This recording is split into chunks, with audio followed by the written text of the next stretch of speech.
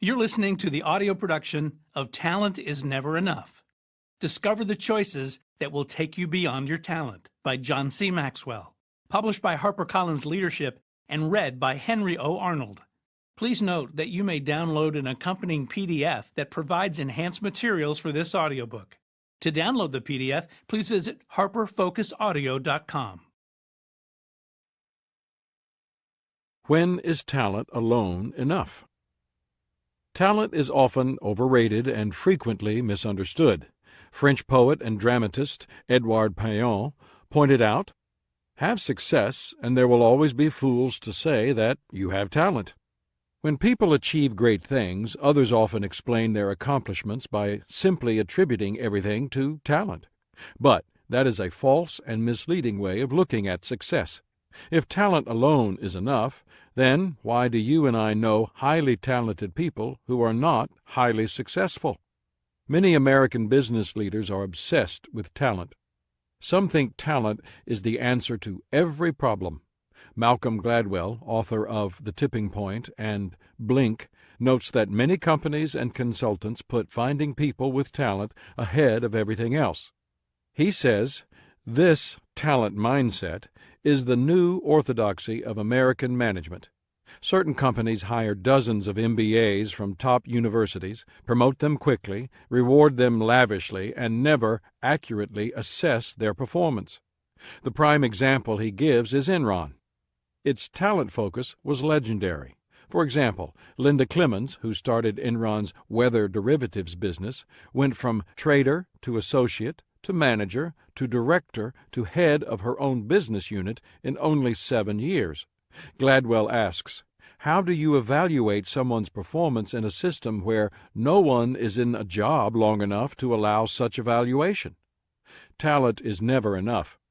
Peter Drucker, the father of modern management, said, "There seems to be little correlation between a man's effectiveness and his intelligence, his imagination, or his knowledge. Intelligence, imagination, and knowledge are essential resources, but only effectiveness converts them into results. By themselves, they only set limits to what can be contained." If talent were enough, then the most effective and influential people would always be the most talented ones. But that is often not the case. Consider this. More than 50% of all CEOs of Fortune 500 companies had C or C- averages in college. 65% of all U.S. senators came from the bottom half of their school classes. 75% of U.S. presidents were in the lower half club in school. More than 50% of millionaire entrepreneurs never finished college. Clearly, talent isn't everything. The High Jump Principle. This is not an anti-talent book. I believe in the importance of talent. How could I not? All successful leaders understand its importance. Legendary college football coach Lou Holtz once told me, "John, I've coached teams with good players, and I've coached teams with bad players. I'm a better coach when I have good players." The more talent that a sports, business, or service team possesses, the greater potential it has, and the better its leader can be. Most leaders understand the dynamics of ownership, shared responsibility, division of labor, committee governance, and delegation. Often, leaders accomplish great tasks by dividing a job into its parts and coordinating the whole effort. Remarkable feats such as the building of the pyramids or the Great Wall of China were accomplished in that fashion. However, there are some tasks that are not improved by adding more people. Brooks's law states, "Adding people to a late software project makes it later." More isn't always better, and some things are best done by an individual. A wonderful, simple illustration of the importance of talent can be seen in a sports event like the high jump. Winning the high jump requires one person who can jump 7 feet, not 7 people who can jump 1 foot. Such an example may seem obvious, yet don't we often believe that we can accomplish more by throwing more people at a task? That isn't always the right solution. In fact, there are many tasks that call for talent more than numbers. Like high jumping, they require the extraordinary talent of one person, not the mediocre talent of many. Putting talent into perspective. As I said, I don't mean to minimize the importance of talent. Talent is a God-given gift that should be celebrated. When we observe talented people, 1. We should marvel at their giftedness. Reading leadership books by Jack Welch, I am amazed by his deep wisdom mixed with common sense. It is no surprise that he was able to turn around GE and lift it to a dominant position in corporate America. He is a born leader. Every time I have the opportunity, I go to Sarah Brightman's concerts. I find that her voice sets her apart from other vocal artists. I often close my eyes and just listen to her sing, marveling at the giftedness of this diva. Sarah Brightman is a born vocalist. Professional football in Atlanta rose to a new level when Michael Vick came to town. His ability to run a football is guaranteed to thrill the crowd every game. He has lifted his team and the Falcons' fans with his extraordinary gifts. Michael Vick is a born athlete. Talent can enable people to do extraordinary things, and we should acknowledge people's talent and marvel at their accomplishments. 2. We should recognize their contribution to society. When we observe talented people, we should note their impact. Where would America be today if it had not been formed by talented leaders? I have been reading book notes, life stories, notable biographers on the people who shaped America by Brian Lamb, the founding CEO of C-SPAN and host of C-SPAN's Book Notes program. The book has reminded me of the talent of America's founding fathers. Thomas Jefferson, the nation's third president and primary writer of the Declaration of Independence, was a Renaissance man. He invented the first modern plow, was the president of the American Philosophical Society, sent Lewis and Clark on the country's first scientific expedition, redesigned Washington, D.C., so that the president in the White House would have to look up to see Congress on Capitol Hill, and offered his 6,500-volume personal library so that it could become the foundation of the U.S. Library of Congress. Thomas Paine produced the nation's first bestseller when he penned Common Sense. It sold 500,000 copies in a country of 3 million people. James Madison, the country's fourth president, was the primary thinker behind the U.S. Constitution. He was the MVP of the 55 men who created that world-changing document. He was a better thinker than Jefferson. Henry Clay, orator, statesman, and lawyer, was a mentor to Abraham Lincoln and prevented a move by the Southern states to secede in 1850. Many historians believe that the decade-long delay gave the Union enough time to build its industrial base, thus leading to the preservation of the United States. The course of history the world over has been changed by talented men and women who have maximized their skills. 3. We should separate what they can do from who they are. Fred Smith, author and former president of Fred Smith Associates, shared a bit of wisdom with me many years ago. He said, "The giftedness is usually greater than the person." By that, he meant that the talent of some people is greater than other important personal attributes, such as character and commitment. As a result, they often fail to rise to the level of their talent. Talented people are always tempted to coast on their abilities, or they want others to recognize their skills but overlook their deficiencies.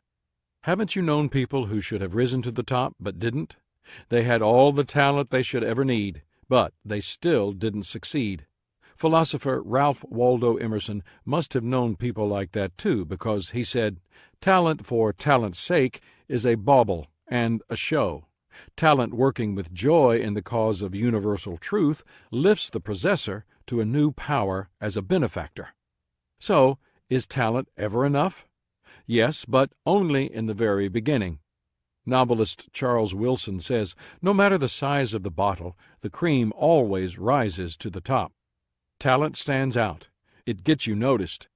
In the beginning, talent separates you from the rest of the pack. It gives you a head start on others. For that reason, natural talent is one of life's greatest gifts, but the advantage it gives lasts only a short time. Songwriter Irving Berlin understood this truth when he said, "The toughest thing about success is that you've got to keep on being a success. Talent is only a starting point in business. You've got to keep working that talent." Too many talented people who start with an advantage over others lose that advantage because they rest on their talent instead of raising it. They assume that talent alone will keep them out front. They don't realize the truth. If they merely wing it, others will soon fly past them. Talent is more common than they think. Mega best-selling author Stephen King asserts that talent is cheaper than table salt. What separates the talented individual from the successful one is a lot of hard work. Clearly, more than just talent is needed for anyone who wants to achieve success. Do you have what it takes? So, what does it take to succeed? Where does that leave you and me? Can anyone be successful? And where does talent fit in? Here's what I believe. 1. Everyone has talent.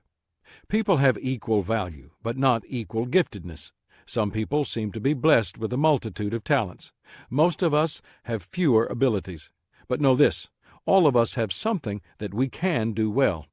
In their book, Now Discover Your Strengths, Marcus Buckingham and Donald O. Clifton state that every person is capable of doing something better than the next 10,000 people, and they support that assertion with solid research. They call this area the strength zone, and they encourage everyone to find it and make the most of it. It doesn't matter how aware you are of your abilities, how you feel about yourself, or whether you previously have achieved success. You have talent, and you can develop that talent. 2. Develop the talent you have, not the one you want. If I ask you who would be more successful, the person who relies on his talent alone or the person who realizes his talent and develops it, the answer would be obvious. Then I'll ask you this question. Why do most people spend the majority of their time focused on strengthening their weaknesses? One thing I teach people at my conferences is to stop working on their weaknesses and start working on their strengths. By this I mean abilities, not attitude or character issues, which must be addressed. It has been my observation that people can increase their ability in an area by only 2 points on a scale of 1 to 10. For example, if your natural talent in an area is a 4, with hard work you may rise to a 6. In other words, you can go from a little below average to a little above average. But let's say you find a place where you are a 7. You have the potential to become a 9, maybe even a 10, if it's your greatest area of strength and you work exceptionally hard. That helps you advance from 1 in 10,000 talent to 1 in 100,000 talent, but only if you do the other things needed to maximize your talent. 3. Anyone can make choices that will add value to talent. The question remains, what creates the effectiveness that Peter Drucker says is necessary for converting talent into results? It comes from the choices you make. The key choices you made, apart from the natural talent you already have, will set you apart from others who have talent alone. Orator, attorney, and political leader William Jennings Bryan said, "Destiny is not a matter of chance. It is a matter of choice. It is not a thing to be waited for. It is a thing to be achieved." I've discovered 13 key choices that can be made to maximize any person's talent. 1. Belief lifts your talent. 2. Passion energizes your talent. 3. Initiative activates your talent. 4. Focus directs your talent. 5. Preparation positions your talent. 6.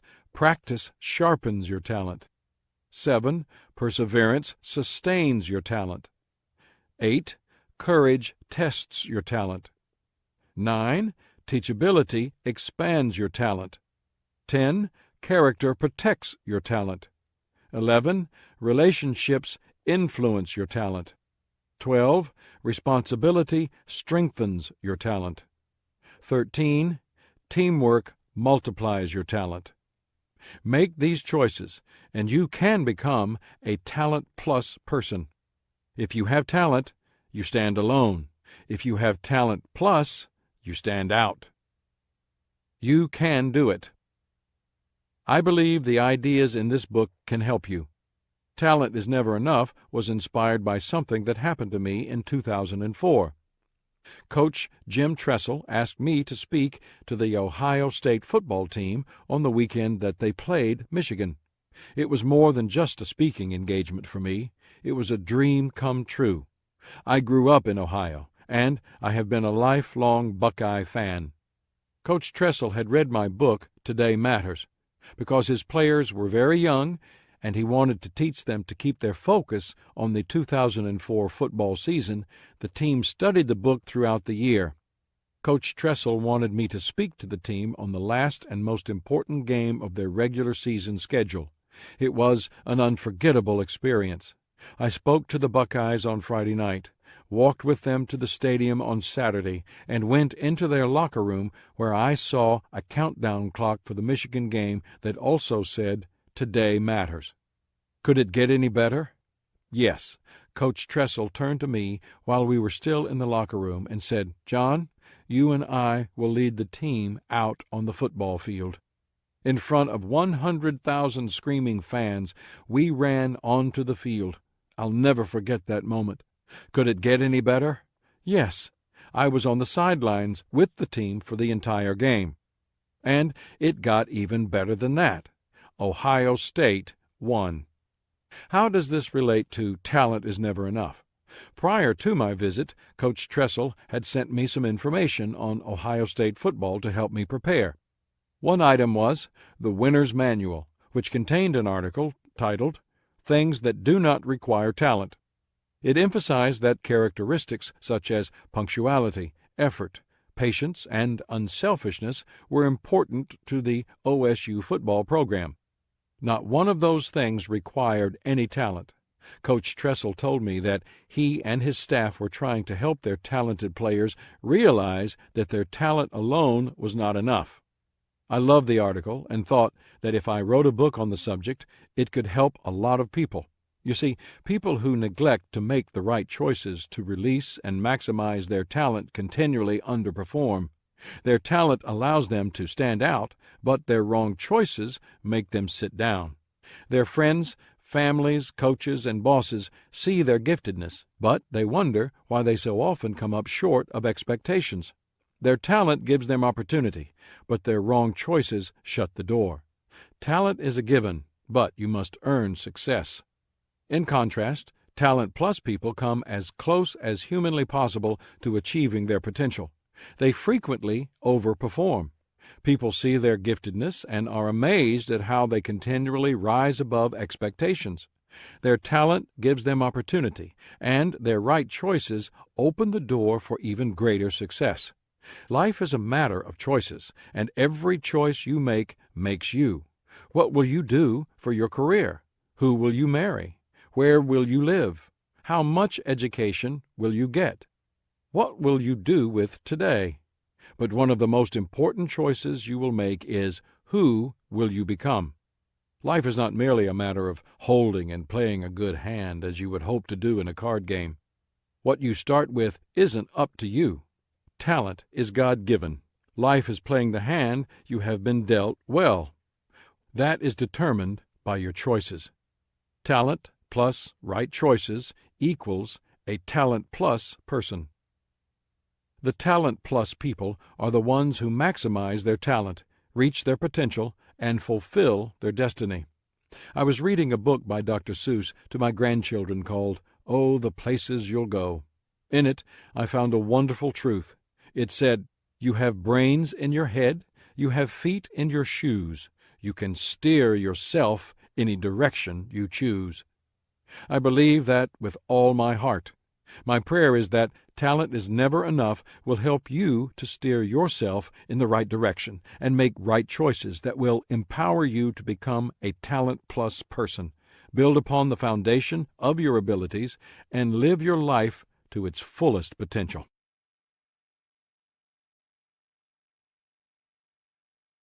Chapter 1. Belief lifts your success for most people is their belief in themselves.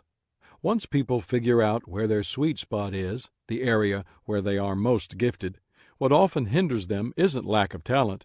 It's lack of trust in themselves, which is a self-imposed limitation. Lack of belief can act as a ceiling on talent. However, when people believe in themselves, they unleash power in themselves and resources around them that almost immediately take them to a higher level.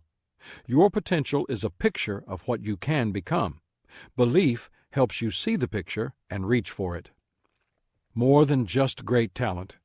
It has become an American sports legend. People call it the guarantee. At the time, it seemed like little more than an outrageous statement. Bravado from a high-profile athlete whose team was the underdog before the big game. It occurred on January 9th, 1969, just 3 days before the third World Championship game of football, the first that was called the Super Bowl. And it was just 8 simple words uttered by the Jets quarterback, Joe Namath. The Jets will win Sunday. I guarantee it. That boastful statement may not seem remarkable today. Ever since the career of Muhammad Ali, bold statements by athletes have been commonplace. But people didn't hear those kinds of boasts from anyone playing in the upstart American Football League, AFL. The 8-year-old AFL was considered to be inferior, and in the previous 2 World Championship football games, the AFL teams had been trounced. Most experts believed it would be many years before an AFL team could compete at the level of any NFL team. The NFL's Colts were favored to win this third championship game by 18 or 19 points. Namath's guarantee might have seemed outrageous, but it was more than a hollow boast. It wasn't out of character for him either. Despite the fact that Namath was often quick to take the blame in interviews when the Jets lost, he always displayed a powerful self-confidence. He believed in himself, his team, and their ability to win the game. That ability to believe in himself was something that could be traced all the way back to his childhood. Early signs. Joe Namath always possessed athletic talent. He came from a family of athletes. His first coaches were his family members. John, his father, spent a lot of time showing him how to throw, hit, and field a baseball, and teaching him what to do in various game situations. His brothers contributed too. His brother Bobby started teaching him the position of quarterback when Joe was only 6. And brother Frank drilled him and pounded him if he didn't perform well in their family practices. Growing up, Joe was small and light for his age. Sometimes people underestimated him because of that. When he was in elementary school, a group of kids from an even tougher neighborhood than his own challenged his friend Linwood Alford to a game of 2-on-2 basketball. Linwood and Joe showed up to play, and Linwood recalled, "They were all laughing like, 'Who is this little scrawny kid? How are you going to win with this guy?' Joe might have looked like an easy kid to beat, but he wasn't. 'You knocked him down, he got right back up,' observed Alford. Joe wasn't no pretty boy. Joe and Linwood beat the other kids and quickly earned their respect. Joe had a certain fearlessness. He and Linwood used to go to a train trestle near their home, and they would hang from the trestle as the locomotive and its cars thundered overhead. But at first, that fearlessness didn't translate onto the athletic field. The key to unleashing the belief that lifted his talent occurred when Joe Namath was 8 years old. He came home with his first team uniform for the Elks Little League baseball team. Namath's biography recounts the exchange that occurred between young Joe and his father John. "That's real nice, son. Fits you good." Joey was the smallest kid on that team. He was the youngest, too, probably by a year. "You know, Daddy, those other kids are so good," he said. "They're bigger than I am. I don't have a chance." "Well, you take that uniform off right now," his father said. "Take it back to the manager and tell him that you can't make the team because the other boys are better than you are." Joey looked at his father with those sad, dreamy eyes. "Oh, no, Daddy, I can't do that." "If you can't make the team, what's the use of keeping the uniform?" "But, Daddy," he said, "they're so good." "You're good, too. You can field grounders. You can hit the ball. You know where to make the plays." John gave the boy a choice: return the uniform or practice with the team. If, after the practice, he didn't feel that he was better than every other kid, he should quit. Joey said he'd try. As it happened, he turned out to be the best player on that Elks team. The belief that John Namath tried to instill in his son was not misplaced. The father used to sum up Joe's Little League career by telling about a particular game that represented his son's ability. John arrived late and asked about the score from someone who was at all of the games. There were no outs, the score was tied at 3, and all the bases were loaded. "But don't worry," the man said, "they just put the little Namath kid into pitch." Joe got 3 quick outs, including striking out the opposing team's best player, a boy who was 2 years older than Joe and who later played football at Pitt. Then, when Joe got up to bat, he hit the winning home run. Business as usual. That kind of confident performance became the norm for Namath. As a high school basketball player, he was fast, he could shoot, and, unlike most of his opponents and teammates, he could dunk. As a football player, he led the Beaver Falls team to win the Western Pennsylvania Interscholastic Athletic League Championship. Before one of the games when Joe had a sore ankle, the confident quarterback, who also punted for the team, assured his worried coach, "Don't worry, Coach, we won't have to punt." Namath was heavily recruited out of high school, and some referred to him as the best quarterback in the country. He ended up at the University of Alabama, where he became a star and led the Crimson Tide to a national championship. Entering the pros, Namath was again considered the best quarterback of his class. It's said that the NFL's New York Giants wanted him badly, but the AFL's New York Jets got him. Namath signed a contract in 1965, whose terms dwarfed anything previously seen in professional football. In any professional sport, for that matter. For 3 years, Namath played his heart out, broke passing records, underwent knee surgeries, and led his team to losing seasons. But he never lost his belief in himself. He knew he could play and lead his team to victory. In the 1968 season, his 4th, he finally led his team to a winning season and a victory in the AFL Championship. He didn't care that nobody gave the Jets a chance to win against the NFL team. He believed in himself and his ability to win. He also convinced his team. What most people didn't know was that Namath had watched hours of film on the Colts, as he did for every opponent.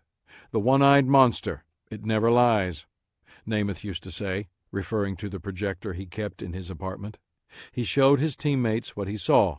They could win that game, and that's exactly what they did. The Jets beat the Colts 16-7. Most people consider it the biggest upset in Super Bowl history. What would have happened to Joe Namath if his father hadn't challenged him to believe in himself and his ability when he was only 8 years old? Maybe he would have ended up like his brothers, talented athletes who dropped out of high school or college to work in the local mill or machine shop. Or maybe he would have ended up a pool hustler. It's hard to say. But one thing is certain, he wouldn't have ended up in the Pro Hall of Fame in Canton, Ohio. It takes more than talent to end up there. It also takes belief.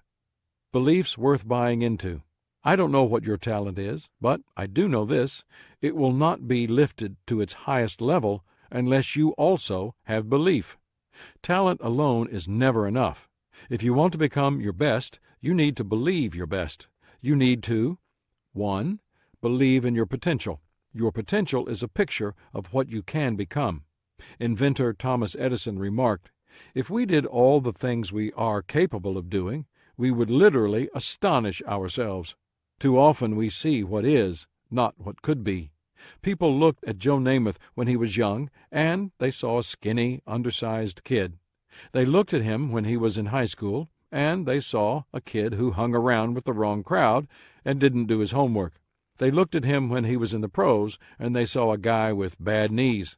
But he saw himself as a champion. If you could see yourself in terms of your true potential, you wouldn't recognize yourself. When my daughter Elizabeth was in high school, she had a glamour shot taken of herself to give me as a gift. That was the rage at the time. A person would go into the photo studio and be made up to look like a movie star. When I first saw the picture, I thought, that's not the way she looks every day, but that's Elizabeth. That's truly her. Likewise, that's what it's like when you see and believe in your potential. If you were to see yourself as you could be, you would look better than you ever imagined.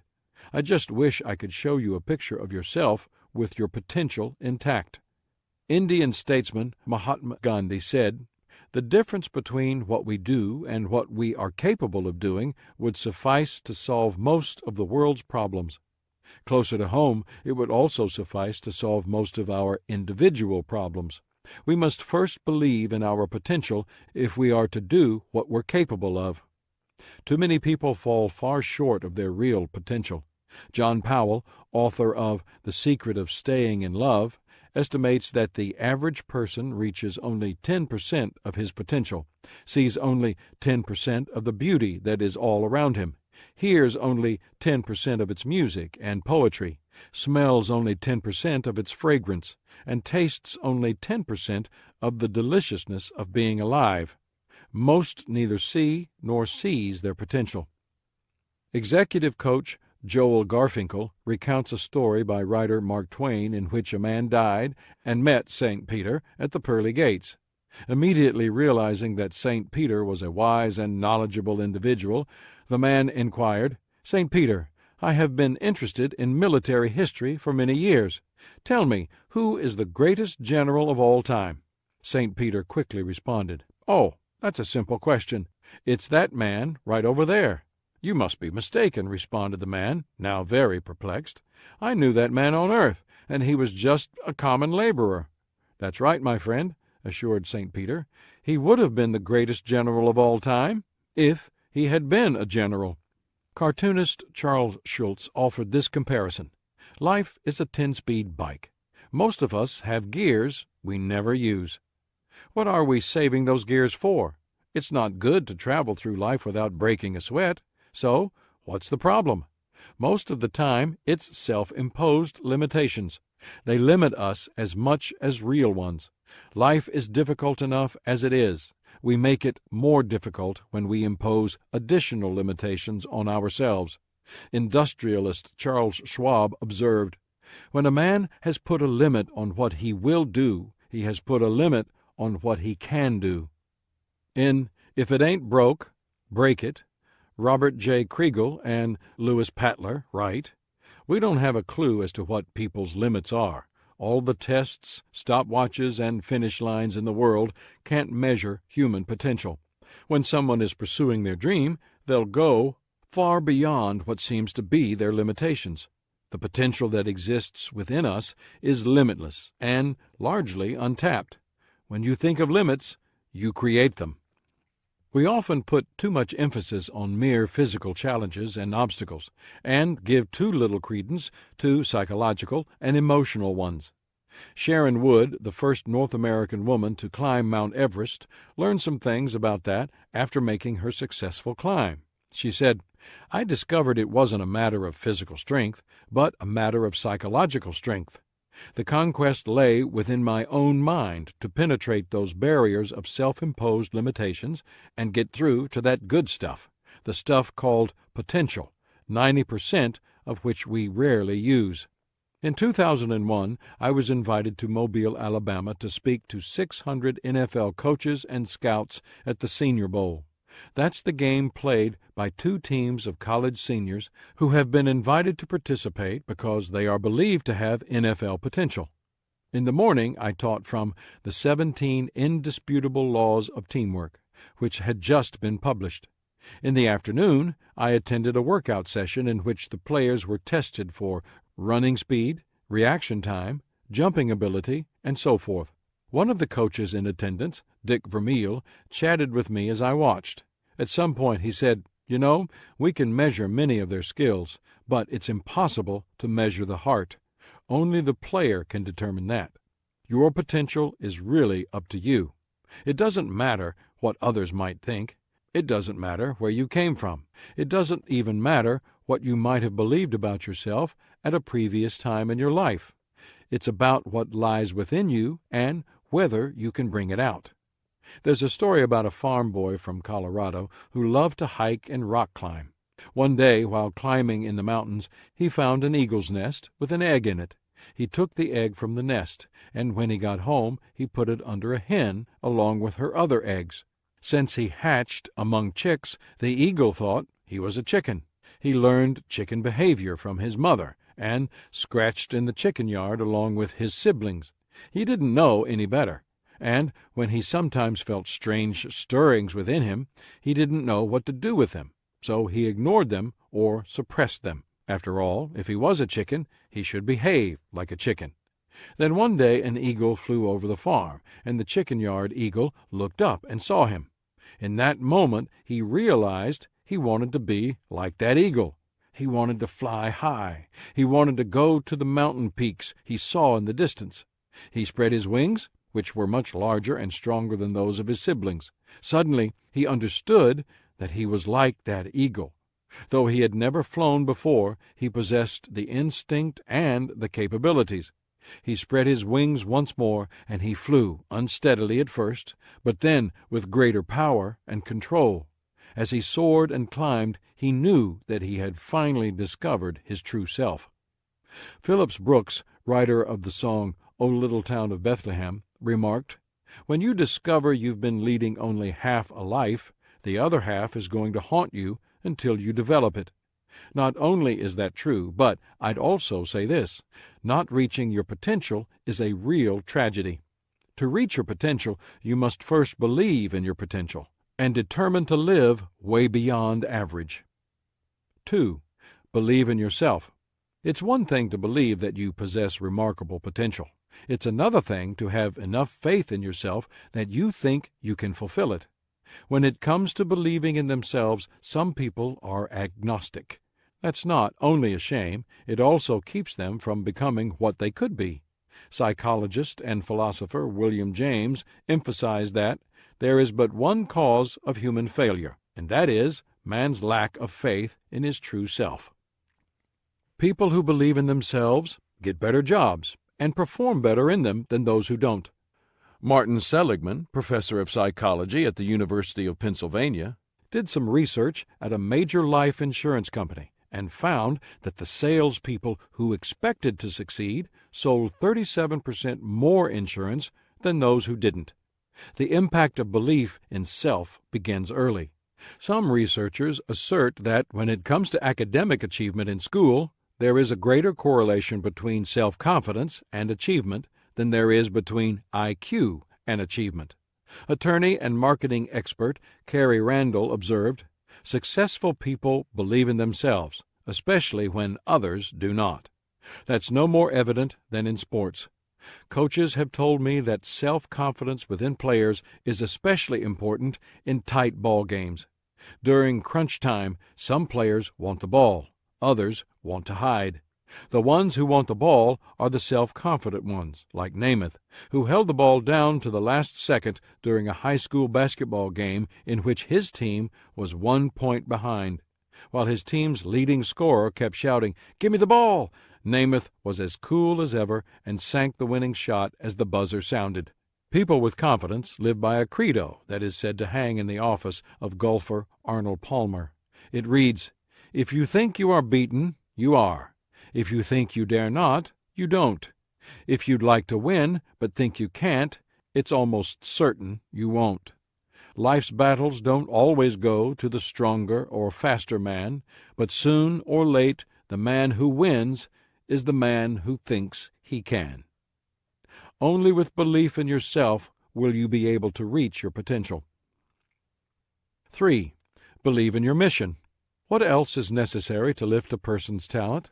Believing in what you are doing. In fact, even if the odds are against your accomplishing what you desire, confidence will help you.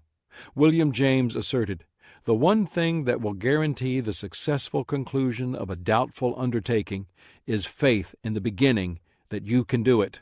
How does this kind of belief help? Belief in your mission will empower you. Having confidence in what you are doing gives you the power to achieve it. Architect Frank Lloyd Wright noted, "The thing always happens that you really believe in, and the belief in a thing makes it happen." Confident people can usually evaluate a task before undertaking it and know whether they can do it. In that belief is great power. Belief in your mission will encourage you. A woman with a will to win will have her naysayers. A man on a mission will have his critics. What often allows such people to keep going in a negative environment? Belief in the mission. Playwright Neil Simon advises, don't listen to those who say, "It's not done that way." Maybe it's not, but maybe you'll do it anyway. Don't listen to those who say, "You're taking too big a chance." Michelangelo would have painted the Sistine floor, and it would surely be rubbed out today. Simon should know. He has been awarded 17 Tony Awards, 5 Drama Desk Awards, and 2 Pulitzer Prizes.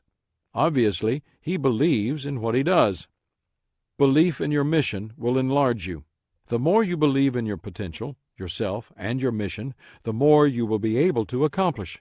If you keep believing, you will someday find yourself doing what you once considered impossible. Actor Christopher Reeve had that perspective, and it carried him far. He once told an audience, "America has a tradition many nations probably envy. We frequently achieve the impossible. That's part of our national character. That's what got us from one coast to another. That's what got us the largest economy in the world. That's what got us to the moon." On the wall of my room when I was in rehab was a picture of the space shuttle blasting off, autographed by every astronaut now at NASA. On top of the picture says, "We found nothing impossible." That should be our motto. It's something that we as a nation must do together. So many of our dreams at first seem impossible, then they seem improbable, and then, when we summon the will, they soon become inevitable.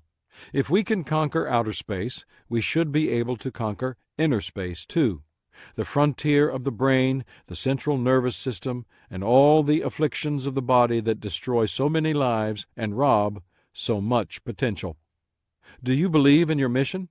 Are you confident that you can accomplish great tasks? Do you expect to achieve your goals? These are necessary ingredients to lift your talent from potential to fruition. I need to say one more thing about mission. It needs to include people. Only a life lived for others is worthwhile. As you fulfill your mission, will others around you say, "My life is better as a result," or "My life is worse as a result"? If you think you won't be the former, then the mission may not be worth doing. One of my prized possessions is a simple crystal paperweight. It doesn't have an especially artistic design. It's not especially valuable monetarily, but it means a lot to me because of what is engraved in it and who gave it to me. It says, "John, pastor, mentor, friend, thank you for believing in me. Love, Dan." It was a gift from Dan Ryland, who worked with me for 20 years as a staff member, as my second in command, and then as a senior vice president at one of my companies. Dan is someone I would go to battle with. He's like a kid brother to me. The mission we pursued together made both of us better. That's the kind of person you want working with you, and the kind of result. Talent plus belief equals a talent plus person, putting the talent plus formula into action. So, how do you become a talent plus person? You tap into a natural chain of actions that begins with belief and ends with positive action. Belief determines expectations. If you want your talent to be lifted to its highest level, then you don't begin by focusing on your talent. You begin by harnessing the power of your mind. Your beliefs control everything you do. Accomplishment is more than a matter of working harder or smarter. It's also a matter of believing positively. Someone called it the sure enough syndrome. If you expect to fail, sure enough, you will. If you expect to succeed, sure enough, you will. You will become on the outside what you believe on the inside. Personal breakthroughs begin with a change in your beliefs. Why? Because your beliefs determine your expectations, and your expectations determine your actions. A belief is a habit of mind in which confidence becomes a conviction that we embrace. In the long run, a belief is more than an idea that a person possesses. It is an idea that possesses a person. Benjamin Franklin said, "Blessed is he who expects nothing, for he shall never be disappointed." If you want to achieve something in life, you will have to be willing to be disappointed. You need to expect to succeed. Does that mean you always will? No, you will fail. You will make mistakes. But if you expect to win, you maximize your talent and you keep trying. Then, like Joe Namath, you will eventually succeed. Attorney Carrie Randall said, "Contrary to popular opinion, life does not get better by chance. Life gets better by change, and this change always takes place inside. It is the change of thought that creates the better life. Improvement comes from change, but change requires confidence. For that reason, you need to make confidence in yourself a priority. You need to put believing in your potential, yourself, your mission, and your fellow human beings at the top of your list." President Franklin Delano Roosevelt asserted, "The only limit to our realization of tomorrow will be our doubts of today. Don't let your doubts cause your expector to expire." Harvey Mackay tells the story of a professor who stood before a class of 30 senior molecular biology students. Before he passed out the final exam, he stated, "I have been privileged to be your instructor this semester, and I know how hard you have worked to prepare for this test. I also know most of you are off to medical school or grad school next fall. I am well aware of how much pressure you are under to keep your GPAs up, and because I am confident that you know this material, I am prepared to offer an automatic B to anyone who opts to skip taking the final exam." The relief was audible. A number of students jumped up from their desks, thanking their professor for the lifeline he had thrown them. "Any other takers?" he asked. "This is your last opportunity." One more student decided to go. The instructor then handed out the final exam, which consisted of 2 sentences. "Congratulations," it read. "You have just received an A in this class. Keep believing in yourself." It was a just reward for the students who had worked hard and believed in themselves. Expectations determine actions. Fred Smith, Sr., one of my mentors and the author of Leading with Integrity, says that a linguist with Wycliffe Bible translators told him that in 20 of the world's most primitive languages, the word for belief is the same as the word for do. It is only as people become more sophisticated that they begin to separate the meaning of one word from the other. That insight is very telling because most people separate belief from action. So, how can we bring these two things back together? Through our expectations. We cannot live in a way that is inconsistent with our expectations for ourselves. It just doesn't happen. I once heard a story that I have not been able to confirm about an aviation pioneer who built a plane the year before the Wright brothers made their historic flight in Kitty Hawk. The plane sat in the inventor's barn because he was afraid to fly it. Maybe it was because it had never been done before. Maybe it was because he expected it to fail. I don't know. It's said that after the news reached him about Orville and Wilbur Wright, the man flew his plane. Before then, he didn't believe in himself enough to take the risk. There are 2 kinds of people in this world, those who want to get things done and those who don't want to make mistakes. The Wright brothers were of the first type. The would-be aviation pioneer was of the second. If you're of the first type, then you already expect to believe in yourself and take risks. But what if you're of the second type? There's good news. You can grow. A story in Robert Schuller's book, Tough Times Never Last, but Tough People Do, is about Sir Edmund Hillary, who was the first person to reach the summit of Mount Everest along with Tibetan Tenzing Norgay.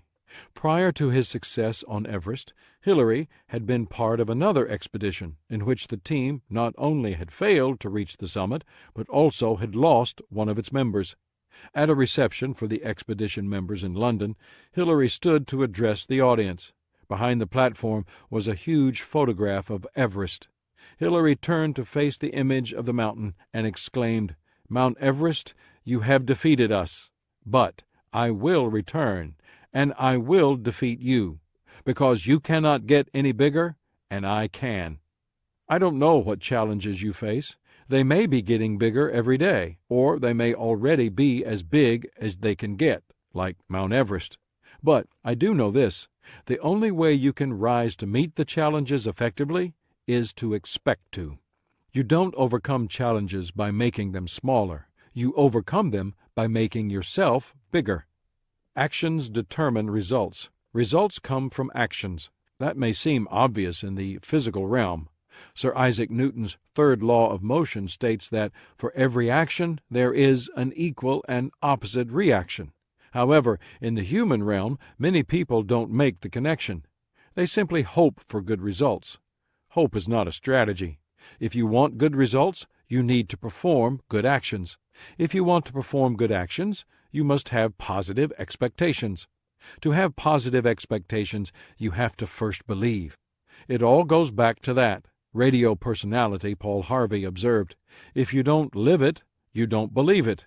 It all starts with belief. A popular activity for tourists in Switzerland is mountain climbing. Not the type of climbing that the world-class mountaineers do to scale the world's highest peaks. Maybe it would be more accurate to call it a high-altitude hiking. Groups depart from a base camp early in the morning with the intention of making it to the top of the mountain by mid-afternoon. I talked to a guide about his experiences with these groups, and he described an interesting phenomenon. He said that for most of these expeditions, the group stops at a halfway house where the climbers have lunch, catch their breath, and prepare themselves for the last leg of the rigorous climb. Invariably, some members of the group opt for the warmth and comfort of the halfway house and decide not to climb to the top. As the rest of the group leaves, the ones who stay are happy and talkative. It's a party. But when the shadows begin to lengthen, many make their way over to the window that looks up the mountain, and the room gets quiet as they wait for the climbers to return. Why is that? They realize they've missed a special opportunity. Most of them will never be in that part of the world again. They won't ever have a chance to climb that mountain again. They missed it. That's what it's like when people don't make the most of their talent, when they don't believe in themselves and their potential, when they don't act on their belief and try to make the most of every opportunity. Don't allow that to happen to you. Live the life you were meant to. Try to see yourself as you could be, and then do everything in your power to believe that you can become that person. That is the first important step in becoming a talent plus person. Talent plus belief application exercises. In the accompanying PDF, you will find application exercises to help you put into practice the ideas contained in the chapter. Learning an idea isn't enough to make a person grow. You must put ideas into practice to make the most of your talent and become a talent plus person. I encourage you to create a growth journal and use it as you answer questions and record observations as you do assignments. It will help you to stay focused and chart your progress.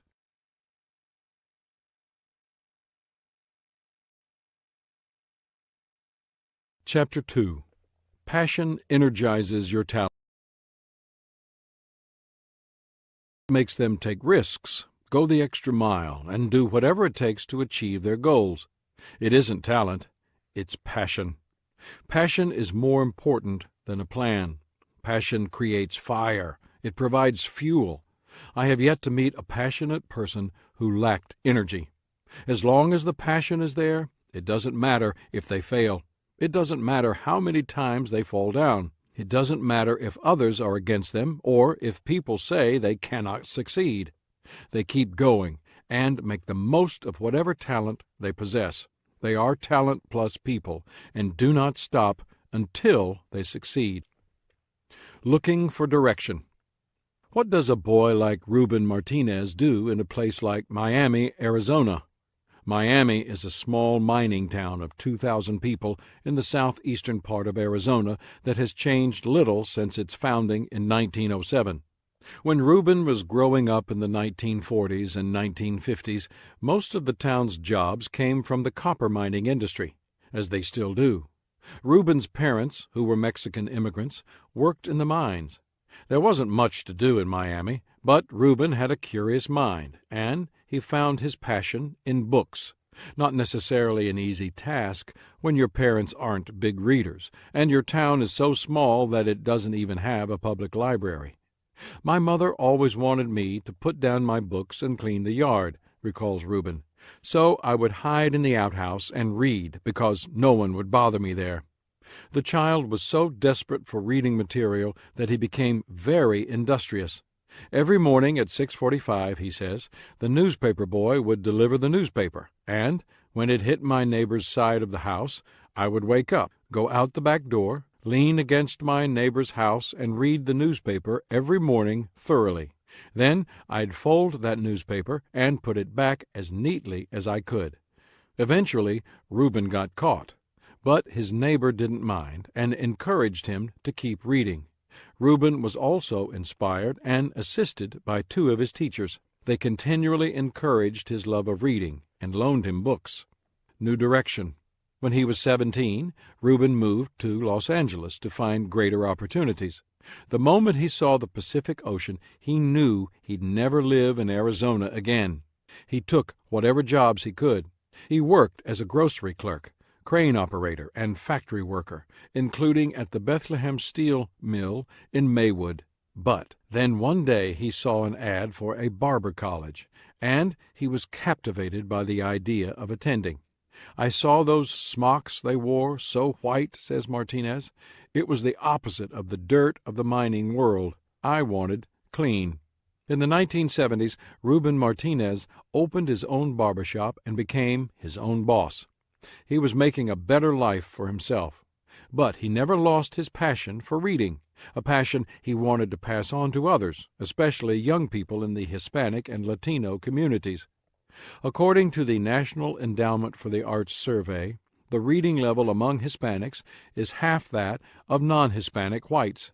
Martinez wanted to change that. He started out by lending volumes from his 200-book collection to people waiting for a haircut. The books ranged from Spanish-language masterpieces like 100 Years of Solitude by Gabriel Garcia Marquez and Don Quixote by Cervantes, to American books by Hemingway or Silverstein, translated into Spanish, to a signed autobiography by actor Anthony Quinn. But often his patrons forgot to return the books, which frustrated Martinez and diminished his supply for other patrons. His solution? Start selling books. In 1993, Martinez offered books for sale for the first time. He started out with 2 titles, but it didn't take long for sales to increase, and he started carrying more titles. He became an advocate for literacy. He talked to parents about reading to their children. He talked to young people about diving into books. And he contacted high-profile authors such as Isabel Allende and invited them to his shop.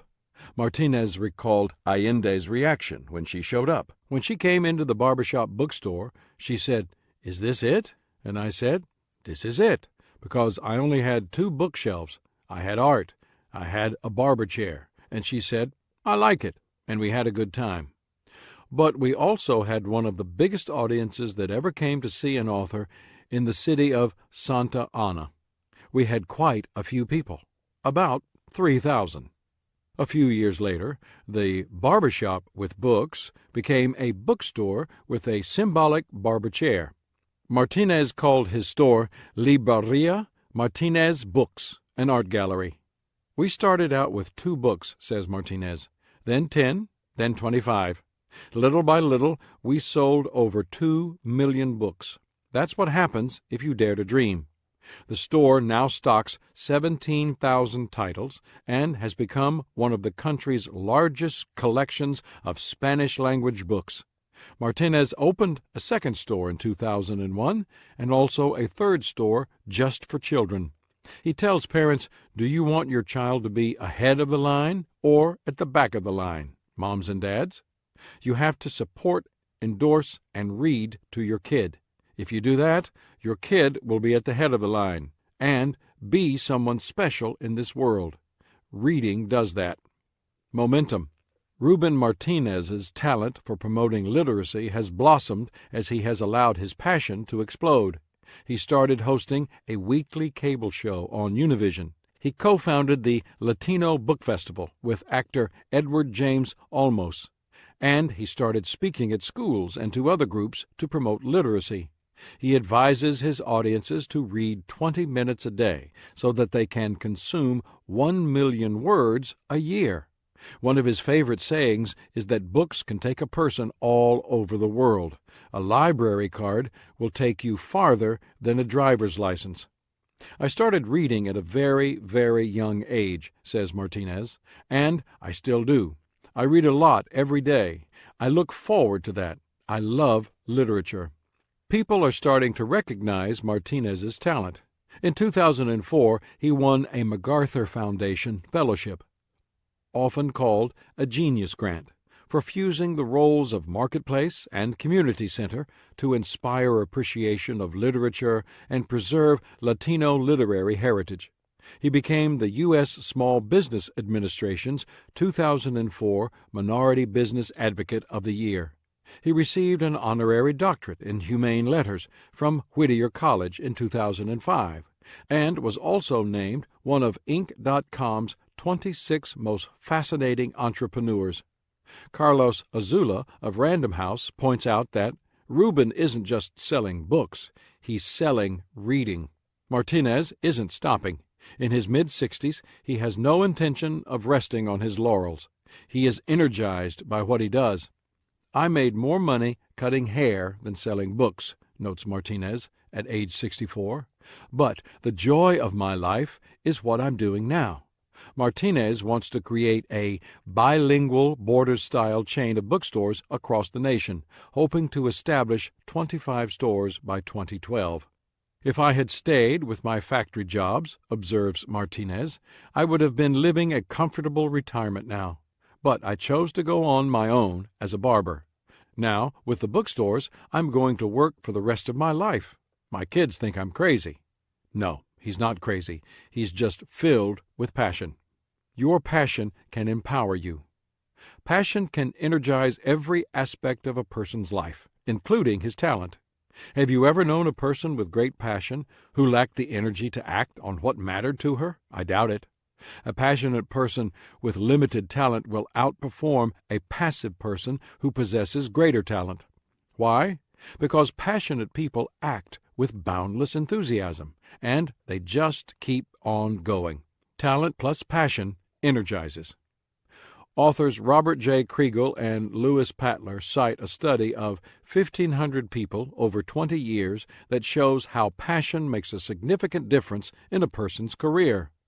At the outset of the study, the group was divided into Group A, 83% of the sample, who were embarking on a career chosen for the prospects of making money now in order to do what they wanted later, and Group B, the other 17% of the sample, who had chosen their career path for the reverse reason, that they were going to pursue what they wanted to do now and worry about the money later. The data showed some startling revelations. At the end of the 20 years, 101 of the 1,500 had become millionaires. Of the millionaires, all but one, 100 out of 101, were from Group B, the group that had chosen to pursue what they loved. The old saying is true. Find something you like to do so much that you'd gladly do it for nothing, and if you learn to do it well, someday people will be happy to pay you for it. When that's the case, then true are the words of a motto that Dr. Charles Mayo kept on his office wall. There's no fun like work. The power of passion. There really is no substitute for passion when it comes to energizing your talent. Take a look at what passion can do for you. 1. Passion is the first step to achievement. Loving what you do is the key that opens the door for achievement. When you don't like what you're doing, it really shows. no matter how hard you try to pretend it doesn't. You can become like the little boy named Eddie, whose grandmother was an opera lover. She had season tickets, and when Eddie turned 8, she decided to take him to a performance of Wagner, in German, as his birthday present. The next day, at his mother's prompting, the child wrote the following in a thank-you note. "Dear Grandmother, thank you for the birthday present.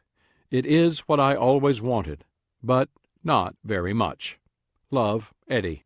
It's difficult to achieve when you don't have the desire to do so. That's why passion is so important.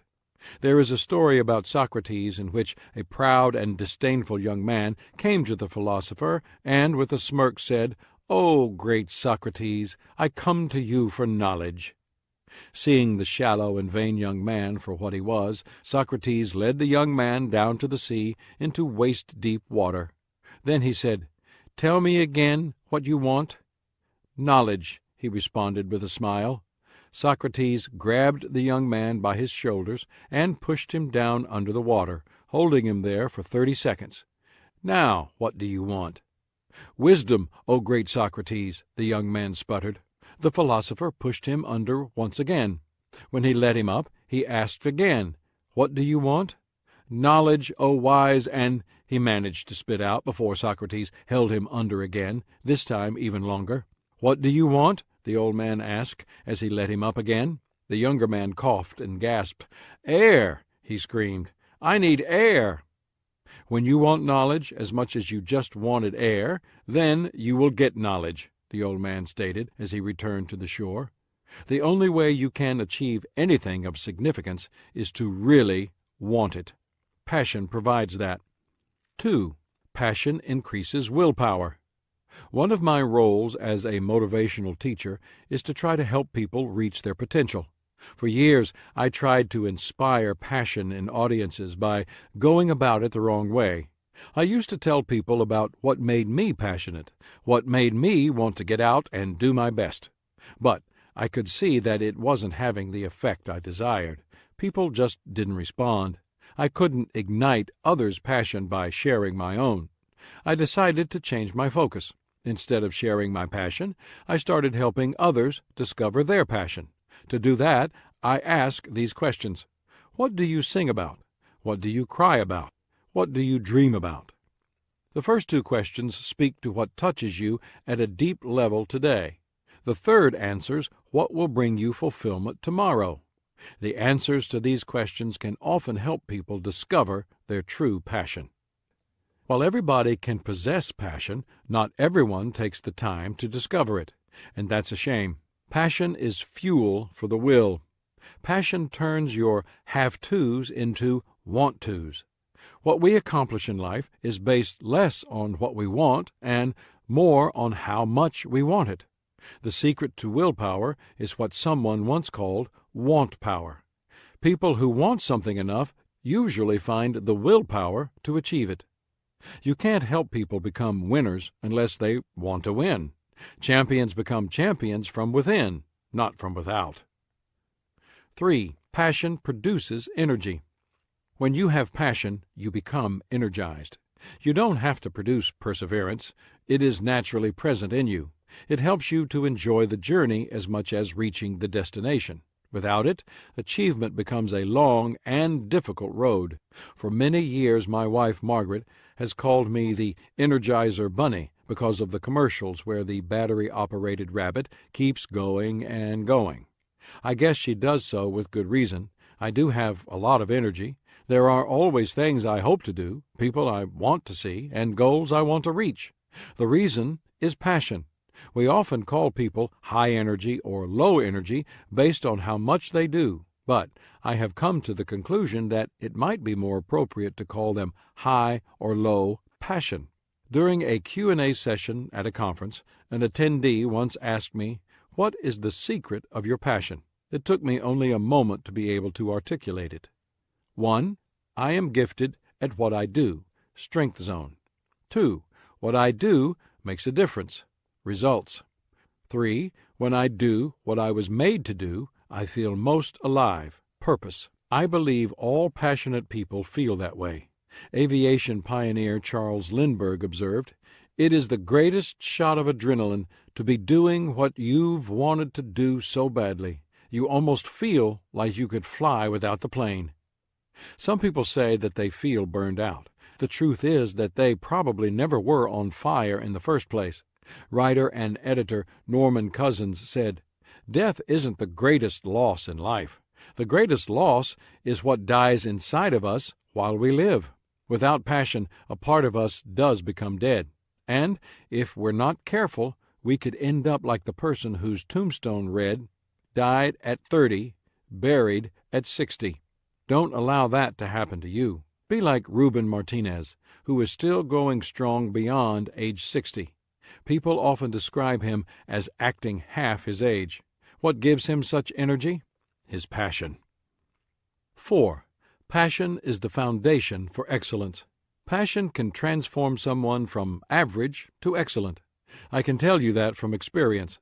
When I was in high school, I wasn't a great student. My priorities were basketball first, friends second, and studies a distant third. Why? Because playing basketball and spending time with friends were things I was passionate about.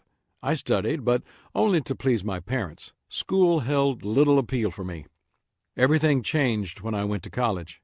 For the first time, I was studying subjects that mattered to me. They were interesting, and they would apply to my future career. My grades went up because my passion did. In high school, I was sometimes on the principal's list, which was not a good thing. But in college, I continually made the dean's list. Passion fired my desire to achieve with excellence. Civil rights leader Martin Luther King, Jr. asserted, "If a man hasn't discovered something that he will die for, he isn't fit to live." When you find purpose, you find passion. And when you find passion, it energizes your talent so that you can achieve excellence. 5. Passion is the key to success. People are such that whenever anything fires their souls, impossibilities vanish. Perhaps that's why philosopher-poet Ralph Waldo Emerson wrote, "Every great and commanding movement in the annals of the world is the triumph of enthusiasm." I read about 200 executives who were asked what makes people successful. The number one quality they cited was enthusiasm, not talent. 80% of them recognized that there needed to be a fire within to achieve success. The most talented people aren't always the ones who win. If they did, how could anyone explain the success of the 1980 U.S. Olympic hockey team, which was depicted in the movie Miracle, or the Hall of Fame careers of basketball's Larry Bird or football's Joe Montana? Of Montana, teammate Ronnie Lott said, "You can't measure the size of his heart with a tape measure or a stopwatch. It takes more than talent to create success. It takes passion." 6. Passion makes a person contagious. Writer and promotional publicist Eleanor Doan remarked, "You cannot kindle a fire in any other heart until it is burning within your own." I believe that's true. One of my favorite subjects is communication. I've studied and taught it for years, and I always enjoy observing great communicators in action. I believe that people are instructed by reason, but they are inspired by passion.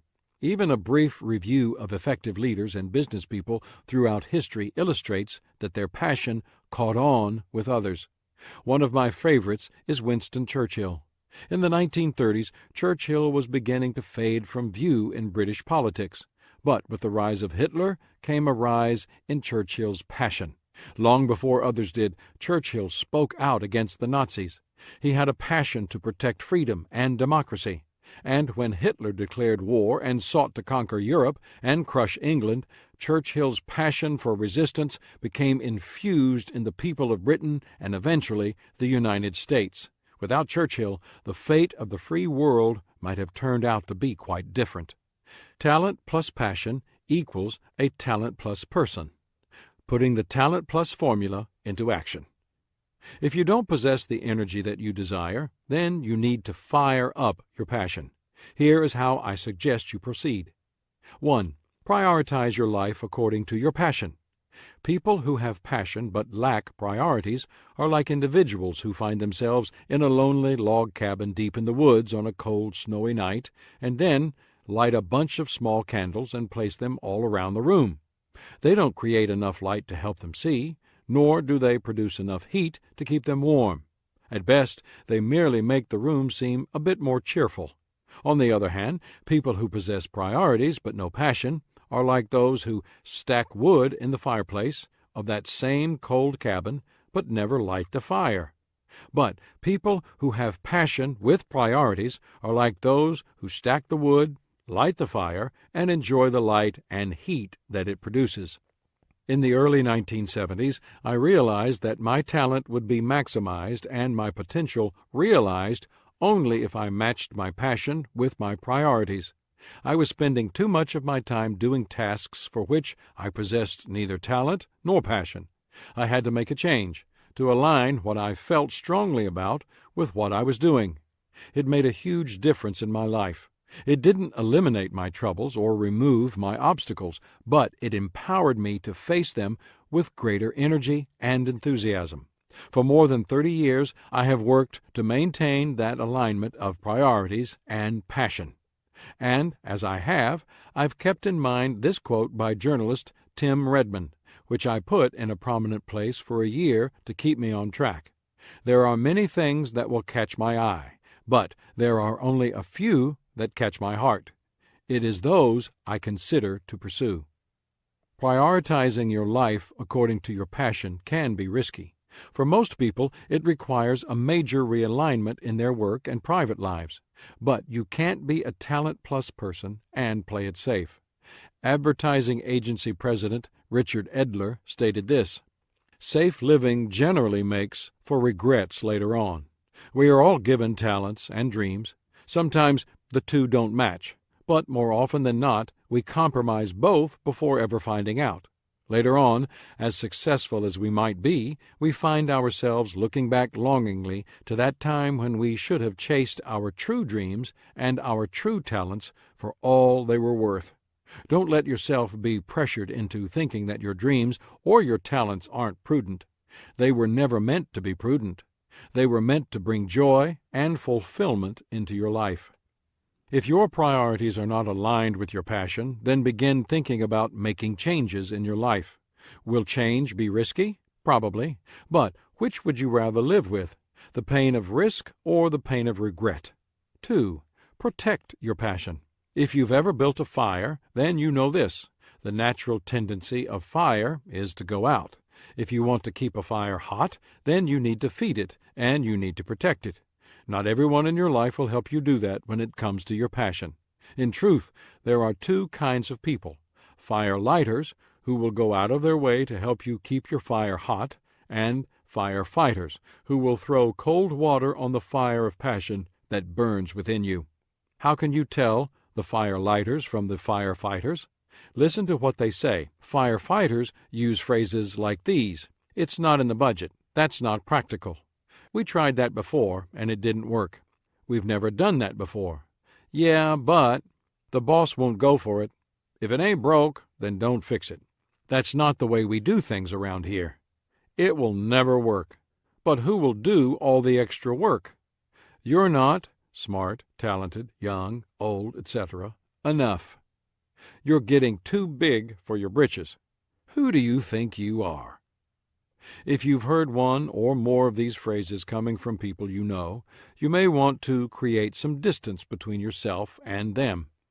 These firefighters focus on what's wrong rather than what's right. They find the cloud that comes with every silver lining. They doubt.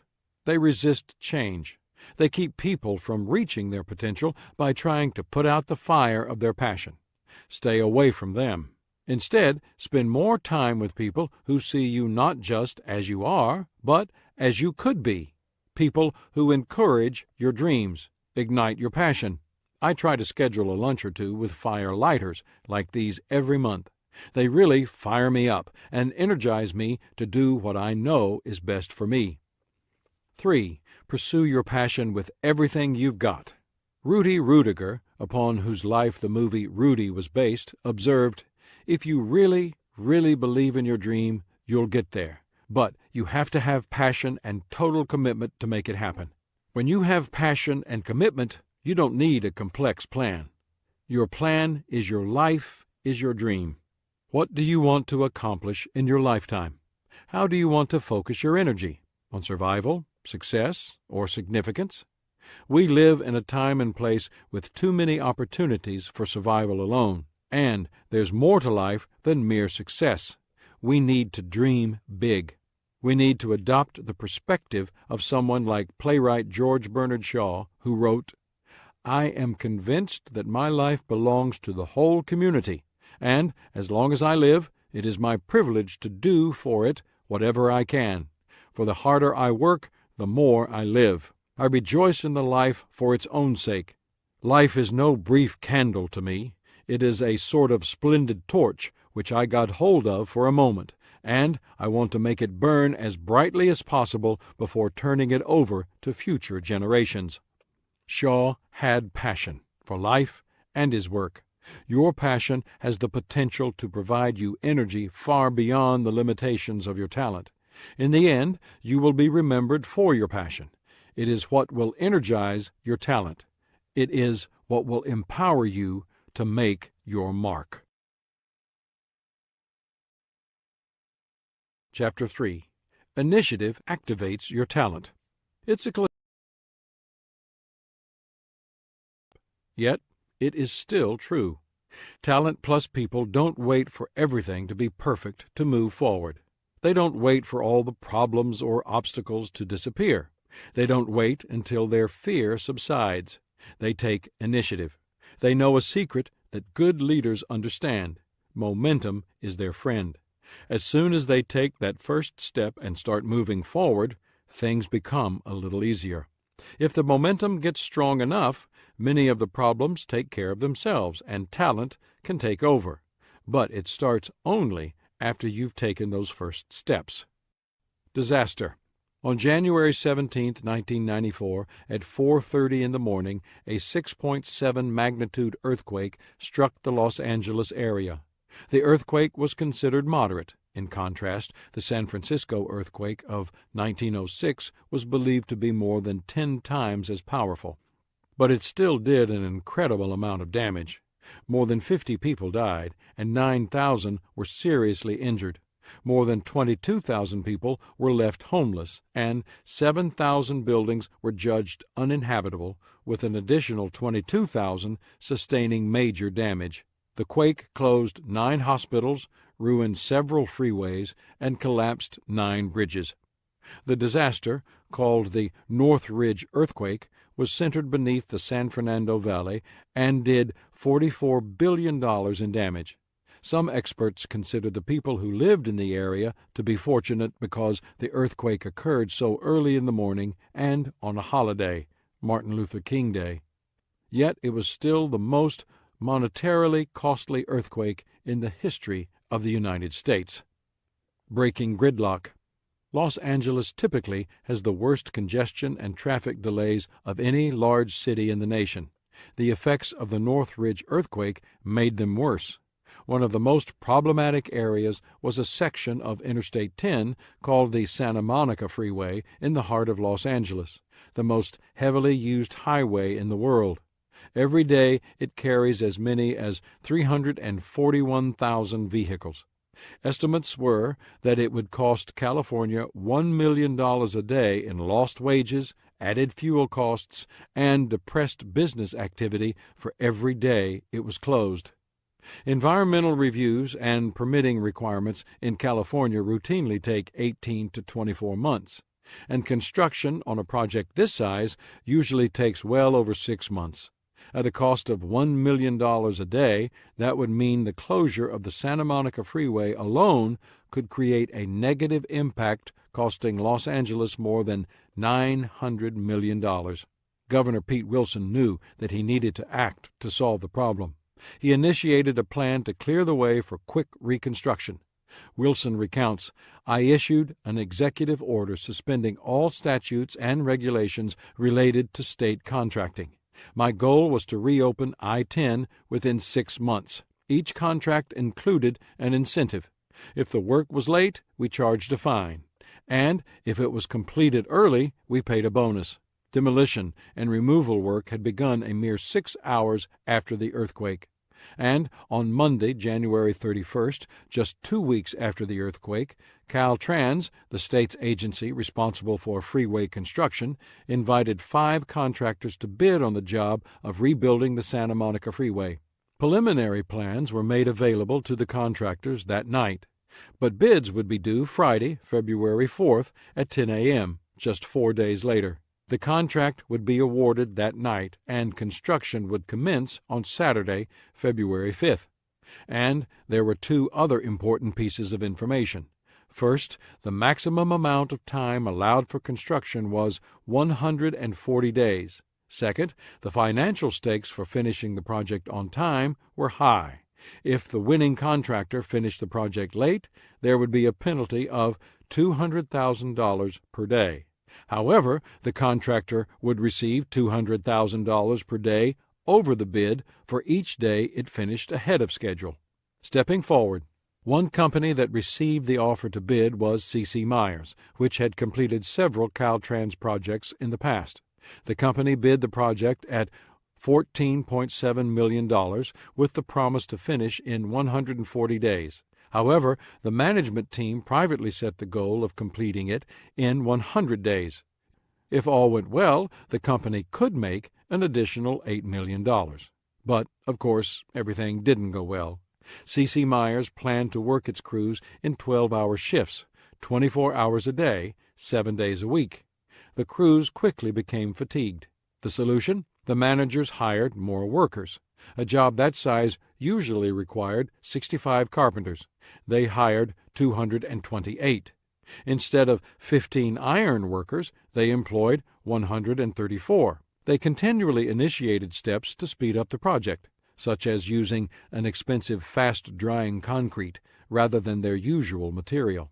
And when the company was informed that the railroads would require 3 weeks to deliver the steel beams needed for the project, C.C. Myers chartered its own trains to get the supplies from Arkansas and Texas to Los Angeles.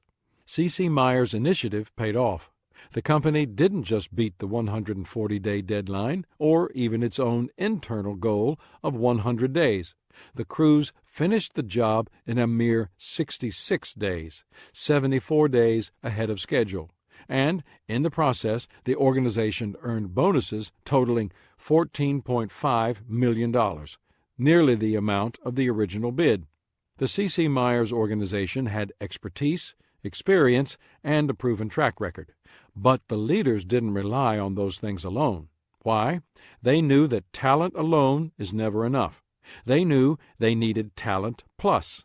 To complete the Santa Monica Freeway project, they needed to show initiative in the bidding process, in the leadership of their people, and in the management of the details. That initiative brought them great success, and the company continues to show initiative. In the wake of the Northridge earthquake, Myers began working with engineers at the University of Southern California on innovations to strengthen existing freeways against earthquake damage. Insights on initiative. If you want to reach your potential, you have to show initiative, just as Governor Pete Wilson and the leaders at C.C. Myers did. Here's why. 1. Initiative is the first step to anywhere you want to go. A tourist paused for a rest in a small town in the mountains. He sat down on a bench next to an old man in front of the town's only store. "Hi, friend," he said. "Can you tell me something this town is noted for?" "Well," answered the old man after a moment's hesitation, "you can start here and get to anywhere in the world you want." That's true of nearly every location. Where you finish in life isn't determined so much by where you start as by whether you start. If you're willing to get started and keep initiating, there's no telling how far you might go. That was the case for Les Brown. Les and his brother, Wes, were adopted when they were 6 weeks old, and they grew up in Liberty City, a poor section of Miami, Florida. As a child, Les was branded a slow learner and given little chance of success by many of his teachers. But, with the encouragement of one of his high school teachers, who told him someone else's opinion of you does not have to become your reality, Les managed to graduate from high school and later got a job as a radio DJ. With much hard work, he became a broadcast manager. He got involved in his community, became a community activist and leader, and eventually was elected to the state legislature for 3 terms. And then he turned his attention to public speaking, where he received the National Speakers Association's highest honor and was named one of the world's top 5 speakers according to Toastmasters in 1992. He has written books, hosts his own syndicated television show, and commands $25,000 per appearance as a public speaker. When he started life, most people wouldn't have given him much of a chance to succeed. Few thought he had talent, but he just kept moving forward, and he has since moved far beyond his detractors. Successful people initiate, and they follow through. 2. Initiative closes the door to fear. Author Catherine Patterson said, "To fear is one thing. To let fear grab you by the tail and swing you around is another. We all have fears. The question is whether we are going to control them or allow them to control us." In 1995, my friend Dan Rylan and his wife, Patty, went skydiving along with a group of friends, including my writer, Charlie Wetzel. They approached the event with a mixture of excitement and fear. At the skydiving center in Southern California, they received only a few minutes of training to prepare them for their tandem jumps. Dan said they were feeling pretty good about the whole thing until a guy walked into the room and made a pitch to sell them life insurance. As the plane ascended to 11,000 feet, they became increasingly nervous. Then they opened the sliding door at the back of the plane, at which point the fear factor went through the roof. Wishing they had worn rubber pants, they approached the door, each of them harnessed to a jump master, and then launched themselves out of the plane. Within seconds, they were hurtling toward the earth at 120 miles an hour. And after a free fall of 6,000 feet, they pulled their ripcords. When the canopy opened, with a forceful jolt, they went from 120 miles an hour to 25 miles an hour. Dan said, "It made my underwear find places it had never found before." I laugh whenever Dan tells the story, but I was really surprised to learn from Dan and Patty that as petrified as they were before they jumped, all their fear was gone the second they left the plane. Author and pastor Norman Vincent Peale asserted, "Action is a great restorer and builder of confidence. Inaction is not only the result, but the cause of fear. Perhaps the action you take will be successful. Perhaps different action or adjustments will have to follow. But any action is better than no action at all.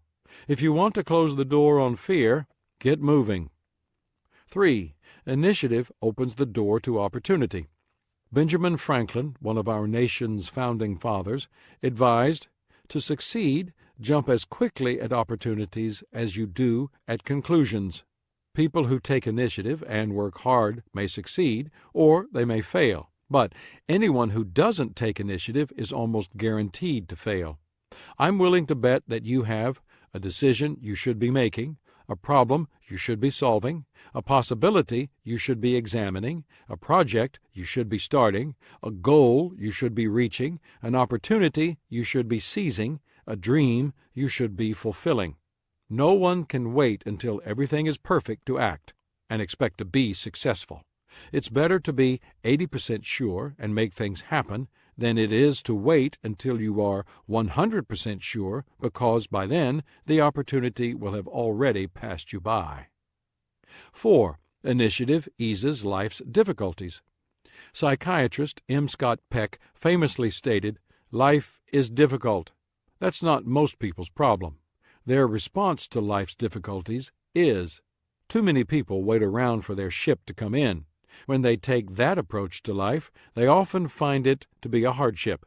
The things that simply come to us are rarely the things we want. To have a chance at getting what we desire, we need to work for it. Philosopher and author William James said, "Nothing is so fatiguing as the hanging on of an uncompleted task. The longer we let things slide, the harder they become. The The hardest work is often the accumulation of many easy things that should have been done yesterday, last week, or last month. The only way to get rid of a difficult task is to do it. That takes initiative. 5. Initiative is often the difference between success and failure. A man who was employed by a duke and duchess in Europe was called in to speak to his employer. "James," said the duchess, "how long have you been with us?" "About 30 years, your grace," he replied. "As I recall, you were employed to look after the dog." "Yes, your grace," James replied. "James, that dog died 27 years ago." "Yes, your grace," said James. "What would you like me to do now?" Like James, too many people are waiting for someone else to tell them what to do next. Nearly all people have good thoughts, ideas, and intentions, but many of them never translate those into action. Doing so requires initiative. Most people recognize that initiative is beneficial, yet they still frequently underestimate its true value. Perhaps the best illustration of the power of initiative is a story about the patenting of the telephone.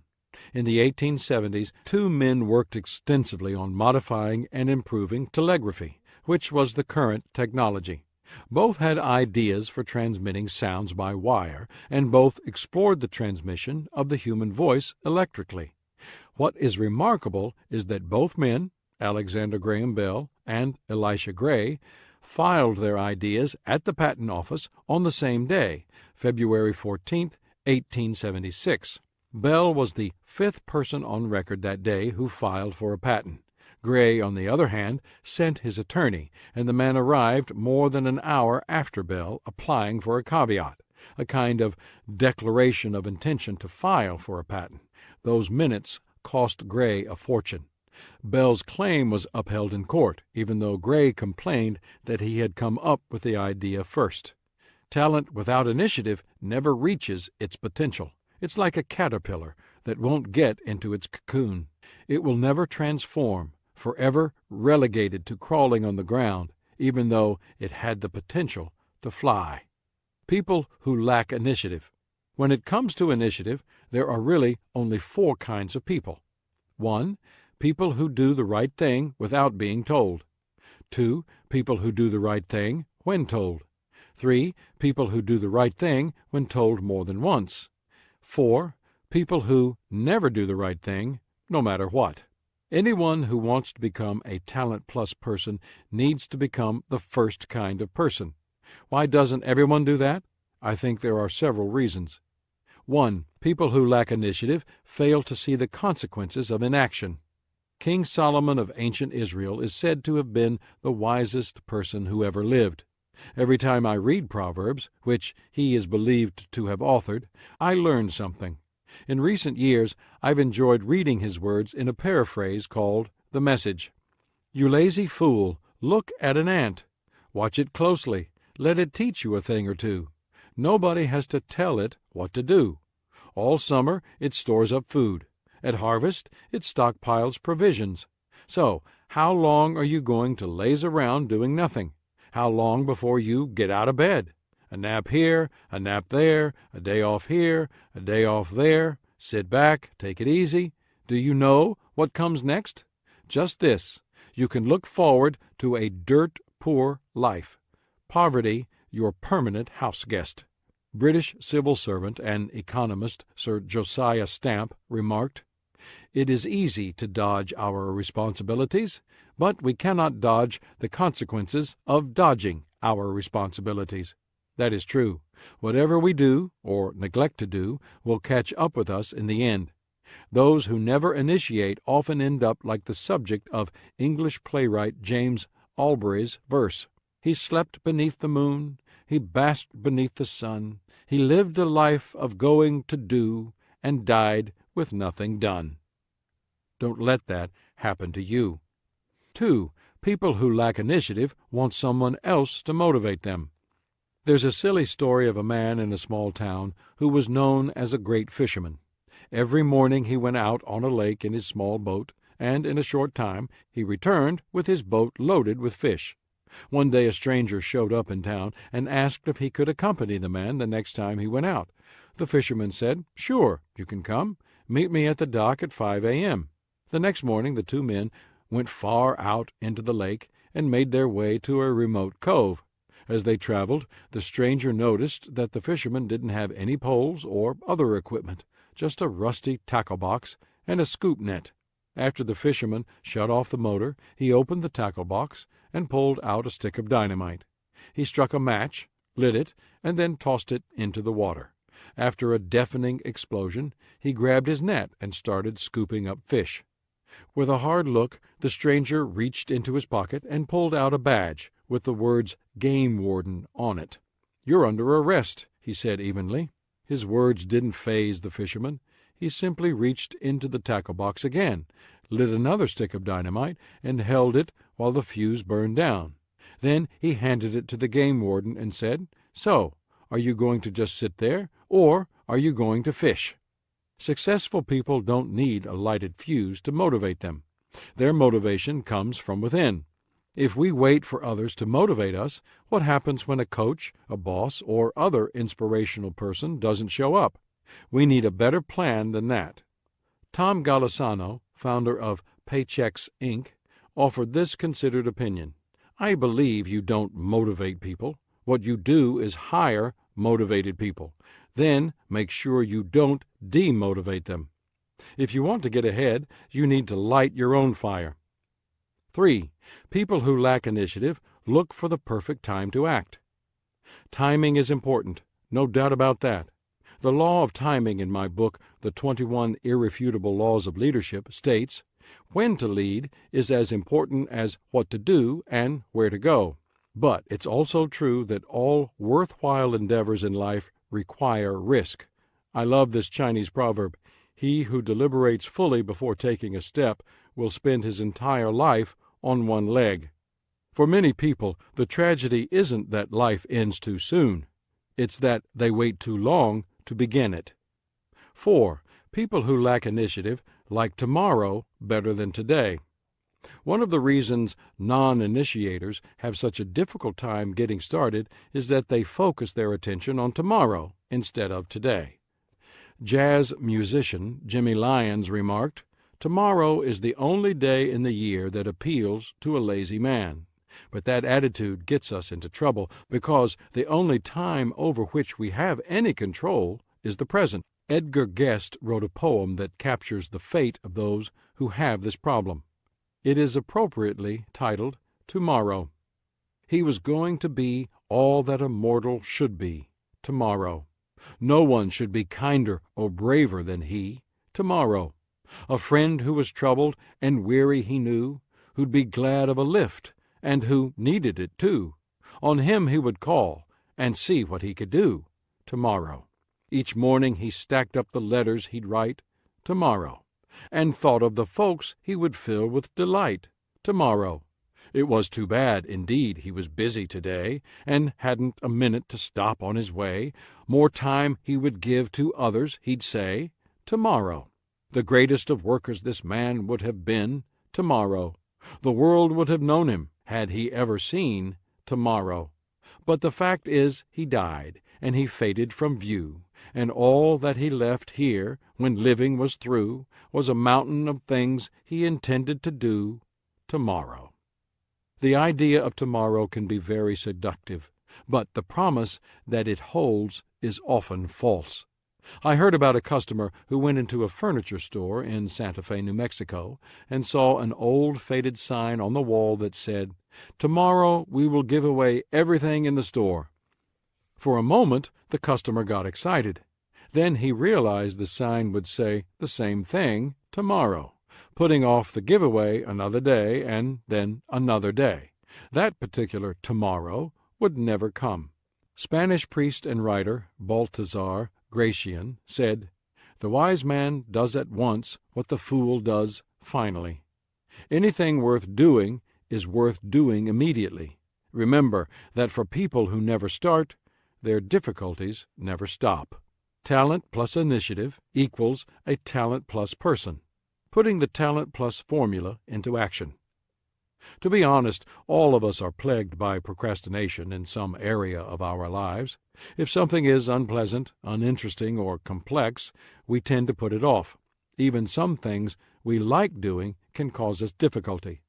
Johann Wolfgang von Goethe observed, "To put your ideas into action is the most difficult thing in the world.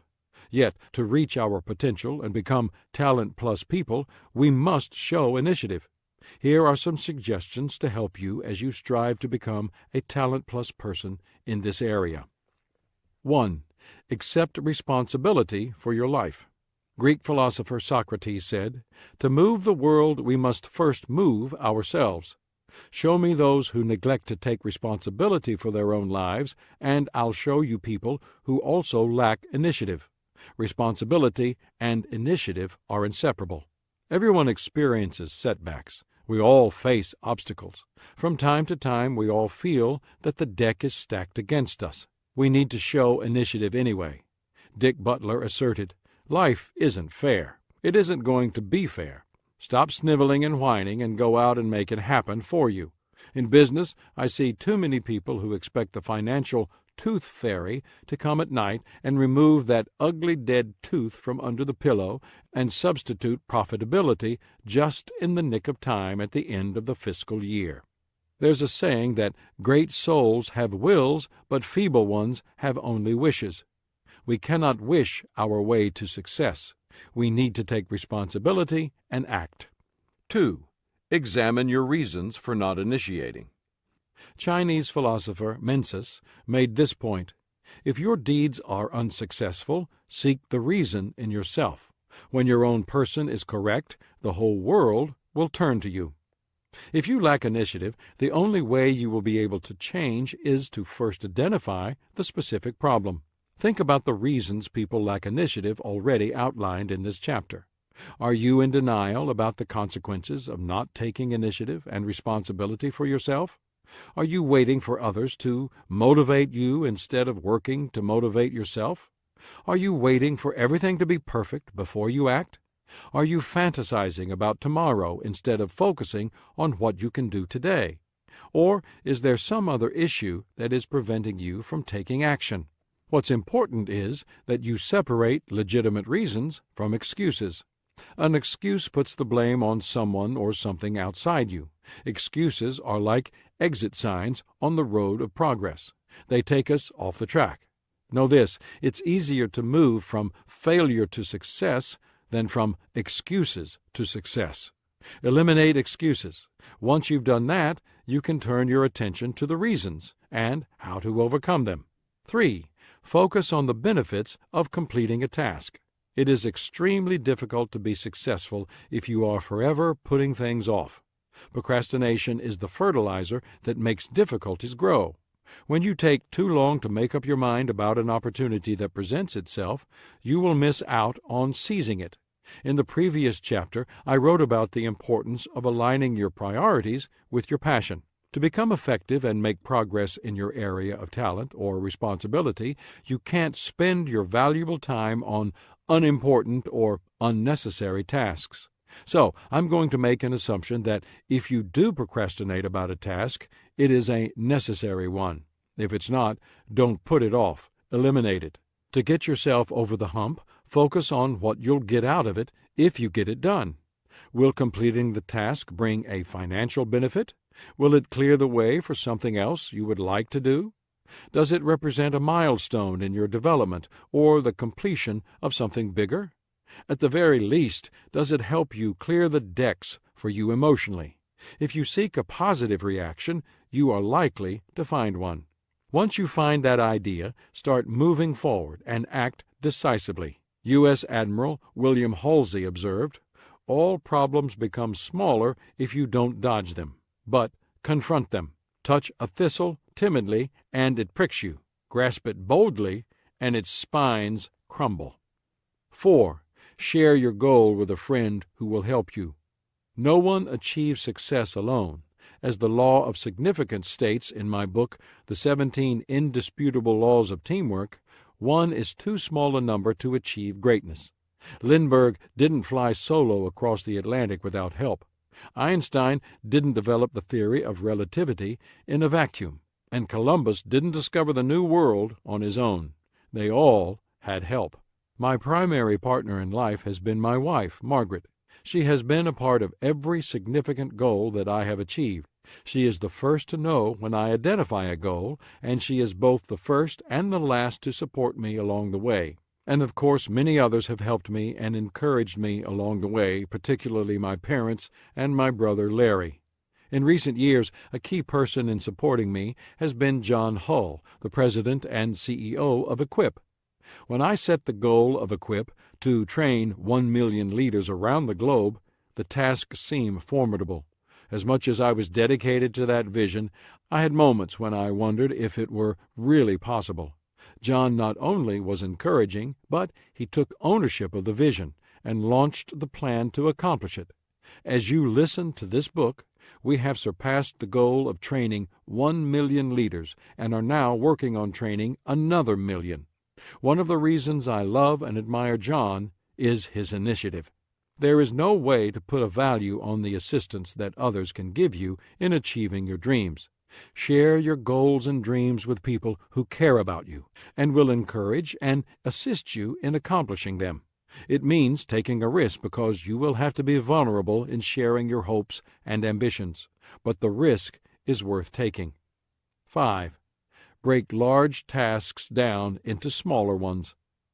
Once you remove some of the internal barriers that may be stopping you from taking initiative, and you enlist the help of others, you're ready to get practical.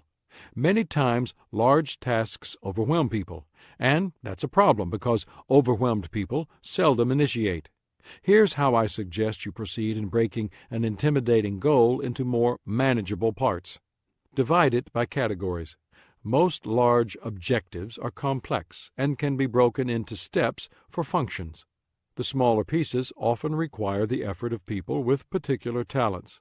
Begin by figuring out what skill sets will be required to accomplish the smaller tasks. Prioritize it by importance. When we don't take initiative and prioritize what we must do according to its importance, the tasks begin to arrange themselves according to their urgency.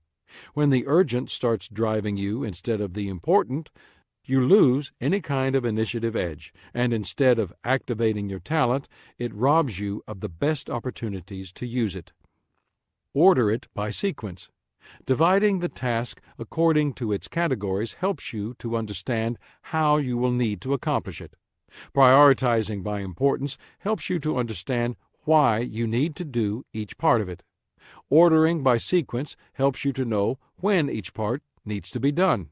The important thing here is to create a timetable, give yourself deadlines, and stick to them. The biggest lie we tell ourselves when it comes to action is, "I'll do it later." Assign it by abilities. When you divide the large task into smaller ones by category, you begin to understand what kinds of people you'll need to get the job done. At this stage, you very specifically answer the who question. As a leader, I can tell you that the most important step in accomplishing something big is determining who will be on the team. Assign tasks to winners and give them authority and responsibility, and the job will get done. Fail to give a specific person ownership of the task or give it to an average person, and you may find yourself in trouble. Accomplish it by teamwork. Even if you break a task down, strategically plan, and recruit great people, you will need one more element to succeed. Everyone has to be able to work together. Teamwork is the glue that can bring it all together. 6.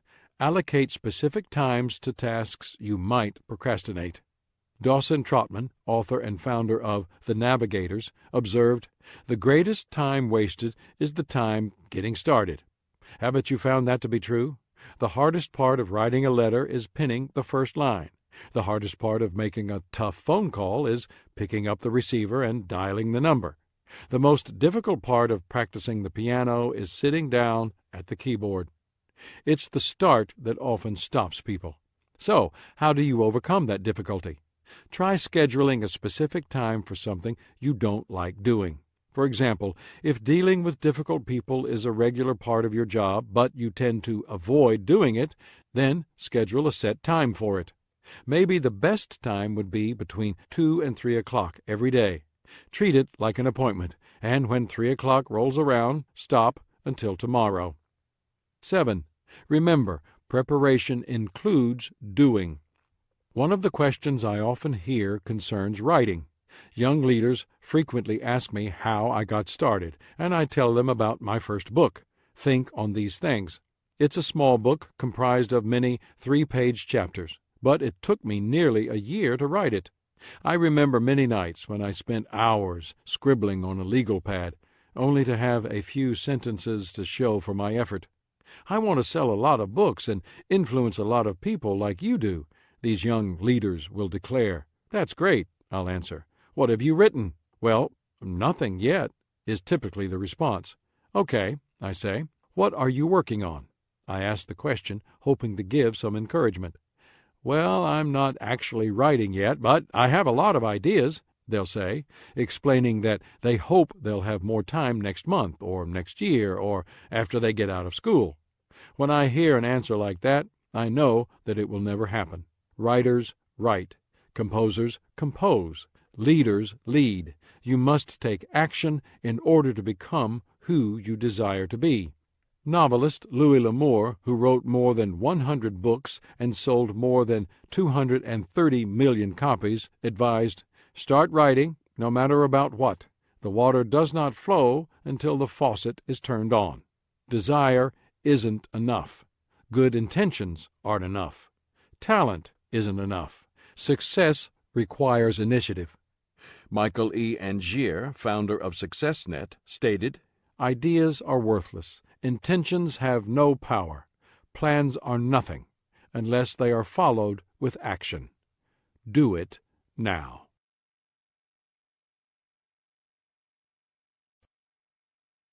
Chapter 4. Focus directs your talent. Watch. Move quickly from one toy to another and from activity to activity. They expend tremendous amounts of energy but get little done. That's to be expected. They are exploring their world and learning by doing. Focus does not come naturally to us, yet it is essential for anyone who wants to make the most of his talent. Having talent without focus is like being an octopus on roller skates. You can be sure that there will be plenty of movement, but you won't know in what direction it will be. Talent with focus directs you and has the potential to take you far. In 2004, I traveled to Buenos Aires, Argentina, to do leadership training for a group of about 7,000 people. Whenever I travel to a part of the world that is new to me, I do some research to find out what's unique about the area. I always want to visit special places or engage in experiences that aren't available anywhere else in the world. I learned that Argentina has the greatest dove hunting in the world. There is a place, about 75 to 100 miles north of Buenos Aires, where there are literally millions upon millions of doves, and anybody who hunts loves to go there for the experience. A hunting we will go. Although I have been hunting before, I'm not really a hunter. Some people are passionate about it, and they enjoy hunting game of all kinds.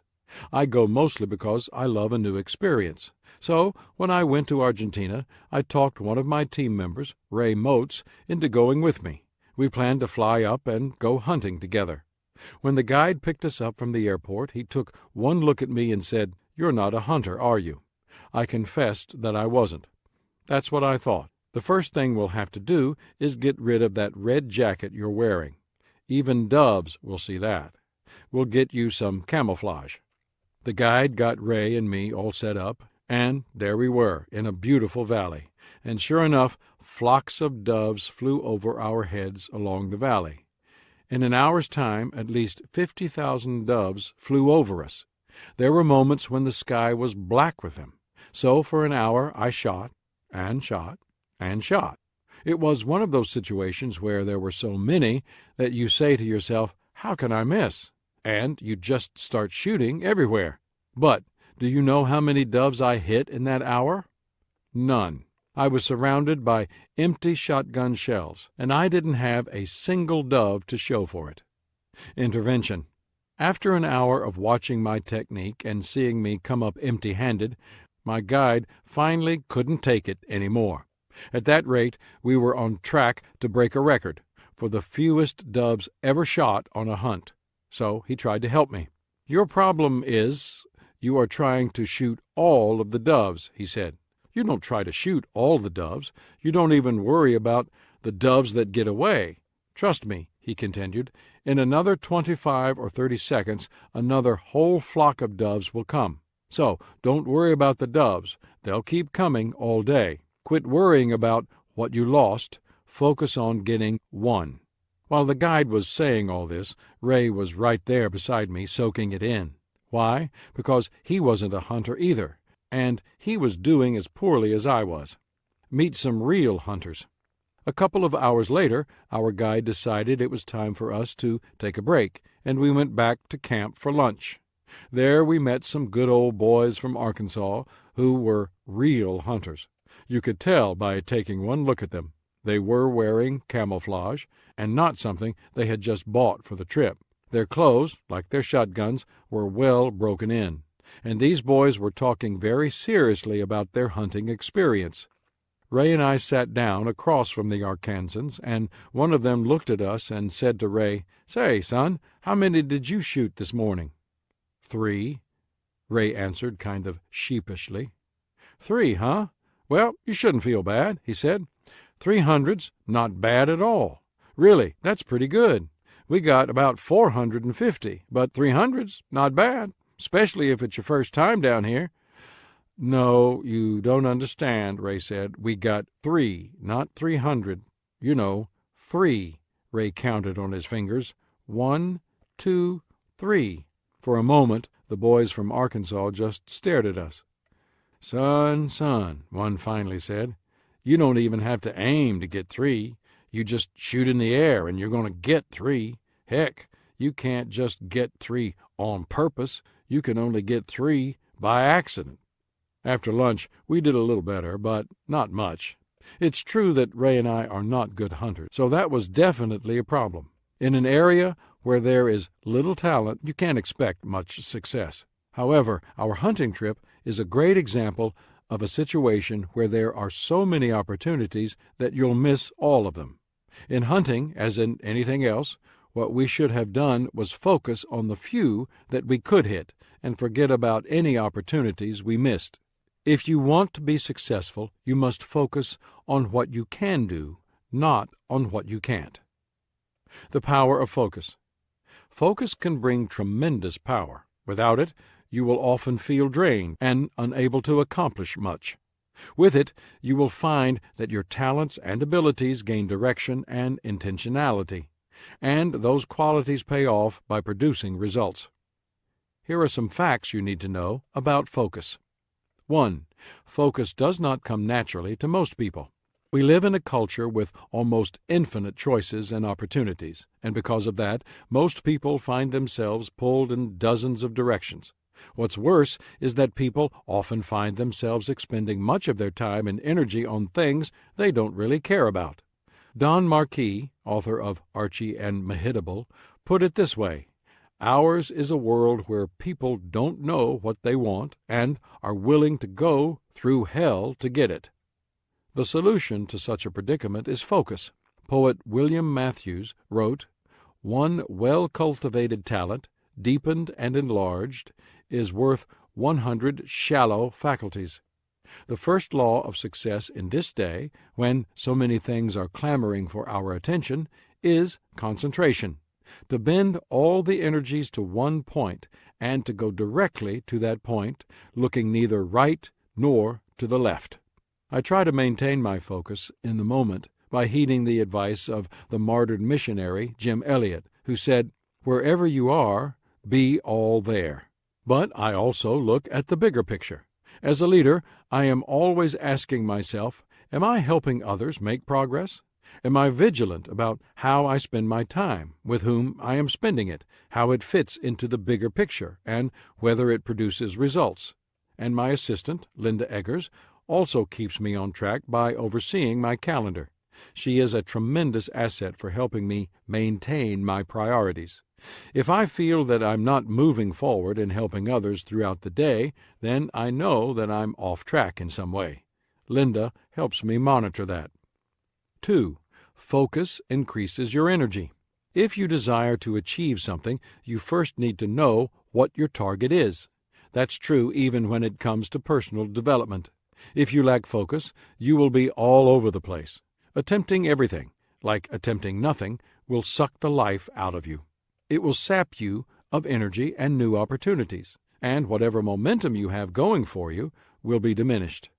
By contrast, focus gives you energy. Polar explorer Admiral Richard E. Byrd asserted, "Few men during their lifetime come anywhere near exhausting the resources dwelling within them. There are deep wells of strength that are never used. One of the reasons that those wells often go untapped is lack of focus.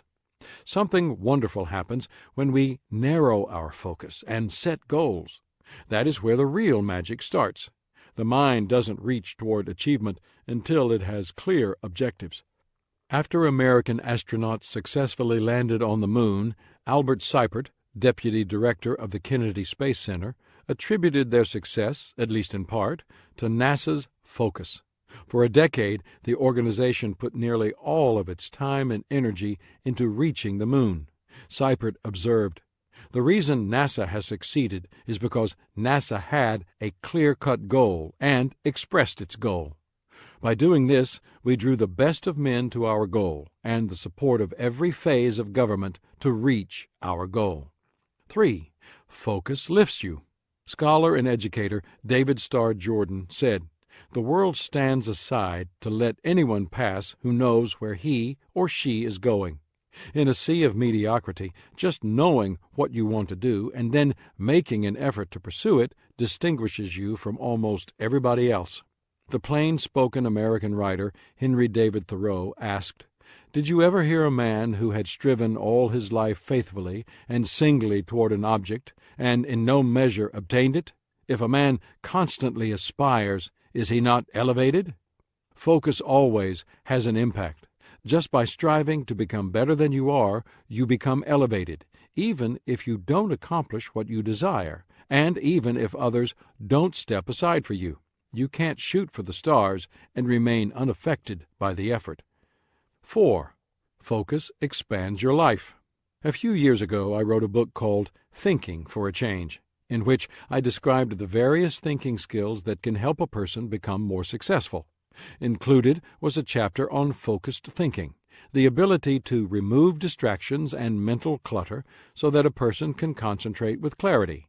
In it, I explained how I often bring together a team of people to help me brainstorm when working on a project. Because we focus our attention on the subject at hand, we are able to expand ideas in a way that we wouldn't be able to do otherwise. Mike Kendrick asserts, "What you focus on expands." That may seem ironic, but it's true. Have you noticed that if you consider buying a particular kind of car, you begin seeing them everywhere? Narrowing your view widens your perspective. On the other hand, if you actually try to expand your view, instead of taking more in, it simply wears you out. If you want to expand your capacity, then focus. 5. Focus must be intentionally sustained.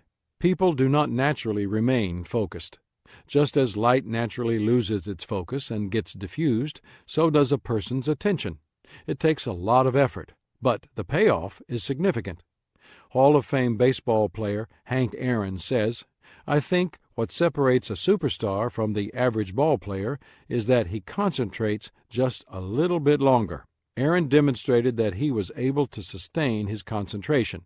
He holds the Major League Baseball record for the most home runs hit in a career. In his book, Laughter, Joy, and Healing, Donald E. Desmarais wrote about a young journalist who was receiving tough criticism from his father because he didn't seem to be making much progress in his career. Undaunted, the young man wrote back to his father, explaining that he had a plan for success upon which he was focused. His intentions were as follows. At 30, he would be a great newspaper reporter. At 40, he would be a great editor. At 50, he would be a great story writer. At 60, he would be a great fiction writer. At 70, he would be a great grandfather. At 80, he would be a great admirer of beautiful women. At 90, he would be a great loss to the community. Desmarais said that the father got a good laugh from the letter and was gratified when he began to see that his son's career was progressing along those lines. Several years ago, I memorized a definition of success to help me in my career. Success is the progressive realization of a predetermined, worthwhile goal. What I learned most from that definition is that success is not an event, it is a process. And any time you engage in a process that takes time, focus is essential. Only people capable of remaining focused can expect to direct their talent and achieve a level of success. Talent plus focus equals a talent plus person, putting the talent plus formula into action. If you desire to become a talent plus person, you need to make focus your friend. Here's how. 1. Be intentional. Make every action count. A family who had moved to a new neighborhood got a late start one morning, and as a result, their 6-year-old missed her bus to school. Though it would make him late for work, the father agreed to take her to school if she could give him directions. They left their neighborhood, and the young girl began directing her father to take one turn after another. Following 20 minutes of circuitous driving, they arrived at the school, which turned out to be only 8 blocks away. Steaming, the father asked the kindergartner why she had him drive all over the place when the school was so close to home. "We went the way the bus goes," she said. "That's the only way I know." If you want to maximize your talent and become a talent plus person, you need to make every action count. You must determine where you want to go and how to get there. You cannot be like Alice in Lewis Carroll's Through the Looking Glass, who asks for her directions in this way during her encounter with the Cheshire Cat. "Would you tell me, please, which way I ought to go from here?" she asks. "That depends a good deal on where you want to get," the cat replies with a grin. "I don't care much where," she answers. "Then it doesn't matter which way you go," the cat responds. People who are undecided about what they want to do or where they want to go cannot tap into their strength of will or their talent. As a result, they will merely drift along. Private investigator and author Bill Copeland advises, "You've removed most of the roadblocks to success when you know the difference between motion and direction. Have you asked yourself what you really want to do? And have you determined that you will pursue it against the odds, despite the obstacles, and regardless of the circumstances? Being intentional is about focusing on doing the right things, moment by moment, day to day, and then following through with them in a consistent way. As President John F. Kennedy asserted, efforts and courage are not enough without purpose and direction. 2. Challenge your excuses. A sign on the desk of an officer who works at the Pentagon reads, "The secrecy of my job does not permit me to know what I'm doing." It's a clever joke, but it's not funny when it's actually true. People who don't know what they're doing soon become frustrated. We all have reasons for not doing what we ought to do. We don't have enough time. We don't have enough resources. We don't have enough help. We have problems. We have shortcomings. We have distractions. Should we let these things get us off track? No. 3. Don't let yesterday hijack your attention. Humorist and entertainer Will Rogers shared this thought: "Don't let yesterday take up too much of today." I've never known a person focusing on yesterday who had a better tomorrow. Too many people yearn for the past and get stuck in it. Instead, they should learn from the past and let go of it. Alvin Dark, who was once the manager of the Kansas City Athletics, used to say, "There's no such thing as taking a pitcher out. There's only bringing another pitcher in." That runs contrary to what you hear during most baseball broadcasts. But here's the point. When you say you're going to take a pitcher out, you're probably focused on the mistakes he made, the players he walked, the hits he allowed. That doesn't help you win the game. In contrast, when you say you're putting a pitcher in, you are focusing on what that new pitcher is going to do now to try to help you beat the other team. That can make a big difference in your team's attitude and in the player's ability to succeed. Editor and publisher Elbert Hubbard wrote, "A retentive memory may be a good thing, but the ability to forget is the true token of greatness. Successful people forget. They know the past is irrevocable. They're running a race. They can't afford to look behind. Their eye is on the finish line. Magnanimous people forget. They're too big to let little things disturb them. They forget easily.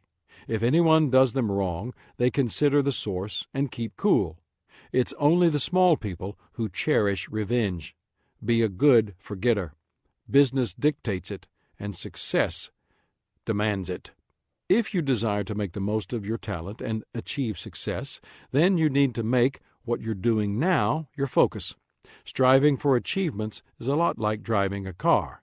It's a good idea to check your rearview mirror occasionally, but not to give it your complete attention. If you do, you will eventually be incapable of moving forward at all. 4. Focus on the present. Just as you should keep your focus off yesterday, you shouldn't have it on tomorrow. If you're always thinking about tomorrow, then you'll never get anything done today. Your focus needs to remain in the one area where you have some control, today. What's ironic is that if you focus on today, you get a better tomorrow. I try to do certain things every day to help me in this area. I read daily to grow in my personal life. I listen to others daily to broaden my perspective. I spend time thinking daily to apply what I am learning. And I try to write daily so that I can remember what I've learned. I also try to share those lessons with others. Today's lessons become tomorrow's books. Every day I read aloud to myself the daily dozen list from my book, Today Matters, to help me focus and have the right mindset. You should do something similar. You can't change yesterday. You can't count on tomorrow. But you can choose what you do today. Giving it your focus will pay dividends. 5. Stay focused on results. Anytime you concentrate on the difficulty of the work at hand instead of its results or rewards, you're likely to become discouraged. Dwell on the difficulties too long, and you'll start to develop self-pity instead of self-discipline, and your attention will become scattered instead of focused. As a result, you will accomplish less and less. By focusing on results, you will find it easier to stay positive and encouraged. Another thing that can distract you from results is interaction with difficult people. You will come in contact with a lot of people who can impact your efforts as you work on achieving your dreams, some in a negative way.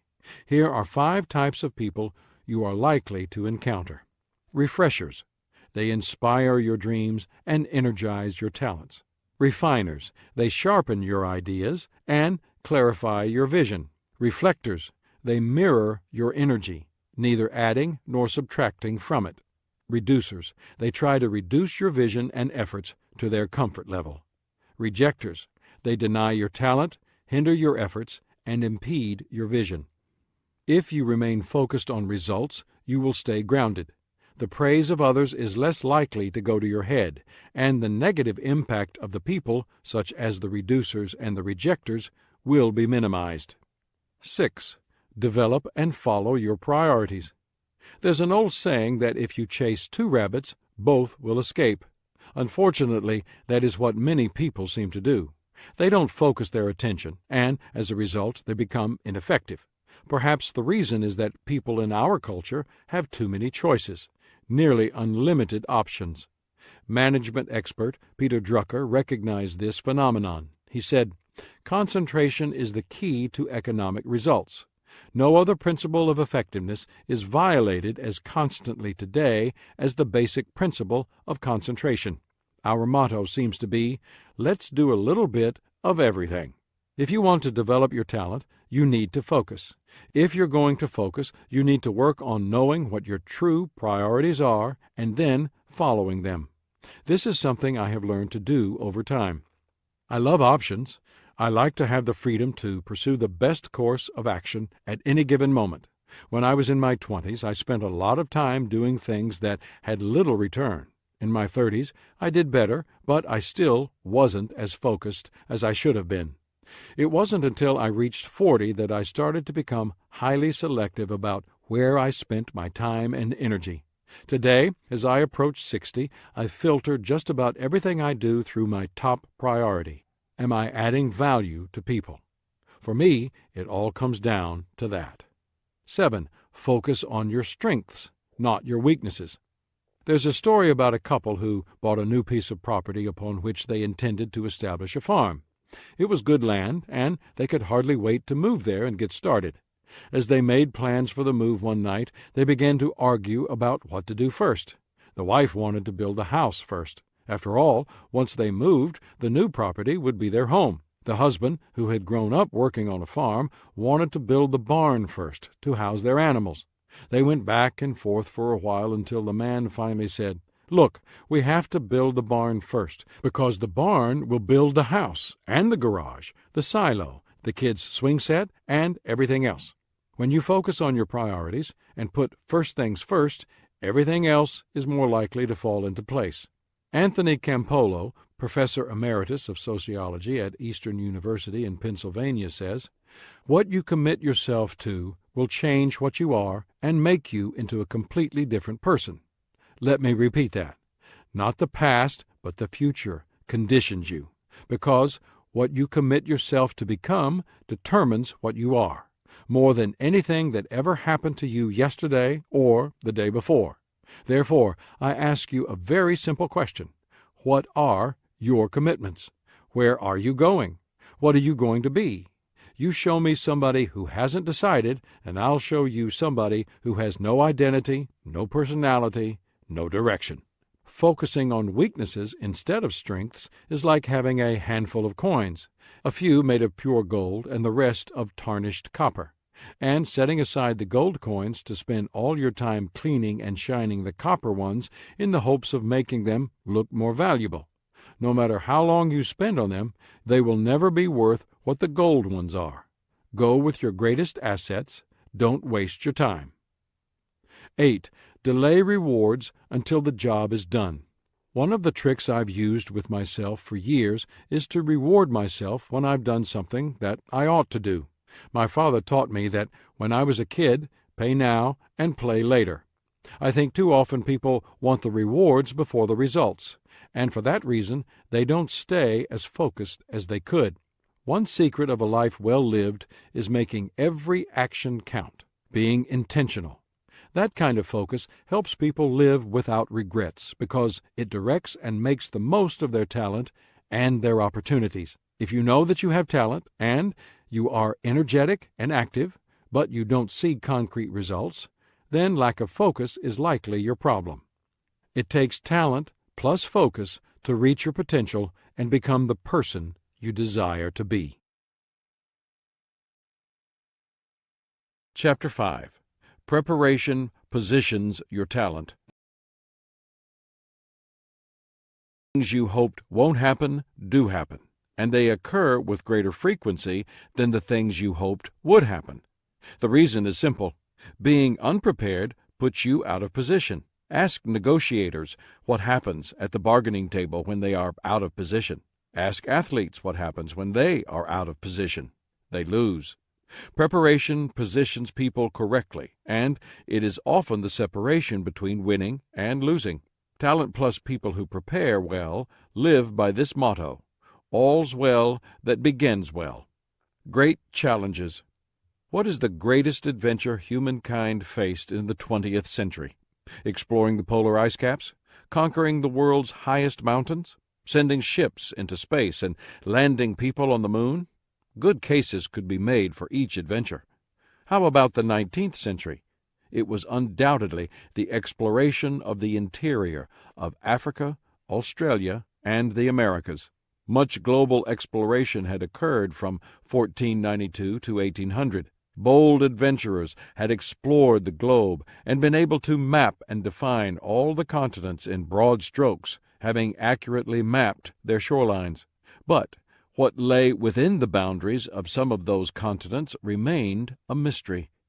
In North America, the leaders of the newly formed United States were anxious to know details about the interior of their continent.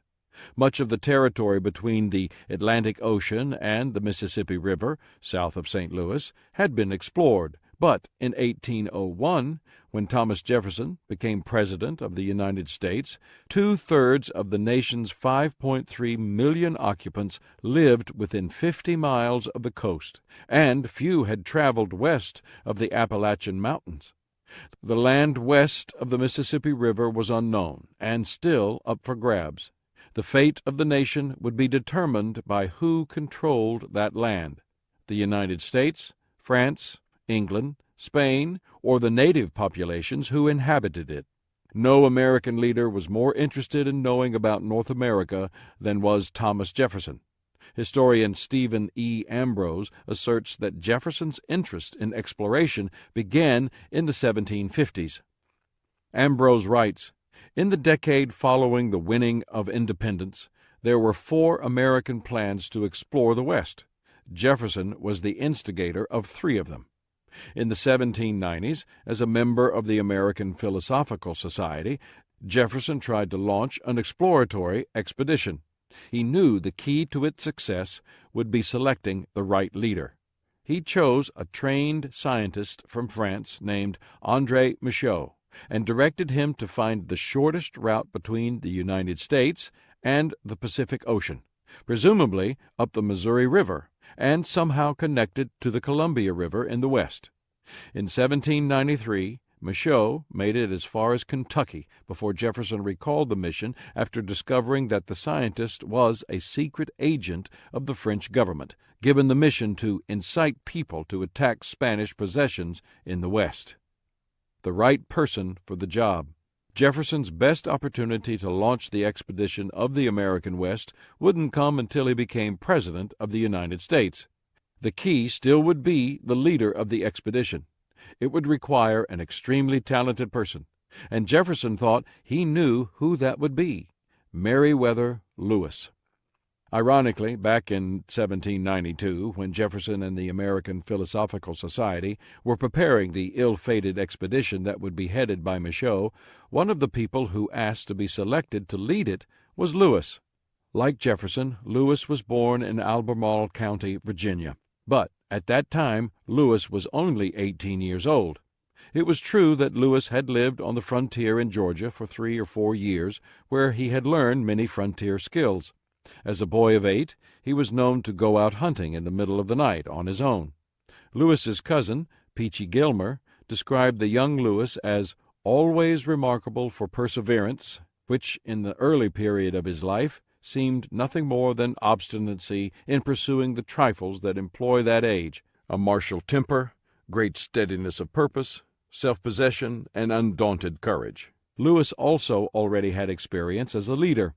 Because of his father's early death, Lewis had taken charge of a 2,000-acre plantation when he was still a teenager.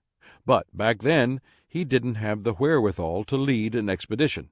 He was talented, but green. Years later, Jefferson explained why he selected Lewis instead of a credentialed scientist.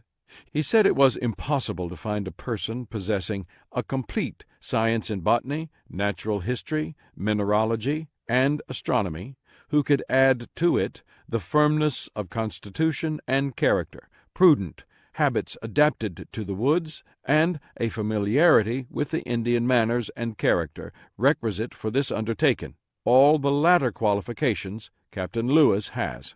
Lewis further honed those character qualities and frontier skills during 6 years in the Army, where he rose from the rank of private to captain. He served much of his time on the frontier, as far west as Ohio and Michigan. At one point, as a regimental paymaster, he traveled extensively, learned to understand much about the Native Americans in that part of the country, and refined his leadership skills. What Lewis most lacked was formal education. His other responsibilities kept him from studying as much as he would have liked. Why would that matter? The expedition to the West that Jefferson envisioned would be more than just the search for an all-water route to the Pacific Ocean. It was also to be a scientific and diplomatic mission. The president wanted to know the quality of the land for farming and for the support of future settlers. He wanted reliable information on previously unknown plants, animals, and fossils from the regions, and he expected many specimens to be collected, catalogued, and brought back east.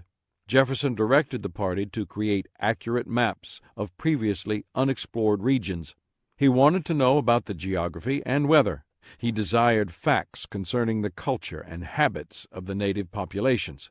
He also intended the party to initiate friendly relations with those populations and convince them of the value of trading with the United States. It was to be so much more than a mere trailblazing adventure. Early preparation.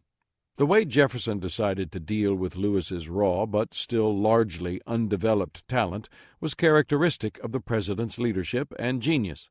As Jefferson prepared to assume his role as president, he invited Lewis to become his personal secretary, telling him it would make you know and be known to characters of influence in the affairs of our country and give you the advantage of their wisdom.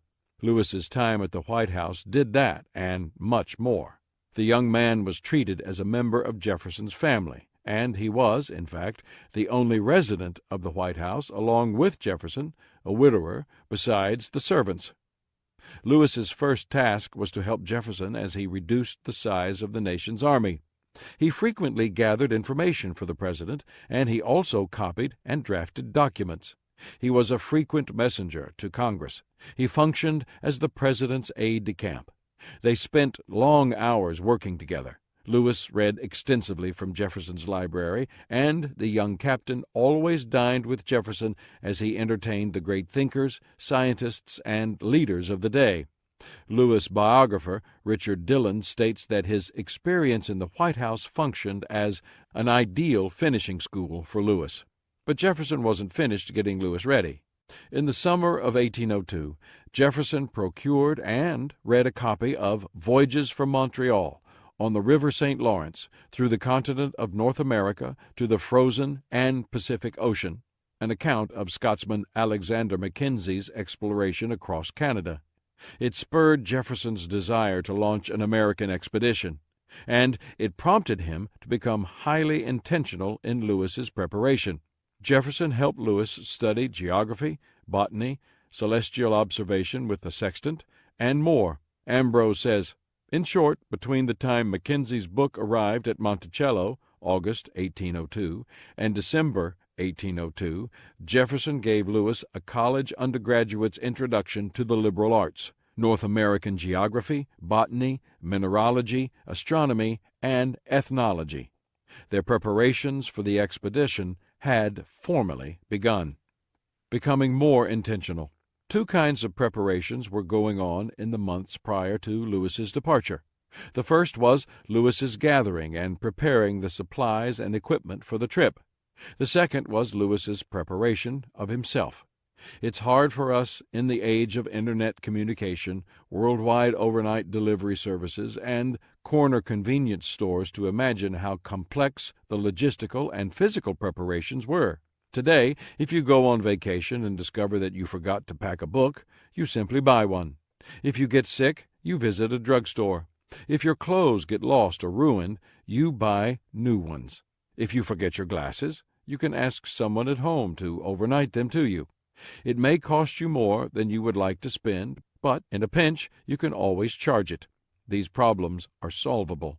In the age before motorized transportation or rapid communication, mistakes of preparation could be devastating. In addition, the logistical preparations of Lewis were massive. He had to secure tons of supplies from an amazing variety of manufacturers and purveyors, everything from rifles and ammunition to delicate scientific equipment, to paper and ink, to medical supplies, to food, to gifts for the Native Americans they would encounter. He had to have a keelboat built for travel up the Mississippi and Missouri rivers, which he designed himself. He had to select the members of the expedition. As daunting as those tasks were, they paled in comparison to the importance of the preparation of the man. If Lewis was not ready for the task, then the entire expedition, no matter how well planned and equipped, would be a failure. Lewis spent months with some of the top experts in America, continuing to learn scientific skills and to prepare himself for his mission. Here is a list of the most notable ones, along with how they helped Lewis. Albert Gallatin, map collector. Knowledge of the geography of western North America. Andrew Ellicott, astronomer and mathematician. Skill in celestial observation using the sextant, chronometer, and other instruments. Robert Patterson, additional assistance with celestial observation and with the purchase of the chronometer for the journey. Dr. Benjamin Rush, physician, medical matters, the selection and purchase of medicines, and the creation of questions to be asked of the native populations.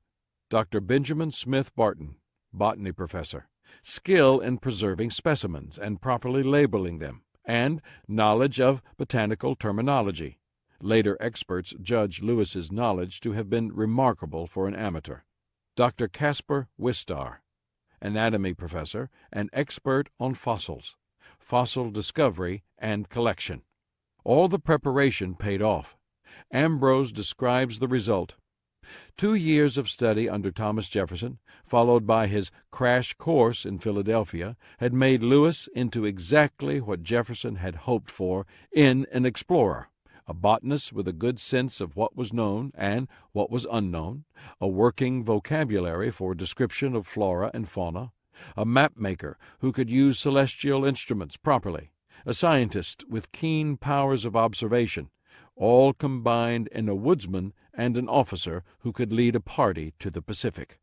The final pieces in the preparation process were the selections of a fellow officer and the men who would become members of the Corps of Discovery. That was no small task. Lewis knew who the officers should be.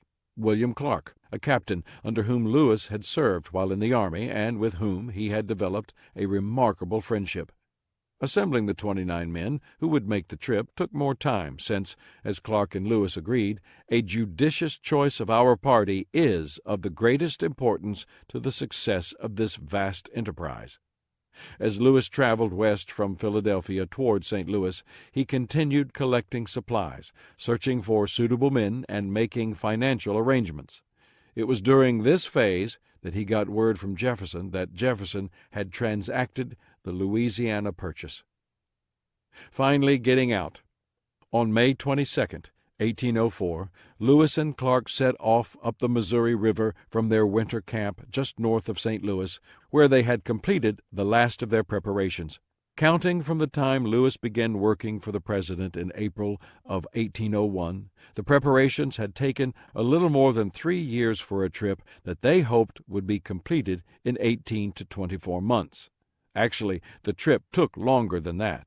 The explorers made it to the Pacific and back to St. Louis in 2.5 years, and to Washington 4 months later.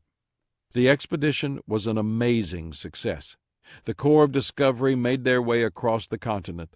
They skirted or passed through modern-day Missouri, Kansas, Iowa, Nebraska, South Dakota, North Dakota, Montana, Idaho, Washington, and Oregon. They were the first non-indigenous people to see and cross the Rocky Mountains. James P. Rhonda, the H.G. Barnard Professor of Western American History at the University of Tulsa, points out that they strengthened the claims of the United States in the West. They established peaceful contact with many groups of Native Americans. They set the pattern for scientific exploration in the U.S. They discovered 122 animal species or subspecies, and 178 new plant species. And Rhonda says, the journals, maps, plant and animal specimens, and notes on Native American societies amounted to a Western encyclopedia. Ambrose goes even farther. Since 1803 and the return of the expedition in 1806, every American everywhere has benefited from Jefferson's purchase of Louisiana and his setting in motion the Lewis and Clark expedition. What's sad is that, as prepared as Lewis was for his expedition, and as well as he performed, he was not prepared for life after its completion. Jefferson made Lewis governor of Louisiana, a task for which he was not prepared, and he did not succeed in that post. As much as he tried to work on his extensive journals, he never completed their preparation for publication. Others had to work on them after his death.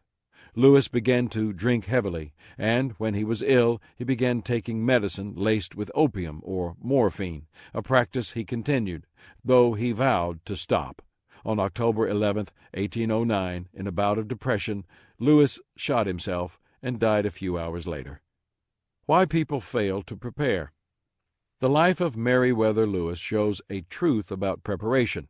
Spectacular achievement comes from unspectacular preparation.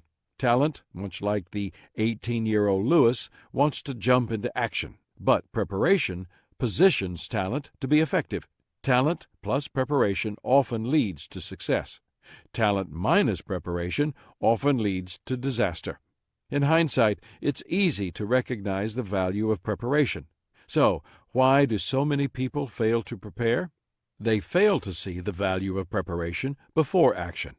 Authors Don Beveridge, Jr. and Jeffrey P. Davidson believe that lack of preparation is the primary reason for business failure today.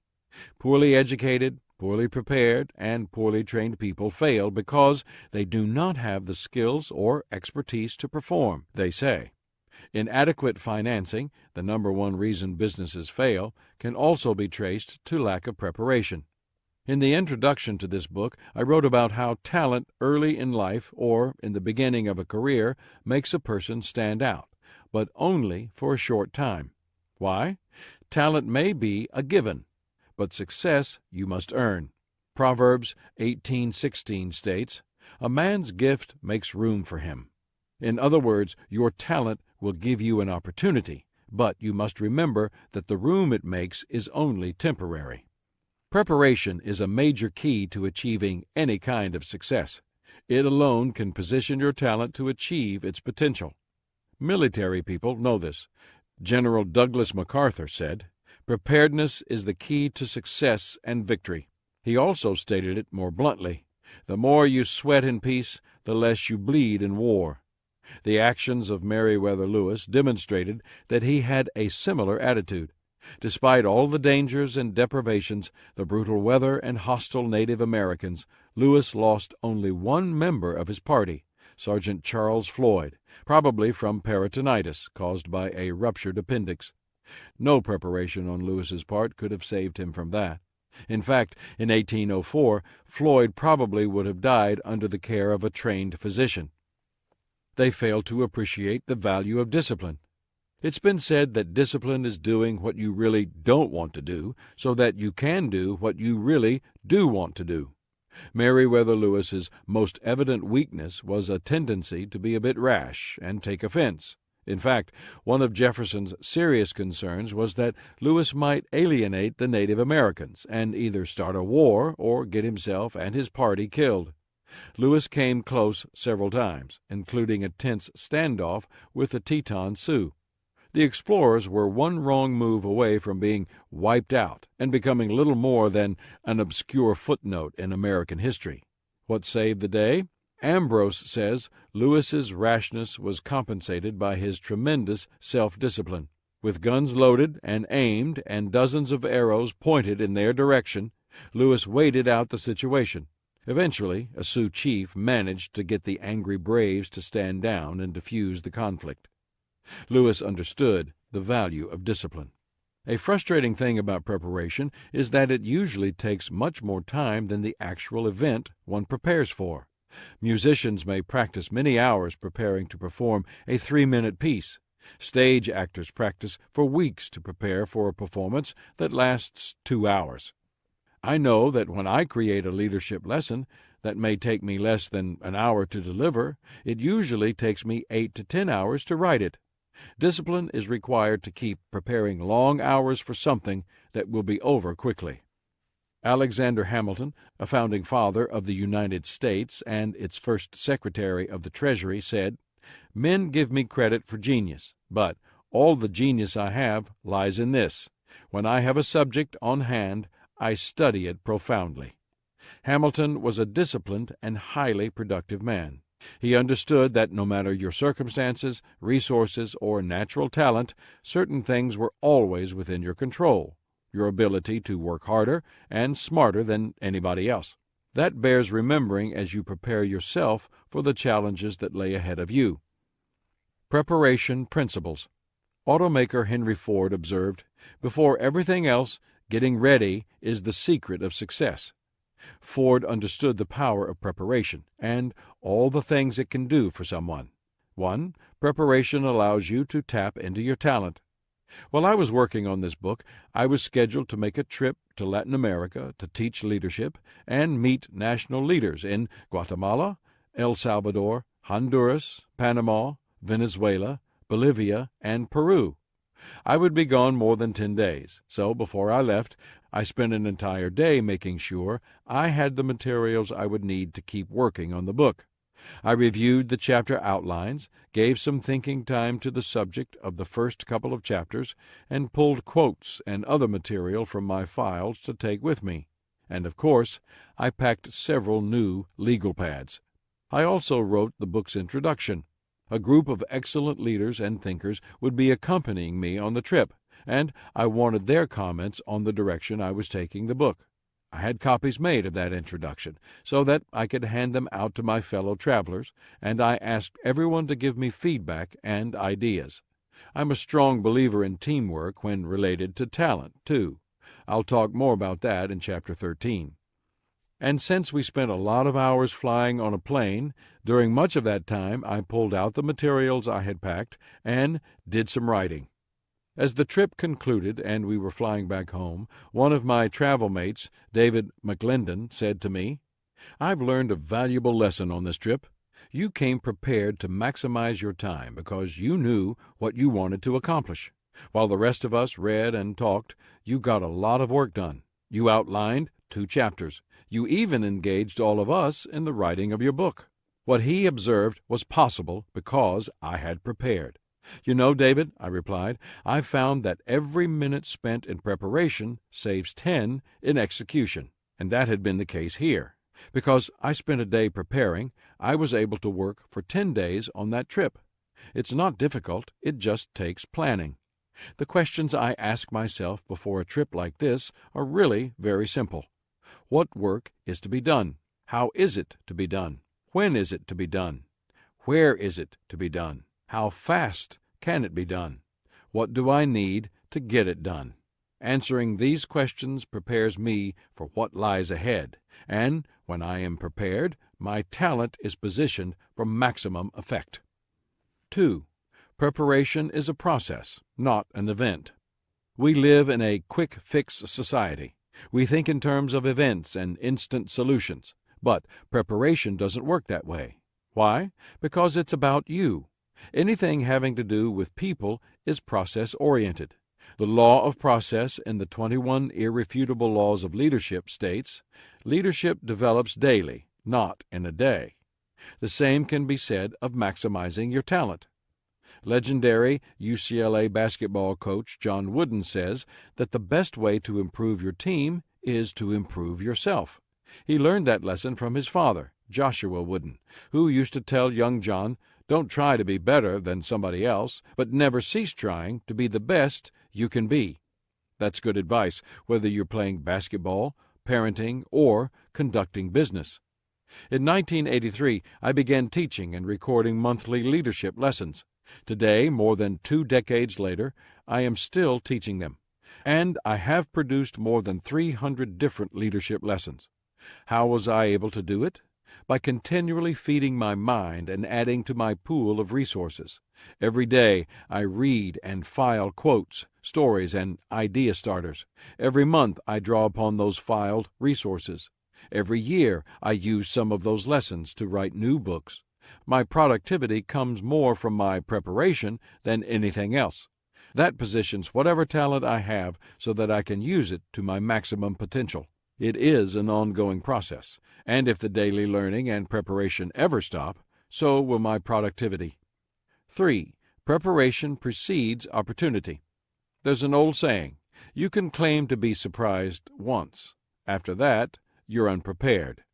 If you want to take advantage of opportunities to use your talent, then you must be prepared when the opportunities arise. Once the opportunity presents itself, it's too late to get ready. If you study the lives of dynamic men and women, you will find that preparation for opportunity is a common theme. President Abraham Lincoln said, "I will prepare, and someday my chance will come." Prime Minister Benjamin Disraeli of England remarked, "The secret of success in life is for a man to be ready for his time when it comes." Oprah Winfrey asserted, "Luck is a matter of preparation meeting opportunity." And President John F. Kennedy observed, "The time to repair the roof is when the sun is shining." All of these people had talent, prepared themselves, and then made the most of their opportunities when they arose. Many people believe that their greatest barrier to opportunity is having one, but the reality is that their greatest barrier is being ready when one arrives. 4. Preparation for tomorrow begins with the right use of today. Recently, a few friends and I were privileged to have dinner with former New York City Mayor Rudy Giuliani and his wife, Judith, in Orlando after a speaking engagement. I found the mayor to be a very warm and personable man, who was an easy conversationalist. During our conversation, I, of course, asked him about his experience during 9/11. He talked about his impressions from that day and how the event impacted him as a leader. He said that leaders need to be ready for anything. They need to study, acquire skills, and plan for every kind of situation.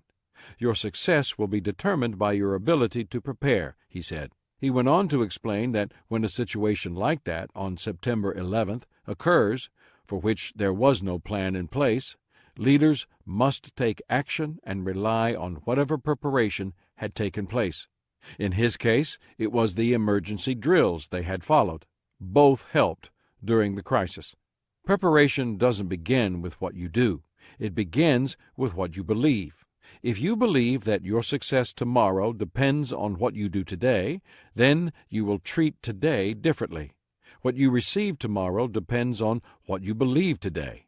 If you are preparing today, chances are you will not be repairing tomorrow.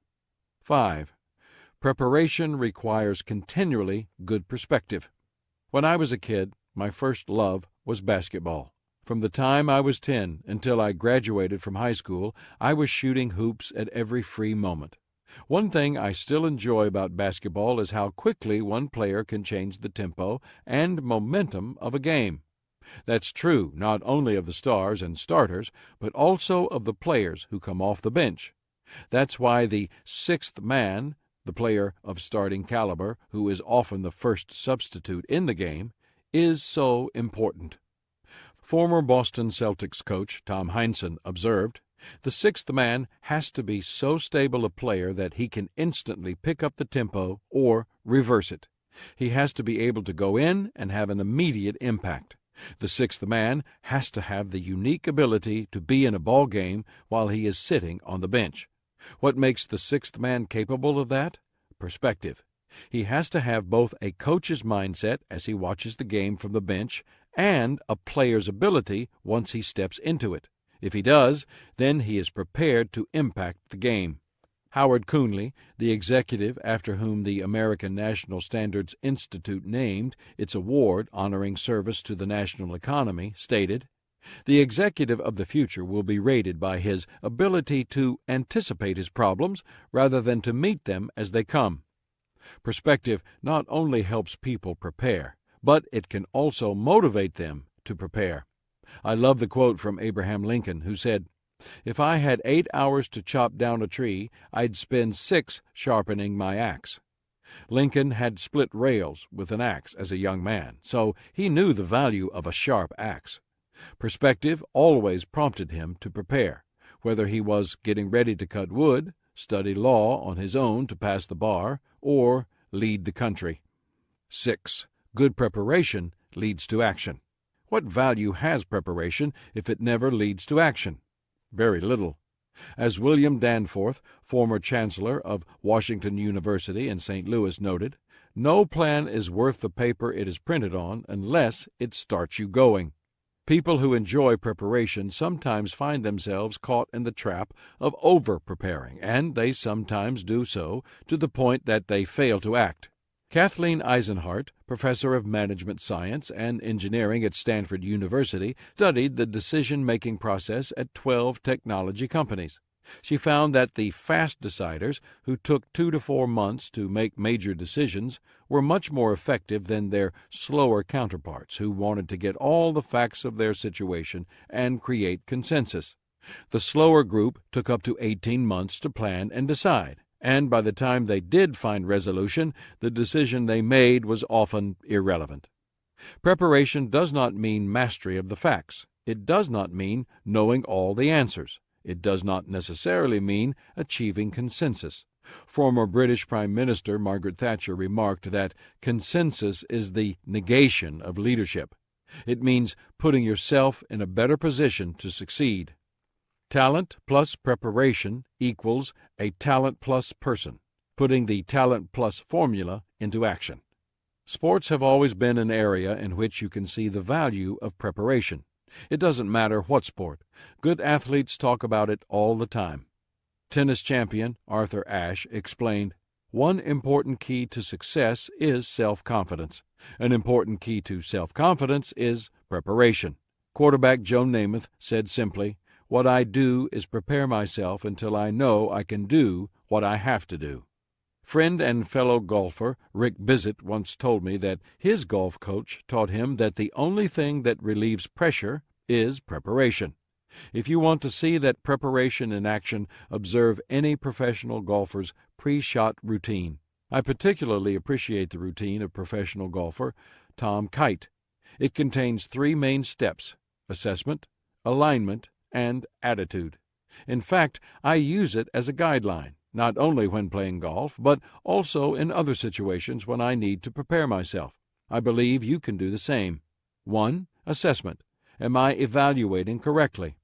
Good preparation always begins with assessment. If you don't accurately evaluate where you need to go and what it will take to get there, then you're likely to get into trouble. In golf, good players typically ask themselves these questions to assist in the assessment process. Where do I need to go? The process begins with finding the right target. That target must be appropriate to your talent. You don't want to be like the Miss America contestant that Jay Leno quoted as saying, "My goal is to bring peace to the entire world and to get my own apartment." How far is my goal? Next, a person needs to assess the distance. I enjoy telling my fellow golfers that I have a great short game, but unfortunately only off the tee. It may sound obvious, but you've got to know the distance to your goal to have a shot at making it there. What are the conditions? Good golfers always take the wind into account. The conditions make all the difference in the world. One of my personal highlights related to golf was the opportunity to play at St. Andrews in Scotland, and I shot really well that day, a 79. How did I do it? There was no wind. My caddy told me, "It's a whole different game with the wind." What will it take to get there? The final step in the assessment process is knowing what club to use. Gary Player says that bad club selection is the #1 error of amateurs. They hit the ball short. It's important to know your skills and limitations when making your assessment. How would I translate these questions for non-golfing situations? I'd say that you need to know what exactly you should be doing, what it will cost you in time, effort, and resources to get there, what obstacles you are likely to face, and what your personal limitations are. If you know these things, you will be well on your way to preparing yourself to achieve your goals. 2. Alignment. Am I lined up correctly? A good golfer can perform the assessment process flawlessly and still miss his or her target horribly. How? By lining up poorly. Psychologist James Dobson said, "What is the use of climbing the ladder of success only to find that it's leaning against the wrong building?" When I first started playing golf, I tried to teach myself the game. I held the club with a baseball grip and lined up in a baseball stance, and, more often than not, if I hit the ball any distance, I sent it into the woods. To improve my game, I had to change the way I played golf. I had to relearn the game, and that meant getting help. If you want to take your game to the next level, personally, professionally, relationally, Or, recreationally, you need to find someone who is better than you to help you with the preparation process. Be open and honest with that person, and he or she will be able to evaluate your alignment and help you get on course. 3. Attitude. Am I visualizing correctly? The final step after assessment and alignment is attitude. In golf, after you select a target and line it up, it's really a mental game. You're not just training your body, you're training your mind. But that's true for any endeavor. You have to believe in yourself and what you're doing. You have to be able to see yourself doing it with your mind's eye. If you can't imagine it, you probably will not be able to achieve it. Preparation is one of the most obvious choices you must make in order to maximize your talent and become a talent-plus person. Sometimes the preparation process is long and slow. It may require formal education. It may necessitate your finding wise mentors. It may mean getting out of your comfort zone. Or it could mean simply fine-tuning a skill you've nearly mastered. But whatever it requires, remember that you must be ready when your time comes. People don't get a second chance to seize a once-in-a-lifetime opportunity. Chapter 6. Practice sharpens your talent. Practice. Consistently good practice leads to consistently good play. It sharpens your talent. Successful people understand this. They value practice and develop the discipline to do it. If you want to sum up what lifts most successful individuals above the crowd, you can do it with 4 little words: a little bit more. Successful people pay their dues and do all that is expected of them, plus a little bit more. Looking for success. In London, England, a young man sought to find his way in life. Only 15 years old in 1827, young Charles possessed intelligence, ambition, and, he hoped, talent enough within himself to make his dreams for success a reality. The boy grew up in a lower middle-class family that had always struggled financially.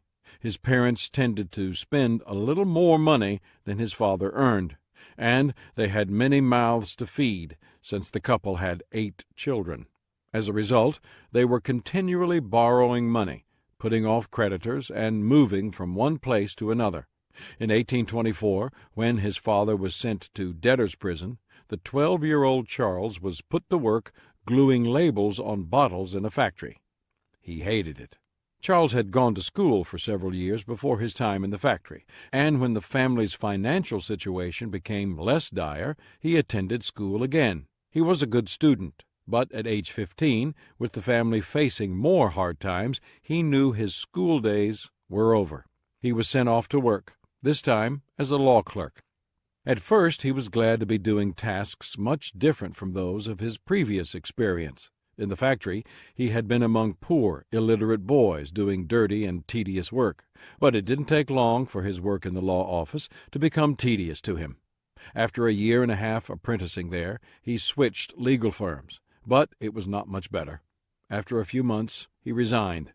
Unlike his parents, with whom he still lived, Charles had managed to save some money while working, so he decided to take his time figuring out what kind of work he wanted to do.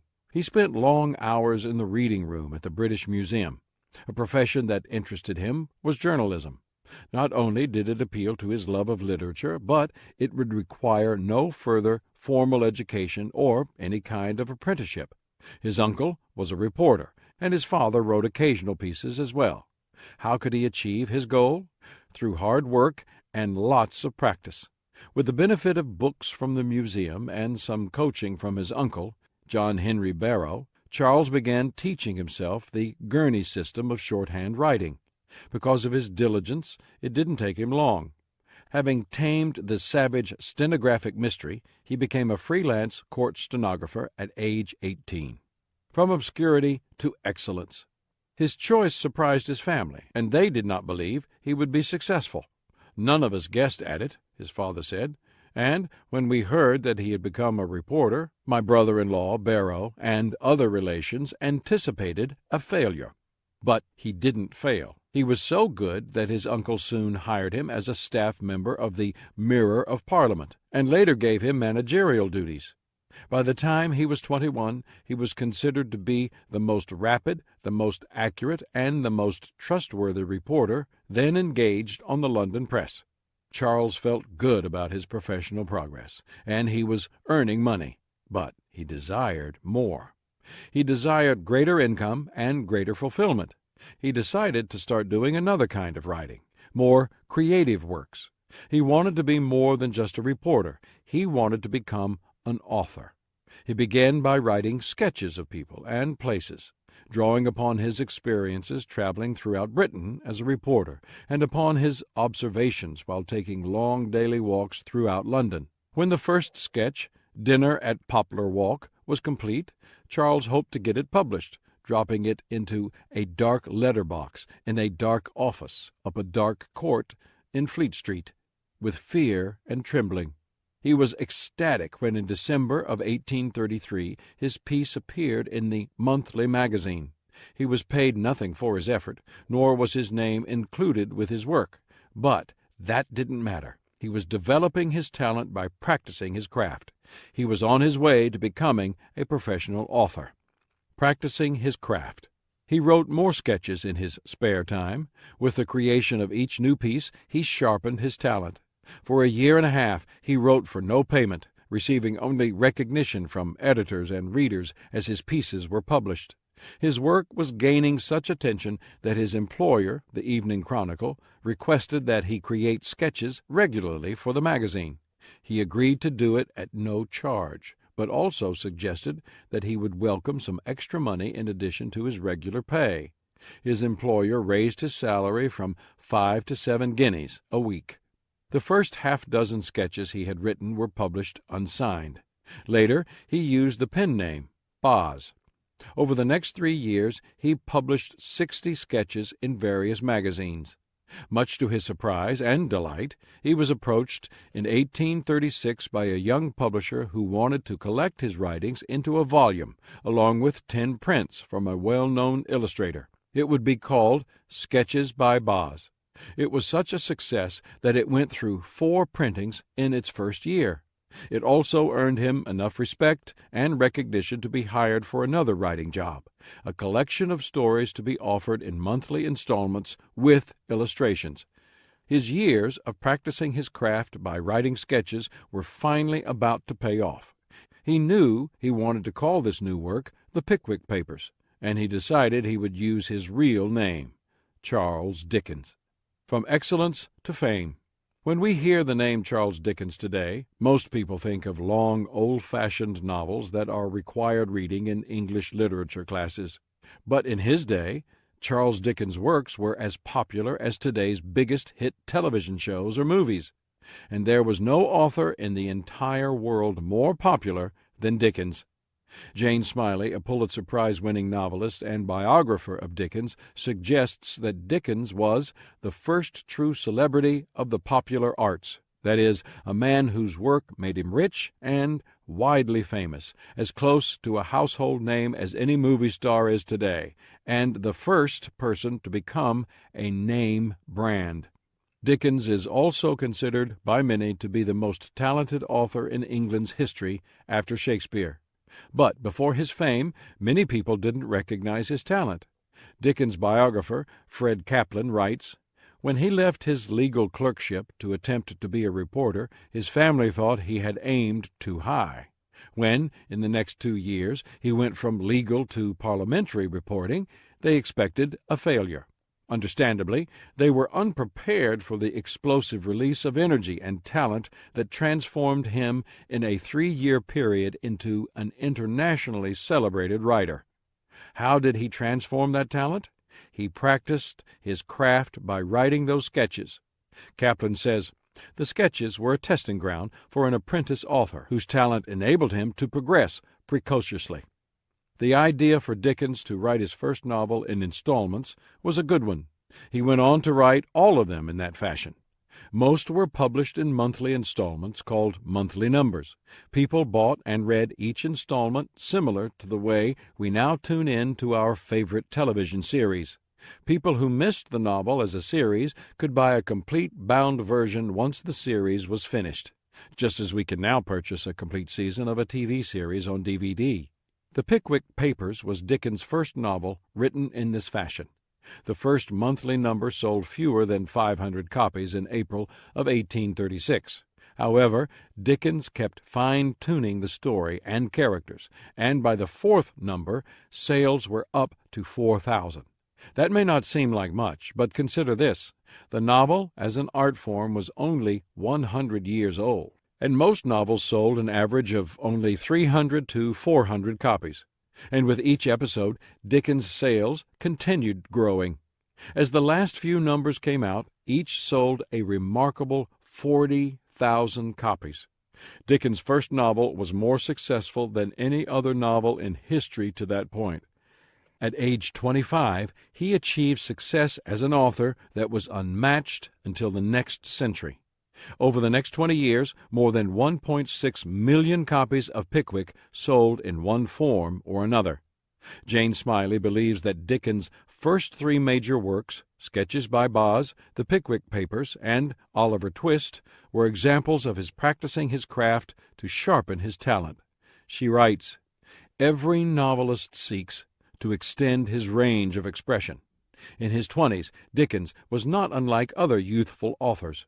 Even though he was a genius, he had artistic ambitions that he was not yet technically equipped to fulfill, and he used his first three books to write his way toward fulfilling them. During his 35-year career, Dickens wrote more than a dozen full-length novels, some of which are considered masterpieces, several travel books, and numerous Christmas stories. And, all those years, he also edited various monthly magazines and traveled extensively giving readings of his work. He was probably the most popular author in Britain's history. But, as talented as he was, he didn't start out at the top. Even a genius needs practice to sharpen his talent and reach his potential.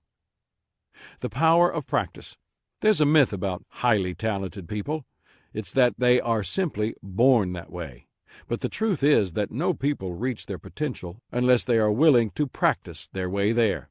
Recently, I was traveling with Tom Mullins, a former football coach who wrote The Leadership Game, which contains successful leadership principles he gleaned from interviewing 8 college national champion football coaches. As I talked about the idea of practice with him, he nearly leapt out of his seat. When Tom talks about anything related to leadership, it's like he's back in the locker room talking to his team at halftime when they're losing. I mean, he gets excited. "Let me tell you, John," he said, "all the national champion coaches told me the key to going from good to great came in 2 areas, the preparation of the team and the practice of the players. They were forever upgrading their preparation and sharpening their practices." That made sense to me, because preparation positions talent and practice sharpens it. Before we go any further, there are 3 things you need to know about practice. 1. Practice enables development. How do we grow and develop? Through practice. People refine old skills and acquire new ones through practice. That is where the tension between where we are and where we ought to be propels us forward. Former pro basketball player and U.S. Senator Bill Bradley says that he attended a summer basketball camp when he was 15 years old.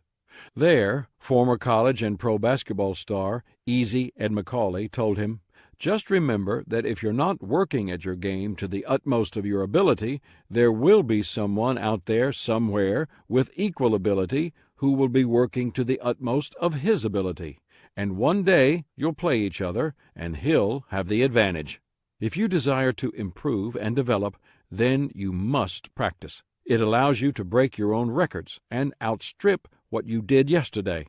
Done correctly, practice keeps making you better than you were yesterday. If you don't practice, you shortchange your potential. 2. Practice leads to discovery. In one of Charles Schulz's Peanut strips, Charlie Brown laments to his friend Linus, "Life is just too much for me. I've been confused from the day I was born. I think the whole trouble is that we're thrown into life too fast. We're not really prepared." "What did you want?" Linus responds. "A chance to warm up first?" We may not get a chance to warm up before entering childhood, but we can warm up by practicing the many activities we pursue once life has begun. And it is often during these warm-ups that we learn valuable things about ourselves. If you commit yourself to practice, here are a few things you are likely to learn. Practice both shows and builds commitment. The true test of commitment is action. If you say, for example, that you are committed to becoming a great dancer but you never practice, that's not commitment. That's not dance. That's just talk. But when you follow through and practice, you show your commitment. And every time you follow through, your commitment becomes stronger. Your performance can always be improved. Consultant and author Harvey Mackay says, "A good leader understands that anything that has been done in a particular way for a given amount of time is being done wrong. Every single performance can be improved. Since there is always a better way, your job is to find it." The sharpening process is better in the right environment. You can't discover your abilities and improve your skills in an environment where you're not allowed to make mistakes. Improvement always requires some degree of failure. You must seek a practice area where experimentation and exploration are allowed. You must be willing to start with small things.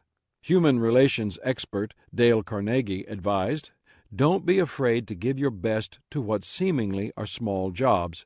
Every time you conquer one, it makes you that much stronger.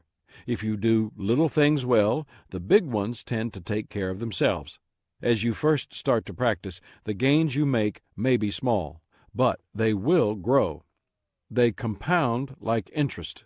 Swimming coach Daniel F. Chambliss says that great athletes pay attention to small details and practice them consistently. He observes, "Swimming is swimming," we can say, in practice or in meets, it's all the same. If you swim sloppily for 364 days a year, nothing great is going to happen on the day of that big meet, no matter how excited you get. Very small differences, consistently practiced, will produce results.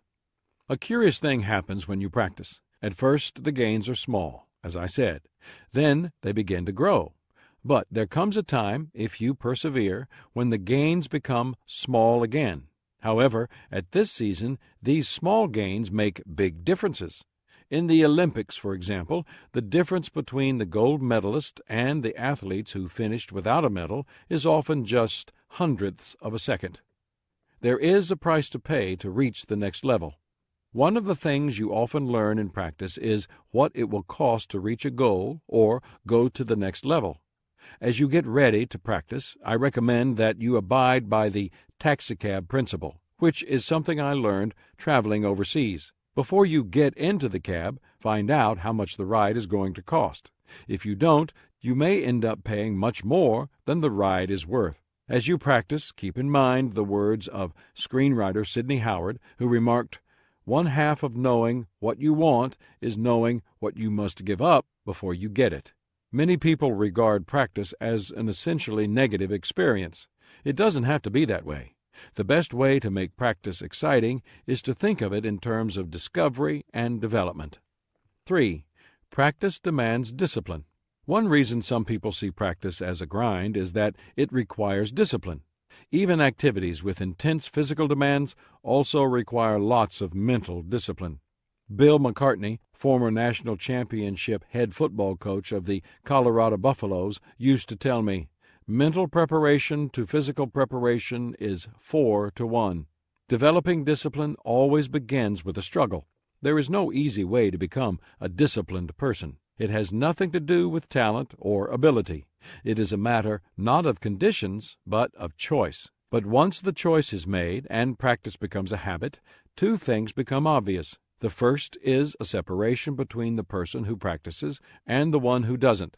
Cyclist Lance Armstrong emphasizes that success comes from training harder and digging deeper than others. He would know, having won a record 7 Tour de France championships. The second thing that emerges is a winning spirit.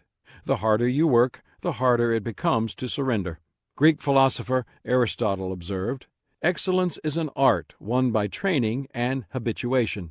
We do not act rightly because we have virtue or excellence, but we rather have those because we have acted rightly. We are what we repeatedly do. Excellence, then, is not an act, but a habit. That habit is developed during practice. The 5 pillars of practice. I talked to a lot of leaders and coaches about practice while I was working on this chapter, and each one of them had a little different take on how to approach practice effectively. Warren Botke is a PGA Master Professional who has helped thousands of amateurs and professionals improve their golf game. As Warren and I talked, we settled on 5 elements upon which great practice rests. Pillar number 1, an excellent teacher or coach. One of my core beliefs is that everything rises and falls on leadership. I teach that truth to business people all the time, but it also applies in other areas of life, including practice. People who perform at their peak practice effectively, and they practice effectively under the leadership of a great teacher. Howard Hendricks, professor and chairman of the Center for Christian Leadership in Dallas, says, "Teaching is causing people to learn." How do good coaches do that? In part, they inspire. But good teachers do more than that. They tailor their instruction to their students. A good teacher or coach, like all good leaders, knows the strengths and weaknesses of each person. He knows whether a person is a right-brain creative intuitive type or a left-brain analytical type. He knows whether a person learns visually, verbally, or kinesthetically. And he can tell when someone needs a pat on the back or a kick in the pants. When Dickens started in his career, his uncle coached him as a reporter. With practice, he became the best in England. As he began writing creative pieces, a few key editors gave him feedback and, more important in his case, encouraged him to keep doing that kind of writing. Because his talent was so great, Dickens quickly outpaced the ability of those who would coach him. But throughout his life, he remained connected with other professional writers from whom he would receive advice and feedback, people such as Thomas Carlyle, Wilkie Collins, William Makepeace Thackeray, Edward Bulwer Lytton, and John Forrester. Pillar number 2, your best effort. Industrialist and philanthropist Andrew Carnegie declared, "There is no use whatever trying to help people who do not help themselves. You cannot push anyone up a ladder unless he is willing to climb himself. People don't improve and reach their potential without putting forth great effort. That's why composer and orchestra leader Duke Ellington used to make a simple but demanding request of the musicians who played for him. 'Just give me your best,' he asked. Ellington worked hard and expected the same from others, knowing that hard work would not kill anybody, although it does seem to scare some people half to death. Joe Theismann, who currently works as an announcer for ESPN, quarterbacked the Washington Redskins to 2 Super Bowl appearances in 1983 and 1984. The team won the first time and lost the second time.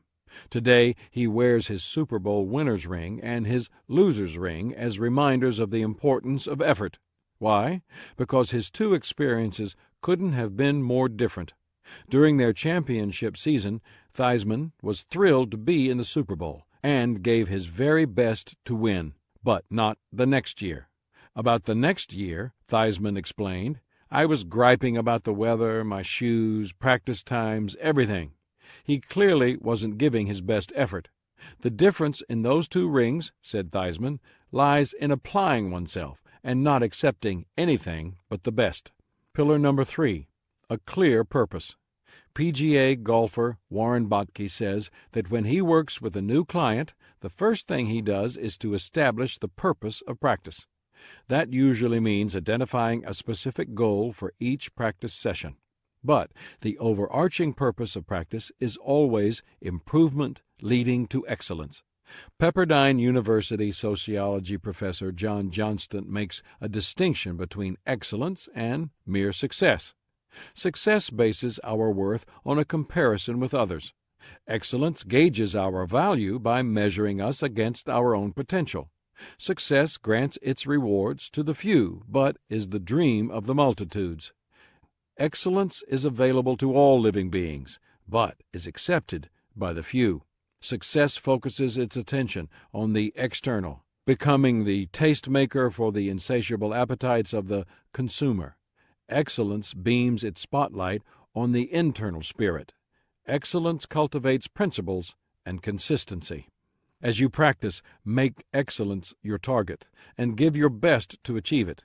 If excellence is your goal and you arrive at it, you will be satisfied even though you never achieve success. Pillar number 4, the greatest potential. Have you ever noticed that two people on the same team with the same coach can practice with equal focus, effort, and purpose and have very different results? It's a fact that equal practice does not mean equal progress. I learned this fact when I was 9. By then, I had been taking piano lessons for a couple of years. As I played, I thought to myself, I'm pretty good at this. But then one day I played at a piano recital, and it turned out to be a reality check. Elaine, a girl who had been taking piano lessons for only 6 months, played a more difficult piece than mine. How could she be so much better than I was so quickly? The answer is simple. Her potential was much greater than mine. It didn't matter how much focused effort I put into practicing the piano. I was never going to go as far as Elaine could. Music wasn't one of my best gifts. I enjoyed playing, but I wasn't going to achieve excellence in it. A few years ago, after I spoke on leadership for Chick-fil-A, someone asked me during a Q&A session how to develop future leaders. I believe that when I quickly answered, "Find potential leaders," people thought I was being flippant. But my point was that it's much easier to train people in the area of their greatest potential. When I evaluate people's potential, I ask 2 questions. 1, can they? And 2, will they? The answers to these questions reveal something about their ability and their attitude. If both are right, the potential for excellence is high. When Charles Dickens began thinking about writing fiction, he was already the best reporter in England. He could have remained where he was and been at the top of his profession. But something inside him must have known that as good as he was not in the area of his most remarkable strength. So he took the risk of shifting his focus in search of his greatest potential. You need to do the same. And once you figure out where your greatest potential lies, then start to practice there. If you don't, not only will you fail to increase your ability, but you'll eventually lose some of the ability you started with. You see, having potential works exactly opposite from the way a savings account does. When you put your money in a savings account, as time goes by, your money compounds and grows. The longer you leave it untouched, the more it increases. But when it comes to potential, the longer you leave it untouched, the more it decreases. If you don't tap into your talent, it wastes away. One way that you can get the best from yourself is to set high standards for your greatest potential. Diane Snedeker, co-founder and general partner of Wingspring, advises, "If you are interested in success, it's easy to set your standards in terms of other people's accomplishments and then let other people measure you by those standards. But the standards you set for yourself are always more important. They should be higher than the standards anyone else would set for you, because in the end, you have to live with yourself and judge yourself and feel good about yourself. And the best way to do that is to live up to your highest potential. So, set your standards high and keep them high, even if you think no one else is looking. Somebody out there will always notice, even if it's just you. You can tell that you're not making the most of your potential when the standards set for you by others are higher than the ones you set for yourself. Anytime you require less of yourself than your boss, spouse, coach, or other involved person does, your potential will go untapped. Pillar number 5, the right resources. Even if you do many things right, including finding a good coach or mentor, focusing in your area of greatest potential, giving your best, and doing so with purpose, you can still fall short without the right resources. During World War II, General George Patton was one of the most talented and accomplished commanders for the Allied forces. He was innovative, focused, and fearless. He was a good strategist and tactician, and he possessed the tanks and men to strike boldly against the Nazis to help bring an end to the war. But one thing he often lacked: gasoline. Without fuel, his tanks were useless. Resources are nothing more than tools you need to accomplish your purpose. Every human endeavor requires resources of some kind. To practice well, you need to be properly equipped. Talent plus practice equals a talent plus person, putting the talent plus formula into action. There is one more secret to successful practice that will help you to sharpen your talent, and I believe it elevates top achievers above everyone else. Dickens displayed it. So did Joe Namath, Ruben Martinez, Meriwether Lewis, and the other highly talented people whose stories I recount in this book. It's summed up by the phrase, a little extra. Here's what I believe it takes for someone to become a talent plus person in the area of practice. 1. A little extra effort. Historian Charles Kendall Adams, who was president of Cornell University and later the University of Wisconsin, observed, "No one ever attains very eminent success by simply doing what is required of him. It is the amount of excellence of what is over and above the required that determines greatness. All accomplishments begin with the willingness to try, and then some. The difference between the ordinary and the extraordinary is the extra. A little extra effort always gives a person an edge. Art Williams, the founder of Primerica Financial Services, once told me, "You beat 50% of the people in America by working hard. You beat 40% by being a person of honesty and integrity and standing for something. And the last 10% is a dogfight in the free enterprise system. If you want to win that dogfight, then do a little extra." 2. A little extra time. Successful people practice harder and practice longer than unsuccessful people do. Success expert Peter Lowe, who has gleaned success secrets from hundreds of people who are at the top of their profession, says, "The most common trait I have found in all successful people is that they have conquered the temptation to give up. Giving a little extra time requires more than just perseverance. It requires patience. The law of process in my book, The 21 Irrefutable Laws of Leadership, says, leadership develops daily, not in a day. That can be said of any talent we try to cultivate and improve. As you work to give a little extra time to your efforts, it is wise to maintain a longer view of the process of improvement. Such a perspective really helps. Gutzon Borglum, the sculptor who created the memorial to the American presidents at Mount Rushmore, was asked if he considered his work to be perfect. "It's said," he replied, "not today. The nose of Washington is an inch too long. It's better that way, though. It will erode to be exactly right in 10,000 years. Now, that's patience." 3. A little extra help. Anybody who succeeds at anything does so with the help of others. Alex Haley, the author of Roots, used to keep a reminder of that in his office. It said, "If you see a turtle on top of a fence post, you know he had help getting there." I know that in my professional pursuits, I've always needed help, and I've been fortunate that others were willing to give it to me.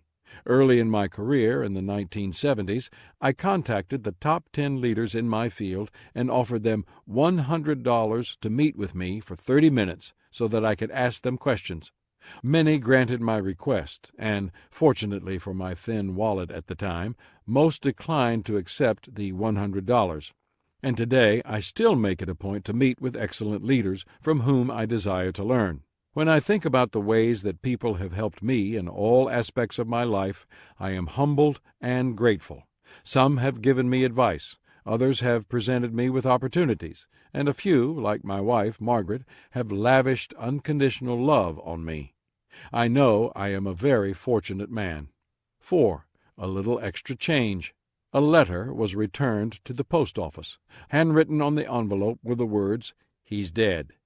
Through an oversight, the letter was inadvertently sent again to the same address. It was again returned to the post office with another handwritten message. "He's still dead." Let's face it, most people are resistant to change. They desire improvement, but they resist changing their everyday routine. That's a problem because, as leadership expert Max Dupree says, we cannot become what we need to be by remaining what we are. To sharpen your talent through practice, you need to do more than just be open to change. You need to pursue change, and you need to do it a little bit more than other achievers. Here's what to look for and how to focus your energy to get the kinds of changes that will change you for the better. Don't change just enough to get away from your problems. Change enough to solve them.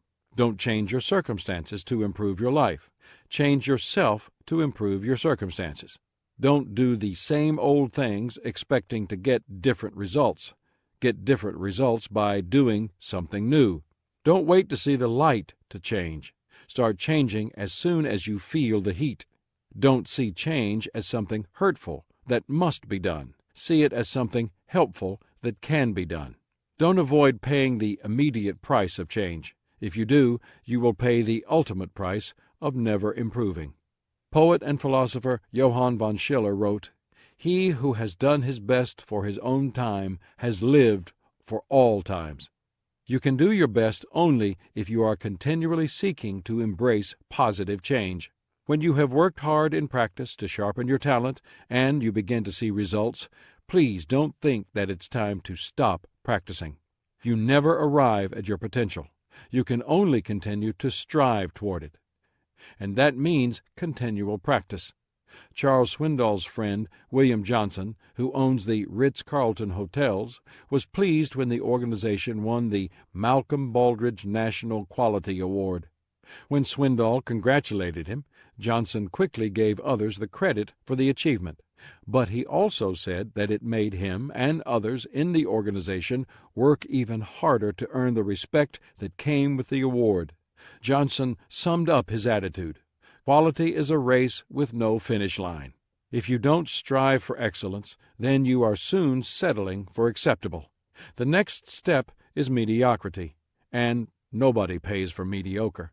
If you want to reach your potential and remain a talent-plus person, you have to keep practicing with excellence. Chapter 7. Perseverance sustains your talent. It is not an issue of time. It is about finishing. Talent provides hope for accomplishment, but perseverance guarantees it. Playwright Noel Coward commented, "Thousands of people have talent. I might as well congratulate you for having eyes in your head. The one and only thing that counts is, do you have staying power?" Daring to dream. In July 2000, Vanetta Flowers landed in Sacramento, California, ready to compete in the U.S. Olympic trials for a place on the American team that would travel to Sydney, Australia for the Summer Games. She had been training for it her whole life. Vanetta had dreamed about being in the Olympics since she was a small child. She ran everywhere as a kid, and at age 9, when she had a chance to try out for an inner-city track club called the Alabama Striders in Birmingham, she gladly seized it. When the coach later looked over the list of times children ran in the 50-yard dash and saw that V. Jeffrey had the fastest time of all the kids in Jonesboro Elementary School, he assumed the time had come from one of the older boys. He was shocked to find out that it belonged to Vanetta, a third-grade girl. Vanetta quickly became a star among the club's runners. An excellent athlete, Vanetta lettered in track, volleyball, and basketball in high school and was named MVP of her track team 3 seasons. In college, she focused exclusively on track, competing in the 200 and 400-meter sprints, long jump, triple jump, heptathlon, and relays. She was named All-American 7 times. At age 26, Vanetta was competing as an elite athlete, and she was on course to make the Sydney team. She had tried out for the 1996 team at age 22, competing in the 100-meter dash and long jump, but she hadn't made it. That had been tough for her. But she had dreamed of competing in the Olympics since she was 9, so she decided to put in 4 more years of grueling training, delayed starting a family, and gave it one more try. In the years after college, while I worked as an assistant track coach, writes Flowers, I continued my own training. I devoted countless hours to lifting weights, eating right, and staying mentally tough. I knew that my time as an athlete was coming to an end, and I hoped that the 2000 Olympic trials would prove to be my year to finally find out what it's like to be an Olympian. But despite all her hopes, all her efforts, all her talent, Vanetta's best effort at the 2000 trials wasn't good enough. She did not finish with a good enough jump to make the team. 17 years of training had ended in failure. Her Olympic dream was over. Give up or go on? But a funny thing happened while she was in Sacramento. Her husband Johnny saw a flyer posted in a hallway. It read, "Continue your Olympic dream by trying out for the bobsled team. Ideal candidates should be able to perform the following: 30 meters, 60 meters, 100 meters, 5 consecutive hops, vertical jump, shot put toss. Please call Bonnie at number or come to Davidson High School track on date for tryouts." Johnny was very excited about it, but Vanetta wasn't. She knew nothing about bobsleds. She had never lived anywhere that it snowed, and she was still crestfallen about failing in the Summer Games trials. Vanetta was at a crossroads. Her talent had seemed almost limitless, yet it hadn't carried her to her dream. Now, here was another opportunity, but it wasn't in her sport. It wasn't even in her Olympics, the Summer Games. And even if she succeeded in passing the audition, it would mean starting over again in a new sport on unfamiliar ground, ice. It would require a degree of perseverance beyond what she had already displayed. Reluctantly, Vanetta agreed to attend the tryouts. She discovered that her experience as a sprinter and triple jumper and her training with weights had prepared her well to become a bobsled brakewoman, the person who pushes the bobsled and rides with the driver. It took her 2 years of learning, training, and competing, along with the ability to survive the soap opera of drivers changing brakewomen multiple times, but she finally fulfilled her dream of making it to the Olympics, not as a track athlete in the Summer Games, but as a bobsledder in the Winter Olympics. And in 2002, her perseverance paid off beyond her wildest dreams. Much to everyone's surprise, Vanetta and her driver, Jill Bakken, won the gold medal. And with that, Vanetta went into the record books as the first African American to win a gold medal in a Winter Olympics. Principles of perseverance. No matter how talented people are, there is no success without perseverance. World War I flying ace Eddie Rickenbacker said, "I can give you a 6-word formula for success. Think things through, then follow through." Many people like to think things through, few follow through.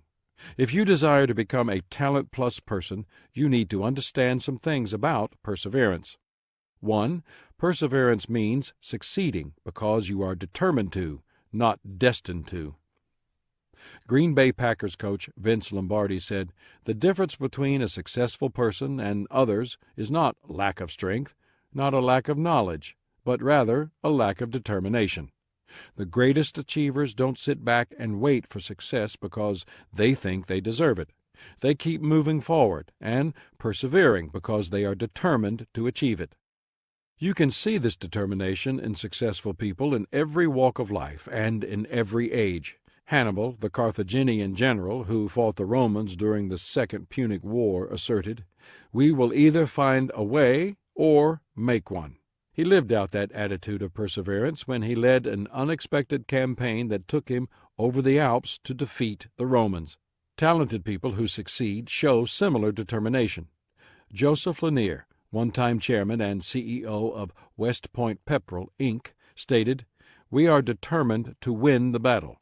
We will fight them until hell freezes over, and then, if we have to, we'll fight them on the ice." That kind of determination serves people well, whether they are running an organization or pursuing a profession. Actor Tom Hanks has been in some incredible movies of seemingly every type: comedy, suspense, action, romantic comedy, fantasy, and mystery, from Sleepless in Seattle, Forrest Gump, and Toy Story, to Apollo 13, Saving Private Ryan, and Philadelphia. His movies have received popular and critical acclaim. He has been called a modern-day Jimmy Stewart. As of early 2006, the movies he's appeared in have made more than $3 billion at the box office. He has also expanded his efforts into writing, directing, and producing. What actor wouldn't want a career like his? Looking back, one might be tempted to assume that he was so talented that he was destined to succeed. Yet it didn't appear that way early on.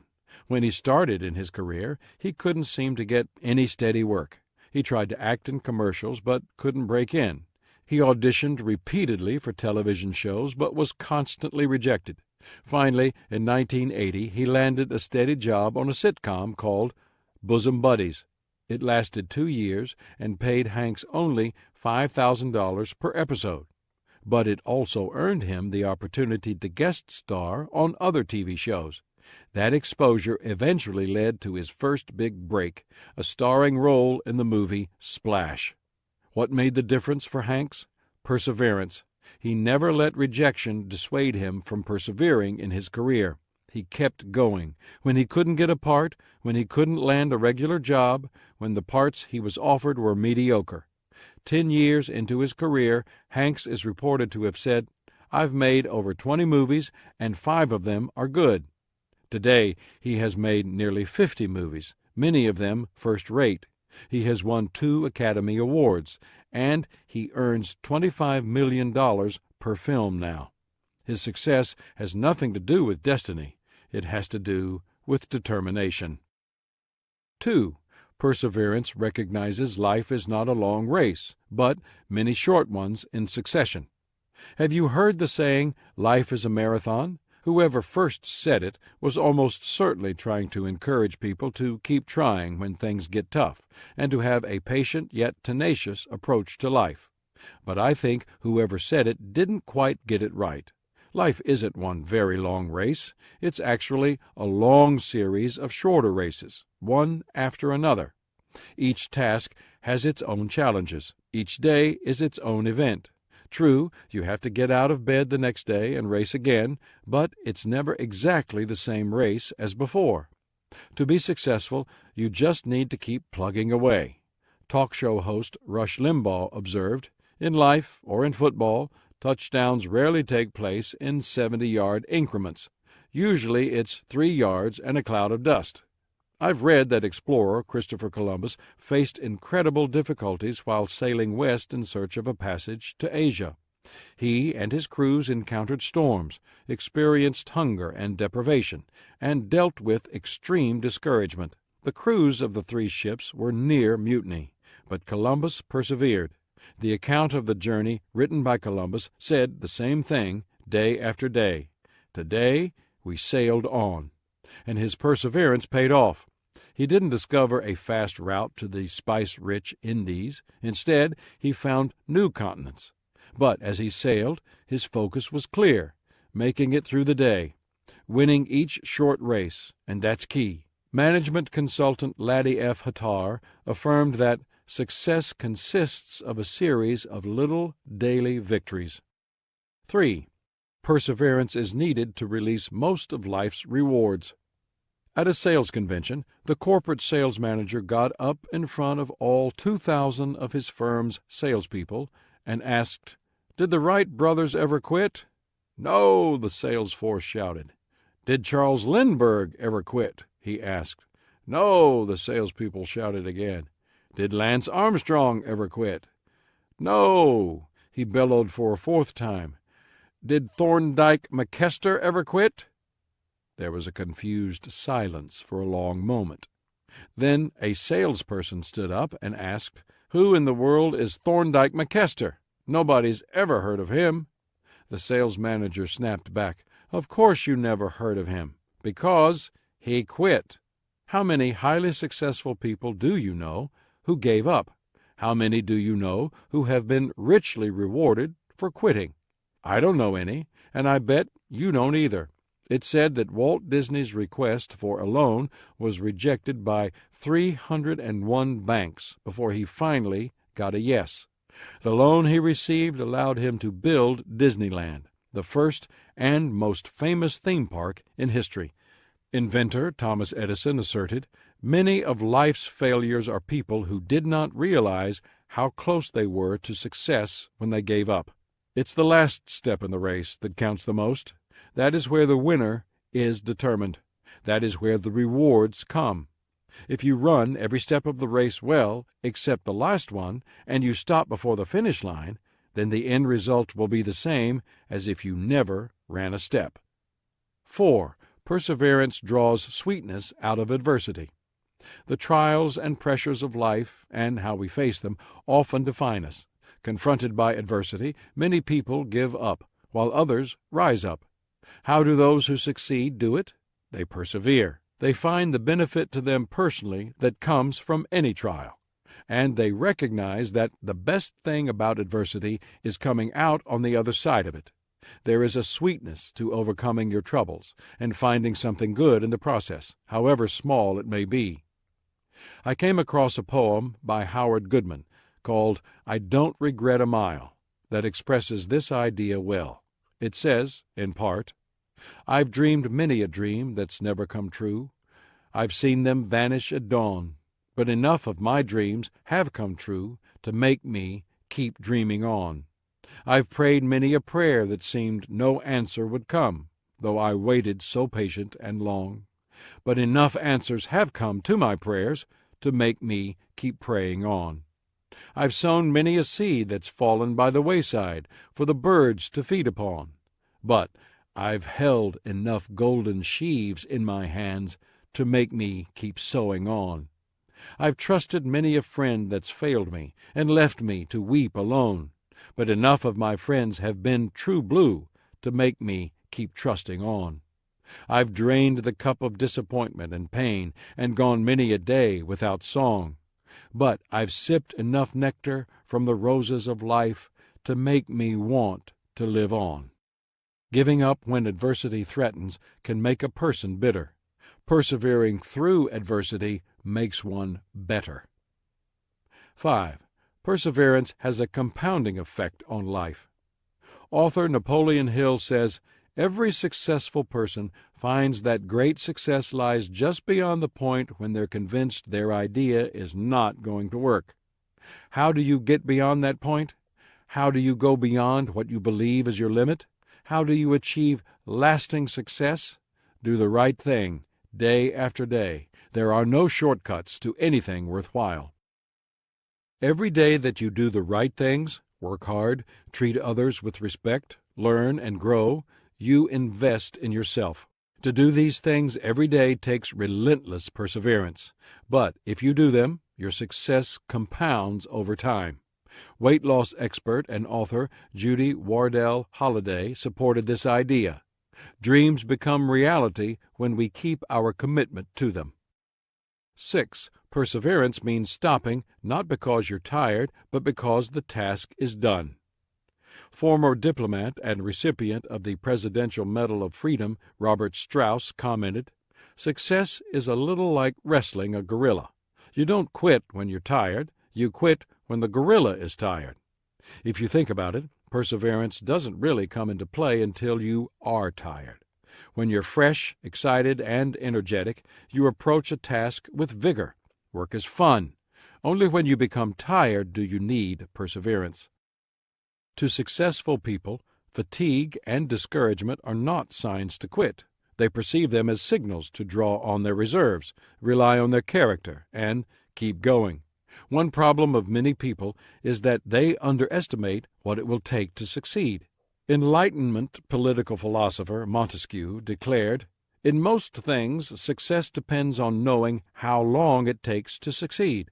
When we have counted the cost of success, we approach challenges with mere interest. What is really required is total commitment, and that makes all the difference. 7. Perseverance doesn't demand more than we have, but all that we have. Author Frank Tiger observed, "In every triumph there is a lot of try." But perseverance means more than trying.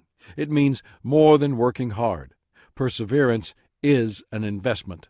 It is a willingness to bind oneself emotionally, intellectually, physically, and spiritually to an idea or task until it has been completed.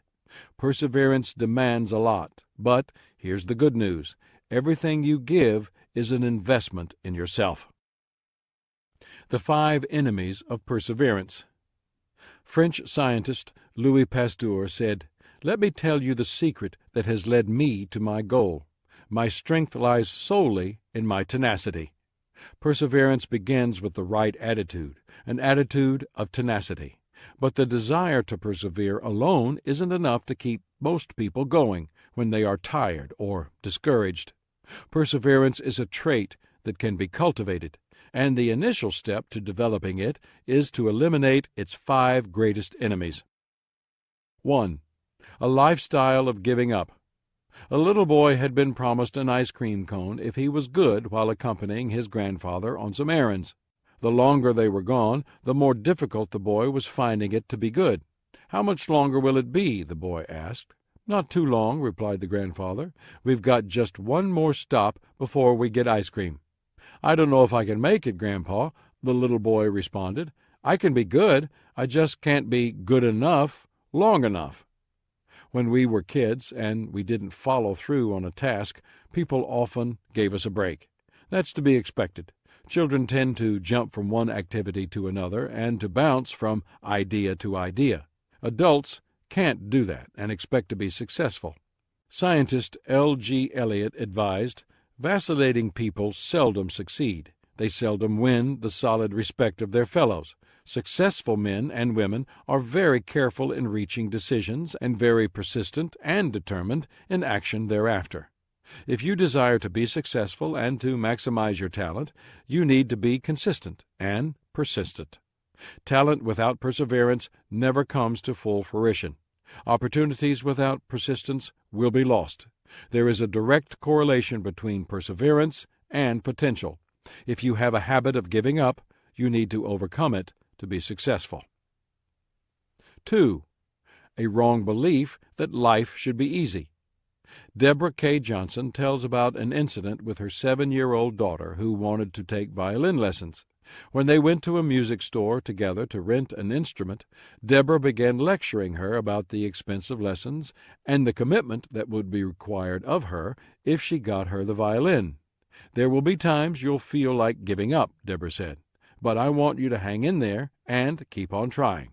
Her daughter nodded and, in her most serious voice, responded, "It will be just like marriage, right, Mom?" Having the right expectations going into anything is half the battle. John C. Norcross, a clinical psychologist and professor at the University of Scranton, has studied people and their goals, and he has found a characteristic that distinguishes those who reach their goals from those who don't: expectations. Both types of people experience the same amount of failure during the first month they strive for their goals, but members of the successful group don't expect to succeed right away, and they view their failures as a reason to recommit and a reminder to refocus on their goals with more determination. Norcross says, "Those who are unsuccessful say a relapse is evidence that they can't do it." 3. A wrong belief that success is a destination. The NBA's Pat Riley has won many championships as a basketball coach. In his book, The Winner Within, he writes, "Complacency is the last hurdle any winner, any team must overcome before attaining potential greatness. Complacency is the success disease. It takes root when you're feeling good about who you are and what you've achieved. It's ironic, but past success can be the fiercest enemy to future success." In February 2006, I was invited to join some friends who were going to the Super Bowl on a private plane. I sat next to Lester Warner, the owner of the plane and a very successful entrepreneur and businessman. He started investing in real estate when he was a teenager, helped build one of the finest turf grass companies in the country in his 20s and 30s, and now, in his 40s, is the chairman of Warner Holdings, with investments in agriculture, real estate, and financial securities. Within minutes we were engaged in conversation, and one of the questions I asked him was how he maintained success after having achieved it. Lester described a day when he came to the realization that he had made it, and he started to wonder what was next for him. I started to change, Lester explained. I went from thinking, why not, about every opportunity that approached me to thinking, but why, when an opportunity arose. I lost the hunger. When Lester stopped seizing opportunities, the opportunities began drying up, and he hit a plateau. How did you break out of it? I asked. The first thing was to recognize that I was on a plateau. The second was to close the door on yesterday's success, he answered. Once I did that, I was able to take steps to change, to begin going after opportunities again. I told Lester that I found that people tend to celebrate and then to relax when they see success as a destination. It's good to celebrate and even take a rest, Lester responded, but not for long. We must close the door on yesterday's success. If you think you have arrived, then you're in trouble. As soon as you think you no longer need to work to make progress, you'll begin to lose ground. 4. A lack of resiliency. Harvard professor of psychiatry George E. Vaillant, in his book Aging Well, identifies resiliency as a significant characteristic of people who navigate the many transitions of life from birth to old age. He writes, resilience reflects individuals who metaphorically resemble a twig with a fresh green living core. When twisted out of shape, such a twig bends, but it does not break. Instead, it springs back and continues growing. That's an excellent description of how we must be if we desire to persevere through adversity and make the most of the talent we have. We must not become dry, brittle, and inflexible, and we must endeavor to bounce back, no matter how we may feel. We would be wise to remember the words of former NBA player, coach, and executive Jerry West. You can't get much done in life if you only work on the days you feel good. 5. A lack of vision. Everything that is created is actually created twice. First, it is created mentally, then it is created physically. Where does that mental creation come from? The answer is vision. People who display perseverance keep a larger vision in mind as they toil away at their craft or profession. They see in their mind's eye what they want to create or to do, and they keep working toward it as they labor. For example, years ago I read an account of an amateur golfer who played around with Sam Snead, member of the World Golf Hall of Fame, recipient of the PGA Tour Lifetime Achievement Award, and three-time captain of the U.S. Ryder Cup team. On the first hole, Snead shot a 7, 3 over par, an unusually poor score for a golfer of his caliber. As the pair exited the green, Snead didn't seem to be bothered by his triple bogey. When his amateur companion asked Snead about it, he responded, "That's why we play 18 holes." Snead's vision of the big picture helped him to maintain perspective, remain resilient, and persevere. By the end of the round, Snead finished 4 strokes under par. Talent plus perseverance equal a talent plus person, putting the talent plus formula into action. Clearing away the 5 enemies of perseverance is a preliminary step to becoming a talent plus person in the area of perseverance. Right thinking always precedes right action. If you want to be able to sustain your talent, then take the following steps. Purpose. Find one. Rich DeVos, owner of the NBA's Orlando Magic, remarked, "Persistence is stubbornness with a purpose." It is very difficult for people to develop perseverance when they lack a sense of purpose. Conversely, when one has a passionate sense of purpose, energy rises, obstacles become incidental, and perseverance wins out. Perhaps you've seen America's Most Wanted, the television program that recreates the crime stories and encourages viewers to help authorities locate and capture the criminals who are wanted for these often violent crimes. The program's host is John Walsh. Many people think he is an actor or journalist, a television professional hired to host the show, but he isn't. and his story is quite remarkable. Walsh owned his own company, and along with 3 partners, he built deluxe hotels. But one day his 6-year-old son, Adam, disappeared. The child had been abducted, but because there was no evidence of a crime, the authorities were slow to help Walsh and his wife find their only child. They searched for 16 days. Tragically, by the time he was found, it was too late. He was dead. Walsh's life was thrown into chaos. He lost 30 pounds, his house went into foreclosure, and he lost his business. He just couldn't bring himself to return to his work. He had lost all hope. Then one day, Dr. Ronald Wright, the county coroner, looked at Walsh and asked, "You're thinking about suicide, aren't you?" "What do I have to live for?" Walsh replied. "I have nothing. My only child has been murdered. I can't even talk to my wife. I have no job.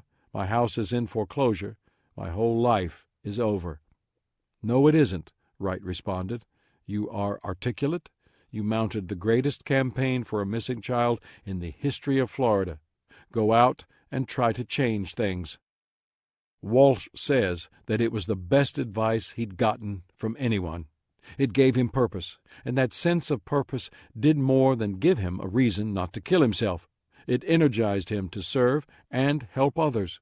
In 1988, he began hosting America's Most Wanted. The show has been responsible for the capture of hundreds of fugitives, including 14 who were on the FBI's 10 most wanted lists. If you want to maximize your talent as a Talent Plus person, you need to find your purpose. That is the only way you'll be able to persevere, as John Walsh did, even when facing the most difficult circumstances. Excuses. Eliminate them. One of the most striking things that separates people who sustain their success from those who are only briefly or never successful is their strong sense of responsibility for their own actions. It is easier to move from failure to success than it is from excuses to success. According to Bruce Nash, author of a series of Hall of Shame books on sports figures, one notorious person for making excuses was Raphael Septien, former place kicker for the NFL's Dallas Cowboys. Nash writes, "We're all guilty of using excuses. When we do, we place ourselves in the company of great sports heroes. Take Raphael Septien, for example. Raphael Septien has no peers when it comes to making up lame-brained excuses for missed field goals. Among the excuses, perhaps tongue-in-cheek, that Septien offered, I was too busy reading my stats on the scoreboard. The grass was too tall. Texas Stadium doesn't even have grass. Its surface is artificial turf. The 30-second clock distracted me. My helmet was too tight, and it was squeezing my brain. I couldn't think. No wonder I missed. You placed the ball upside down," said to his holder. If you want to maximize and sustain your talent, don't allow yourself to offer excuses when you don't perform at the best of your ability. Instead, take complete responsibility for yourself and your actions. And keep in mind the words of George Washington Carver, who said, 99% of failures come from people who have the habit of making excuses.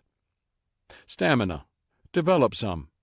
Former world heavyweight champion boxer Muhammad Ali, called the greatest, asserted, "Champions aren't made in gyms. Champions are made from something they have deep inside them, a desire, a dream, a vision. They have to have last-minute stamina. They have to be a little faster. They have to have the skill and the will. But the will must be stronger than the skill." All people who achieve and maintain success possess stamina. Truly, stamina is a key to perseverance, and perseverance is a key to becoming a Talent Plus person.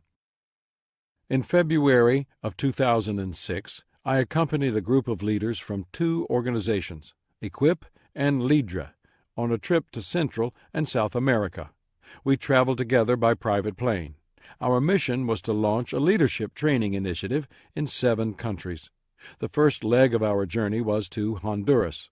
We were scheduled to train a group of leaders there at a conference, and part of our plan was to have leadership books available for anyone who might want to buy them. Abraham Diaz, who works with Marcos Witt at Lidra, took charge of working out the details of getting the books through customs in Guatemala and then on to Honduras, which we needed to happen in one day in order for them to make it to the conference on time the next day.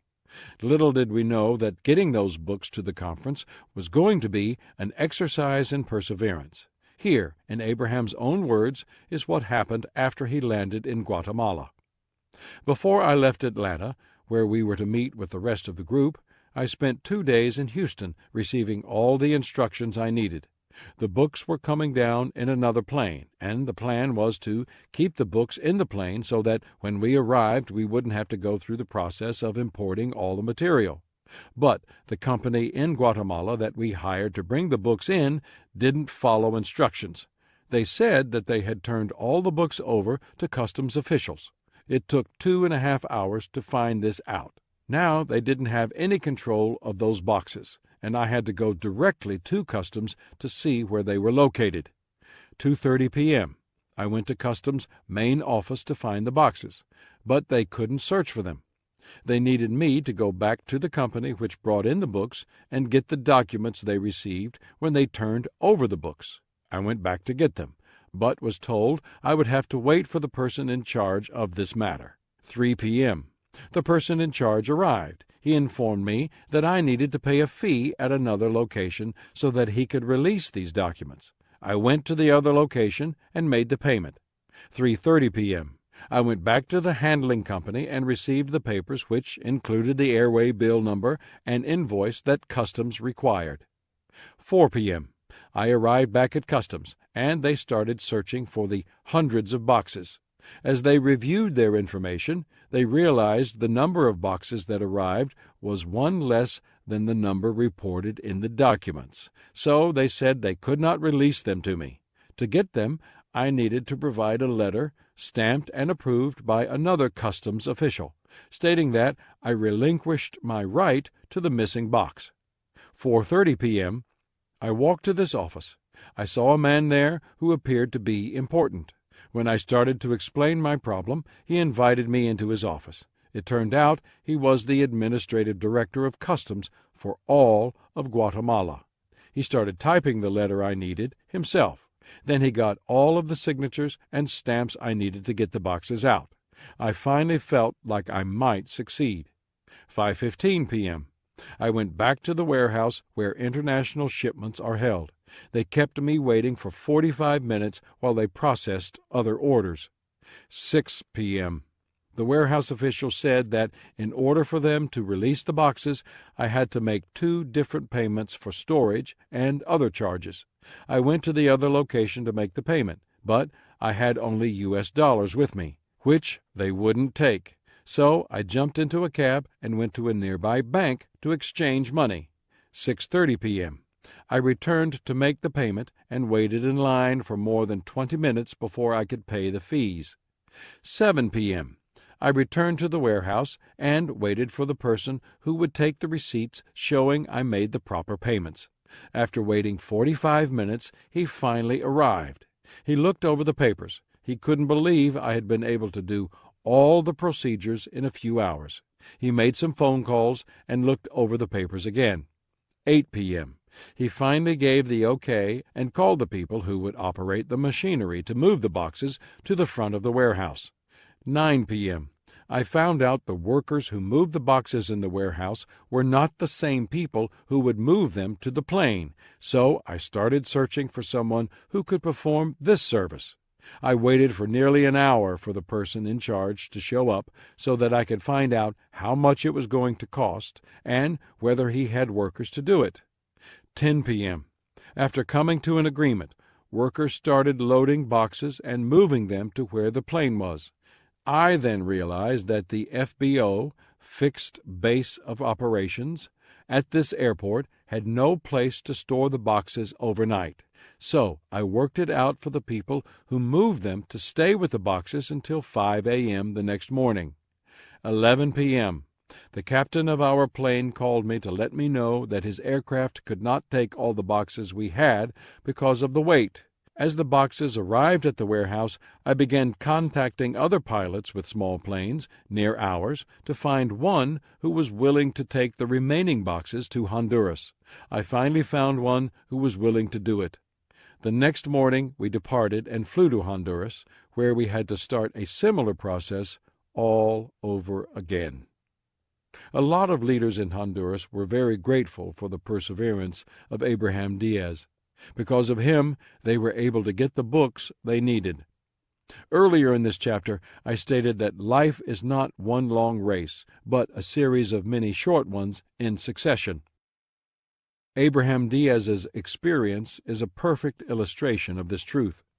On that day in Guatemala, he ran race after race for 8.5 hours, and the official who finally gave the okay to him was amazed that he had been able to do it. The next day he ran another race, and the day after that. Abraham is a talented leader. He demonstrates the number one characteristic of good leaders, the ability to make things happen. That takes perseverance. That's true no matter what your talent is or what skills you possess.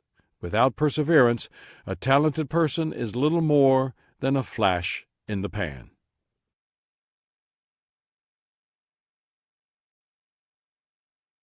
Chapter 8. Courage tests your talent. In times of extreme danger or stress, such as during war or disaster, but it is much larger than that, and more ordinary than we think. Courage is an everyday virtue. Professor, writer, and apologist C.S. Lewis wrote, "Courage is not simply one of the virtues, but the form of every virtue at its testing point." You can do nothing worthwhile without courage. The person who exhibits courage is often able to live without regrets. British Bulldog. When I think about people whose talent was elevated and tested by their courage, one individual who immediately comes to mind is Winston Churchill. As a young man, Churchill anticipated greatness for himself. While he was in school at Harrow at age 16, Churchill's response to a classmate's queries about his future were bold. "I can see vast changes coming over a now peaceful world," said the teenage Churchill. "Great upheavals, terrible struggles, wars such as one cannot imagine, and I tell you London will be in danger, London will be attacked, and I shall be very prominent in the defense of London. In the high position I shall occupy, it will fall to me to save the capital, to save the empire." The vision Churchill had of his role was remarkably on target. After Europe fell to the Nazis, Great Britain stood alone against them for 2 years, with Churchill as their leader. He defied Hitler and continually rallied the people of the nation while they suffered under repeated German bombings and faced the threat of a possible German invasion. In the 1930s, prior to war, Britain's strategy had been to appease Hitler. All during that time, Churchill vocally expressed his opposition to such actions.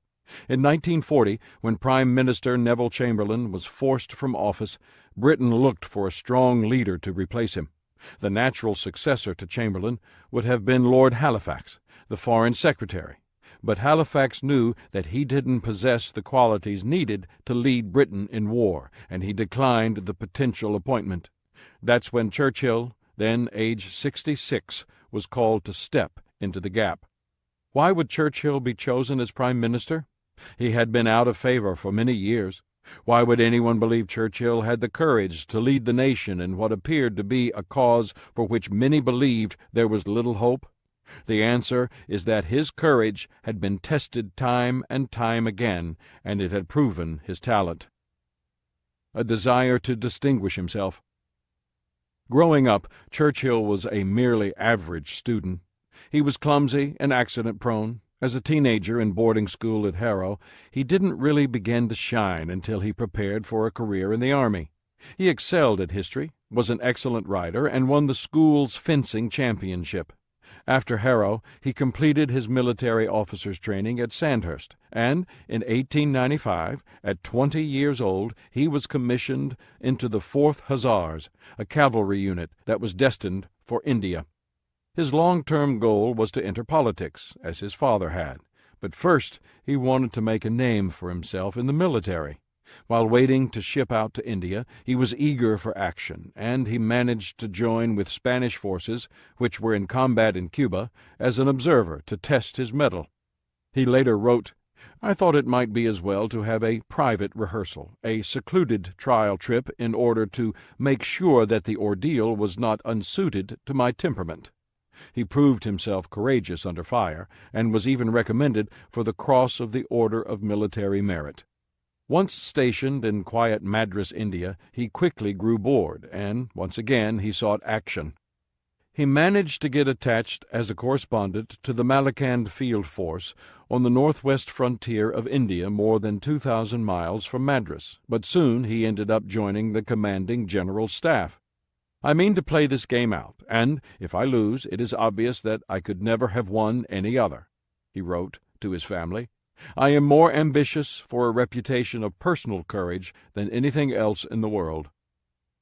A history of courage. He didn't have to wait long to begin proving himself. He saw battle twice. The first time the unit was attacked, Churchill was under fire for 13 hours.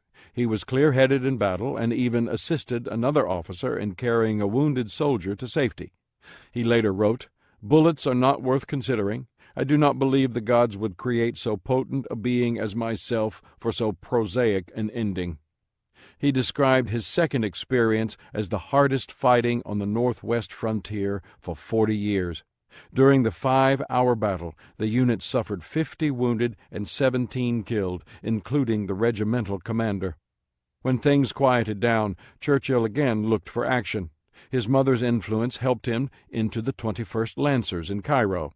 With them, he participated in what's been called the last great cavalry charge in the history of the British Army. His unit was on reconnaissance that day near Khartoum and spotted 150 enemy spearmen. The British charged them, only to find that they had ridden into a trap. They ended up in fierce hand-to-hand combat. Within 2 minutes, 119 of the British Army's horses were wounded. 21 of their force were killed, and 50 more were wounded. Churchill fought valiantly, and his unit was victorious. In 1899, Churchill was ready to start his political career. He resigned from the army and ran for a seat in Parliament. He lost. Later that year, when war broke out in South Africa, Churchill went there to cover it as a correspondent for the Morning Post. 2 weeks later, as he traveled with troops on an armored train, rebels attacked and derailed it. Churchill calmly took charge and rallied the troops. He helped to clear the rails, allowing the locomotive and tender to escape with the wounded. Then he went back to try to help the troops' commander, only to be captured. He was taken to a temporary prison in Pretoria. But Churchill refused to give in to defeat. After a month of captivity, he made a daring escape from the prison. He climbed over the prison wall and hopped a freight train. The Boer rebels posted a reward for his capture, dead or alive, but Churchill managed to make it to Durban. When he arrived there, he found that he had become a national hero and an international celebrity. After a 6-month stint in the South African Light Horse, an irregular cavalry regiment, he returned to England, where he once again ran for Parliament. This time he won. He was 26 years old.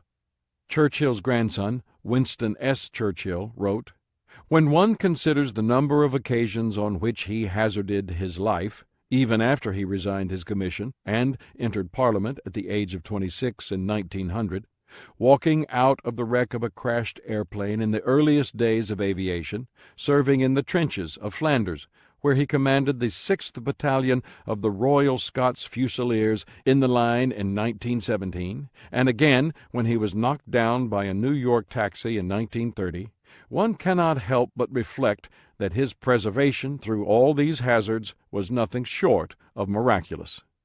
So, when Winston Churchill was chosen to be Prime Minister in 1940, people who knew him understood what the country was getting. His courage, toughness, and talent had been well tested. His entire life had prepared him for what he would face during those 5 war years, and his performance didn't disappoint. Why does talent need courage? The stakes were high for Churchill as he carried out his duties as Prime Minister. He was doing more than just defending London and the Empire, though those responsibilities were obviously monumental.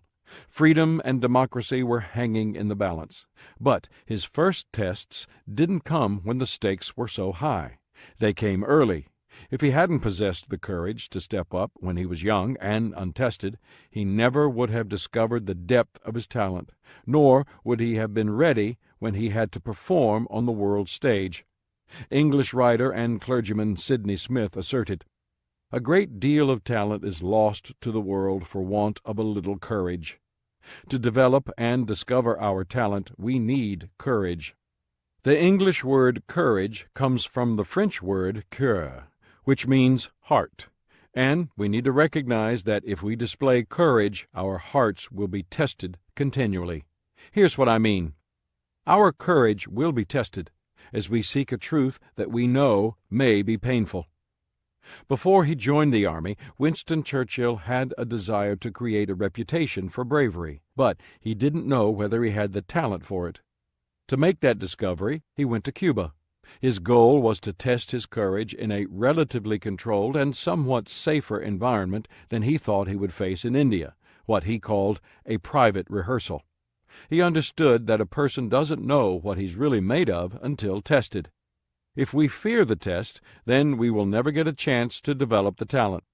Most of us will never be asked to face flying bullets in a physical battle. Often our tests are much more private and involve an internal battle, and many people find that painful. Pulitzer Prize-winning columnist Herbert Ager said, "The truth that makes men free is for the most part the truth which men prefer not to hear." In order to grow, we need to face truths about ourselves, and that is often a difficult process. It usually looks something like this. The issue. Often it is something we do not want to hear about. The temptation. We want to ignore it, rationalize it, spin it, or package it. The decision. To grow, we must face the truth and make personal changes. The challenge. Change is not easy. Our decision to change will be tested daily. The response. Others will be slow to acknowledge it. They will wait to see if our behavior changes. The respect. Respect is always gained on difficult ground, and it comes from others only when our behavior and words match. Winston Churchill said, "Courage is what it takes to stand up and speak. Courage is also what it takes to sit down and listen." It takes a brave person to listen to unpleasant truths. I have to admit that this has been a challenging area for me. I find it much easier to cast vision, motivate people, and lead the charge than to sit, listen to others speak truth, humble myself, and respond appropriately. But I am continuing to work on it. Our courage will be tested when change is needed, but inactivity is more comfortable. Being inactive and never leaving what is familiar may mean that you are comfortable, but having the willingness to continually let go of the familiar means that you are courageous. American historian James Harvey Robinson asserted, "Greatness, in the last analysis, is largely due to bravery.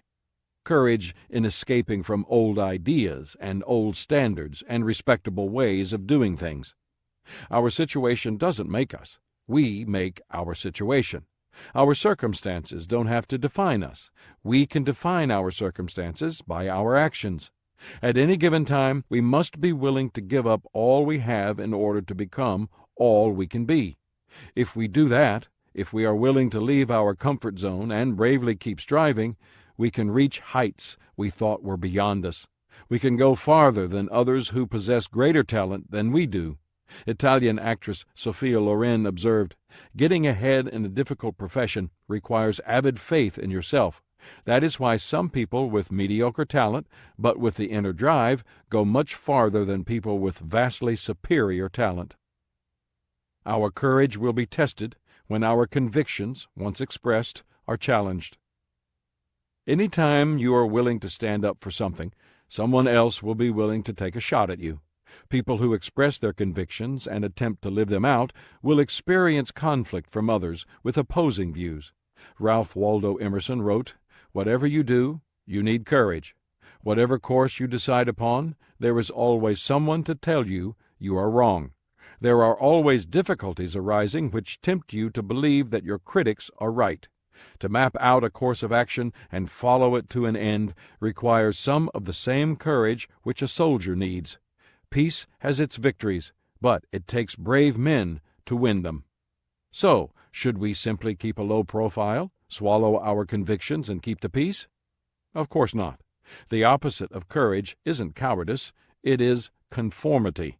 It's not enough just to believe in something. We need to live for something. Howard Hendricks said, "A belief is something you will argue about. A conviction is something you will die for." You cannot really live unless there are things in your life for which you are willing to die. Our courage will be tested when learning and growing will display our weakness. Learning and growing always require action, and action takes courage, especially in the weak areas of our lives. That is where fear most often comes into play. It's easy to be brave in an area of strength. It's much more difficult in an area of weakness.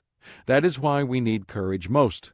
General Omar Bradley remarked, "Bravery is the capacity to perform properly even when scared half to death." When I am striving to learn and grow in an area of weakness, and I am afraid of failing or looking foolish, I encourage myself with these quotes. "Courage is fear holding on a minute longer." George S. Patton. "The difference between a hero and a coward is one step sideways." Gene Hackman. "Courage is fear that has said its prayers." Karl Barth. "Courage is doing what you're afraid to do. There can be no courage unless you're scared." Eddie Rechenbacher. "Courage is being scared to death, but saddling up anyway." John Wayne.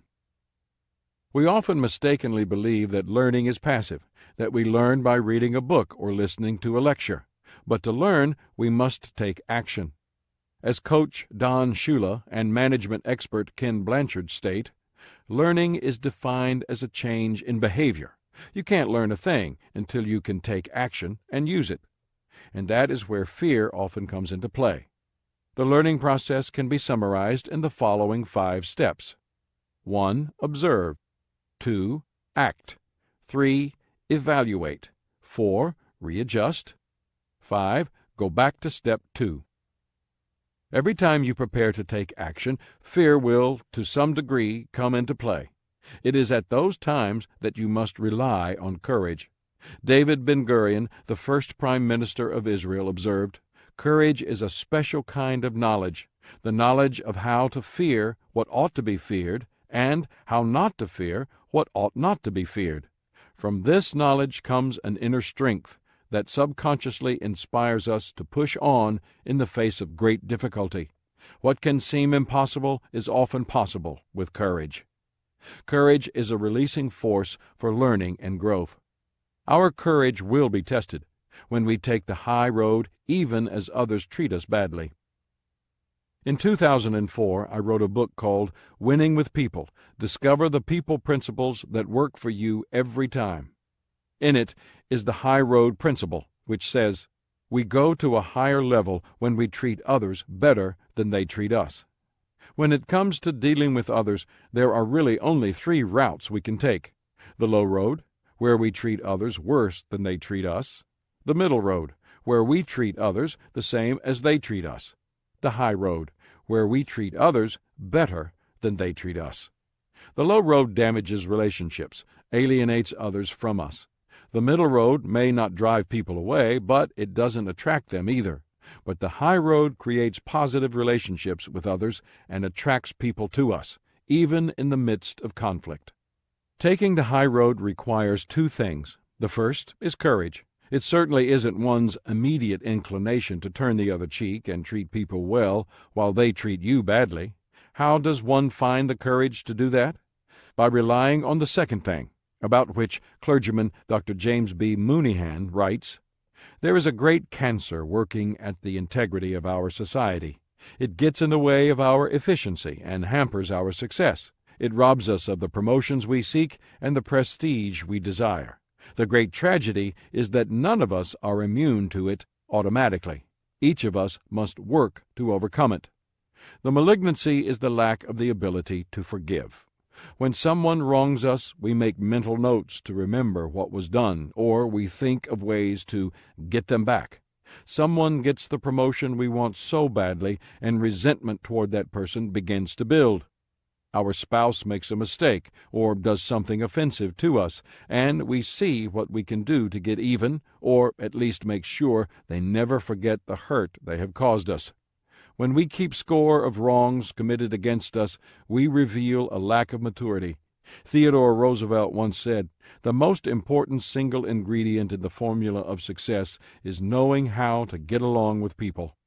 Those who do not forgive are persons who have not yet learned this truth, and they are usually unsuccessful people. If you wish to improve this area of your life, here are some things that should help. First, practice forgiving. Secondly, think good thoughts of those persons. It is difficult to have hostile feelings toward one in whom you see good. Finally, let people know, through your actions, that you are one who can forgive and forget. This will gain respect for you. Remember this: committing an injury puts you below your enemy. Taking revenge only makes you even with him, but forgiving him sets you above. No one makes the most of his talent in isolation. Becoming your best will require the participation of other people. When you take the high road with others, you make yourself the kind of person others want to work with, and you put yourself in the best position to help others at the same time. Our courage will be tested when being out front makes us an easy target. Many people admire leaders and innovators. Organizations give them honors, historians write books about them, sculptors chisel their images on the face of mountains. However, while many people lift leaders up, others want to knock them down.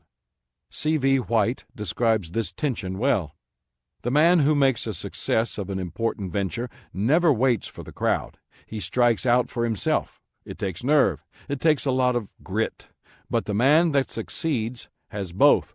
Anyone can fail. The public admires the man who has enough confidence in himself to take the chance. These chances are the main things, after all. The man who tries to succeed must expect to be criticized.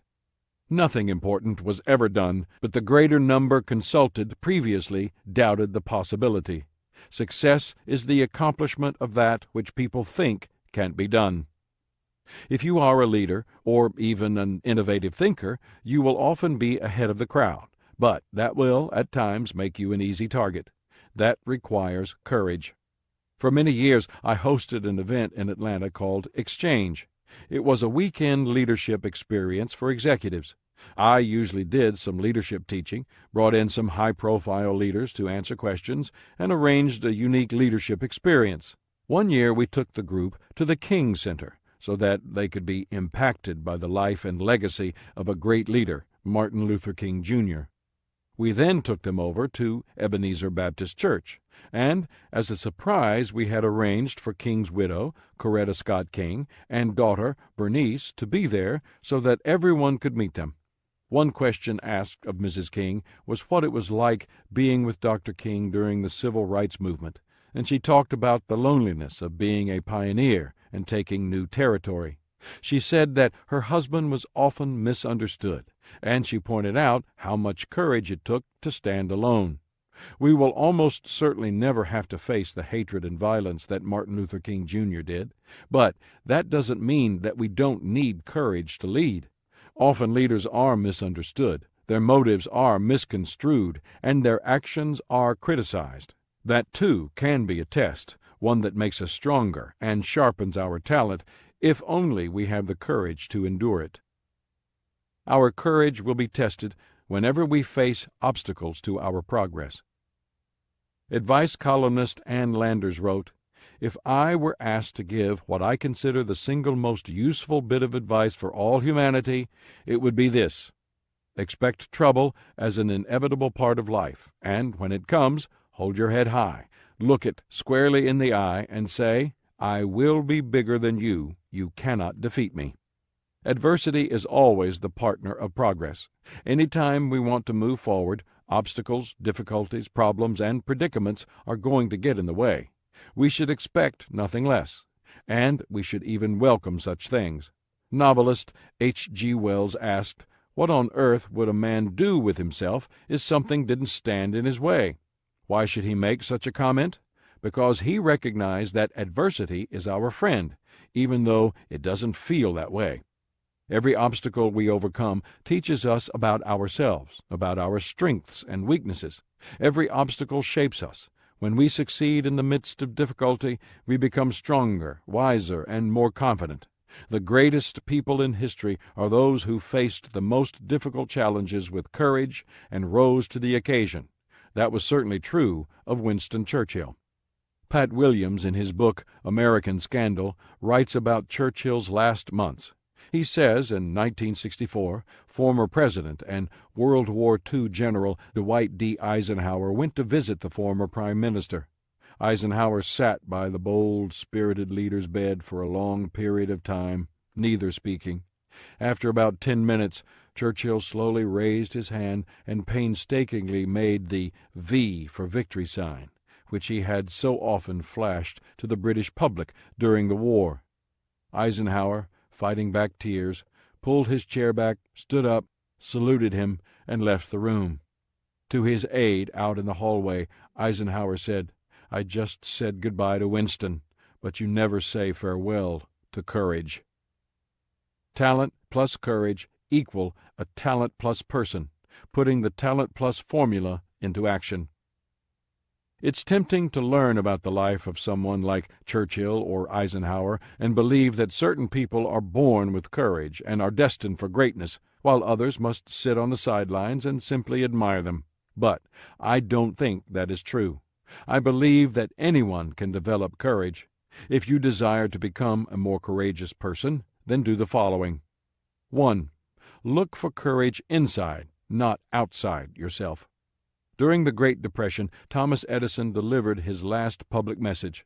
In it, he said, "My message to you is this: be courageous. I have lived a long time. I have seen history repeat itself again and again. I have seen many depressions in business. Always America has come out stronger and more prosperous. Be as brave as your fathers before you. Have faith. Go forward."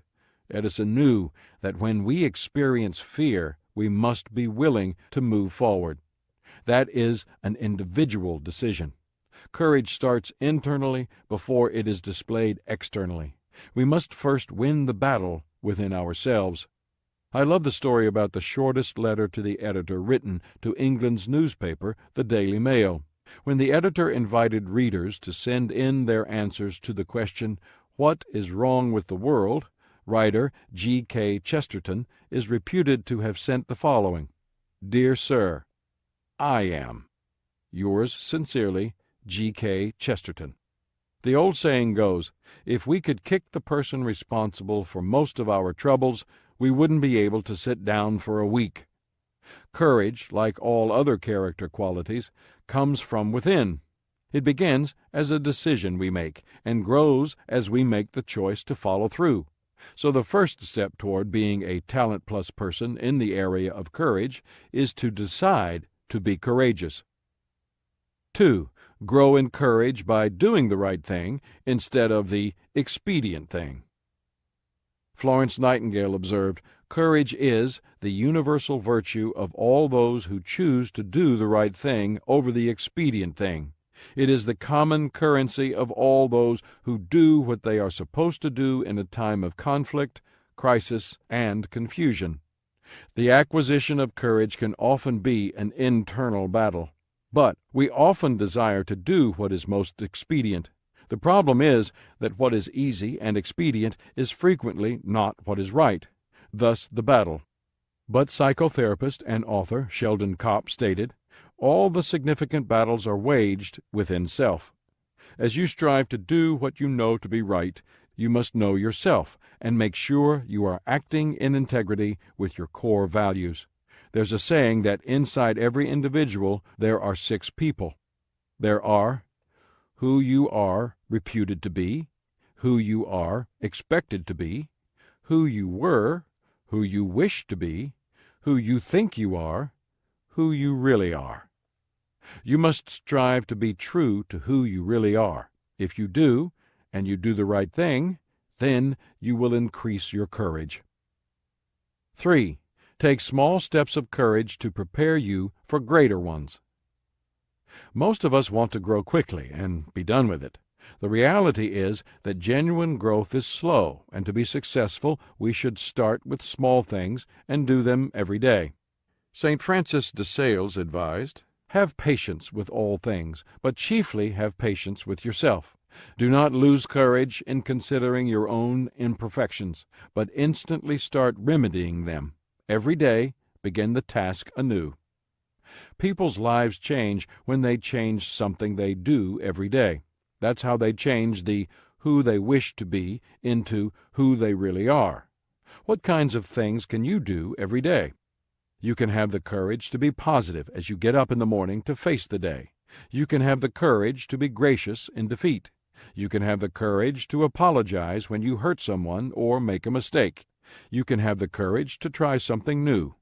Any small thing. Each time you display bravery of any kind, you make an investment in your courage. Do that long enough, and you will begin to live a lifestyle of courage.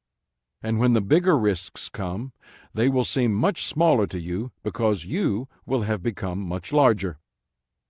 4. Recognize that a leadership position won't give you courage, but courage can make you a leader. In my years of teaching leadership, I have found many people who believed that if only they could receive a title or be given a position, that would make them a leader. But life doesn't work that way. Former British Prime Minister Margaret Thatcher remarked, "Being a leader is a lot like being a lady. If you have to tell people you are one, you aren't." The position doesn't make the leader makes the position. In similar fashion, people should not expect the acquisition of a leadership position to give them courage. However, any time people continually display courage, they will likely become leaders because others will look up to them, emulate them, and follow them. Jim Mulatto, president of the Willow Creek Association, describes leadership as the expression of courage that compels people to do the right thing. 5. Watch your horizons expand with each courageous act. The life you live will expand or shrink in proportion to the measure of courage you display. Those who are willing to take risks, explore their limits, face their shortcomings, and sometimes experience defeat will go farther than people who timidly follow the safe and predictable path. Founder of Success magazine, Orison Swett Marden, stated it this way: "The moment you resolve to take hold of life with all your might and make the most of yourself at any cost, to sacrifice all lesser ambitions to your one great aim, to cut loose from everything that interferes with this aim, to stand alone, firm in your purpose, whatever happens, you set in motion the divine inner forces the Creator has implanted in you for your own development. Live up to your resolve. Work at what the Creator meant you to work for, the perfecting of His plan, and you will be invincible. No power on earth can hold you back from success." If you want to become a talent plus person, you must show courage. There is no other way to reach your potential. When I began my leadership career, I was very ineffective as a leader. I believed I had talent. I had been able to influence and lead others at every phase of my school career. But when I got out into the real world, I fell far short of my expectations. My talent was being tested, and I was falling short. My problem was that I wanted to please everybody. Making people happy was the most important thing to me. The bottom line was that I lacked the courage to make right but unpopular decisions. How did I turn things around? By making small decisions that were difficult. With each one, I gained more confidence and more courage, and I began to change. The process took me 4 years. At the end of that time, I felt I had learned many valuable lessons, and I wrote the following to help me cement what I had learned. Courageous leadership simply means I've developed 1. Convictions that are stronger than my fears. 2. Vision that is clearer than my doubts. 3. Spiritual sensitivity that is louder than popular opinion. 4. self-esteem that is deeper than self-protection. 5. Appreciation for discipline that is greater than my desire for leisure. 6. Dissatisfaction that is more forceful than the status quo. 7. Poise that is more unshakable than panic. 8. Risk-taking that is stronger than safety-seeking. 9. Right actions that are more robust than rationalization. 10. A desire to see potential reached more than to see people appeased. You don't have to be great to become a person of courage. You just need to want to reach your potential and to be willing to trade what seems good in the moment for what's best for your potential. That's something you can do regardless of your level of natural talent. Chapter 9. Teachability expands your talent. We have a tough time with teachability. Why? Because talented people often think they know it all, and that makes it difficult for them to continually expand their talent. Teachability is not so much about competence and mental capacity as it is about attitude. It is the desire to listen, learn, and apply. It is the hunger to discover and grow. It is the willingness to learn, unlearn, and relearn. I love the way the Hall of Fame basketball coach John Wooden states it. It's what you learn after you know it all that counts. When I teach and mentor leaders, I remind them that if they stop learning, they stop leading. But if they remain teachable and keep learning, they will be able to keep making an impact as leaders. Whatever your talent happens to be, whether it's leadership, craftsmanship, entrepreneurship, or something else, you will expand it if you keep expecting and striving to learn. Talented individuals with teachable attitudes become talent-plus people. More than enough talent. Who is the most talented person who ever lived? There's really no way for us to make that determination. How would you even pick your criteria? What talent would you value? Intelligence, creativity, athletic prowess, musical ability, business acumen, artistic mastery, charisma, people skills, professional influence? You could make a strong argument for any of these criteria. But what if you used all of these characteristics to judge who was most talented? If you did, Leonardo da Vinci would probably be a strong candidate. Leonardo has been called Homo universalis, a universal man, for his incredible ability to master diverse disciplines. The term Renaissance man was coined for him because he embodied the rebirth movement and displayed so many talents. He was admired by his peers, by his protégés, and by the artists, scientists, and historians who have studied his life. Giorgio Vasari, author of the classic work The Lives of the Artists, captured the common opinion of Da Vinci when he wrote, "The greatest gifts often rain down upon human bodies through celestial influences as a natural process, and sometimes in a supernatural fashion a single body is lavishly supplied with such beauty, grace, and ability that wherever the individual turns, each of his actions is so divine that he leaves behind all other men and clearly makes himself known as a genius endowed by God, which he is, rather than created by human artifice."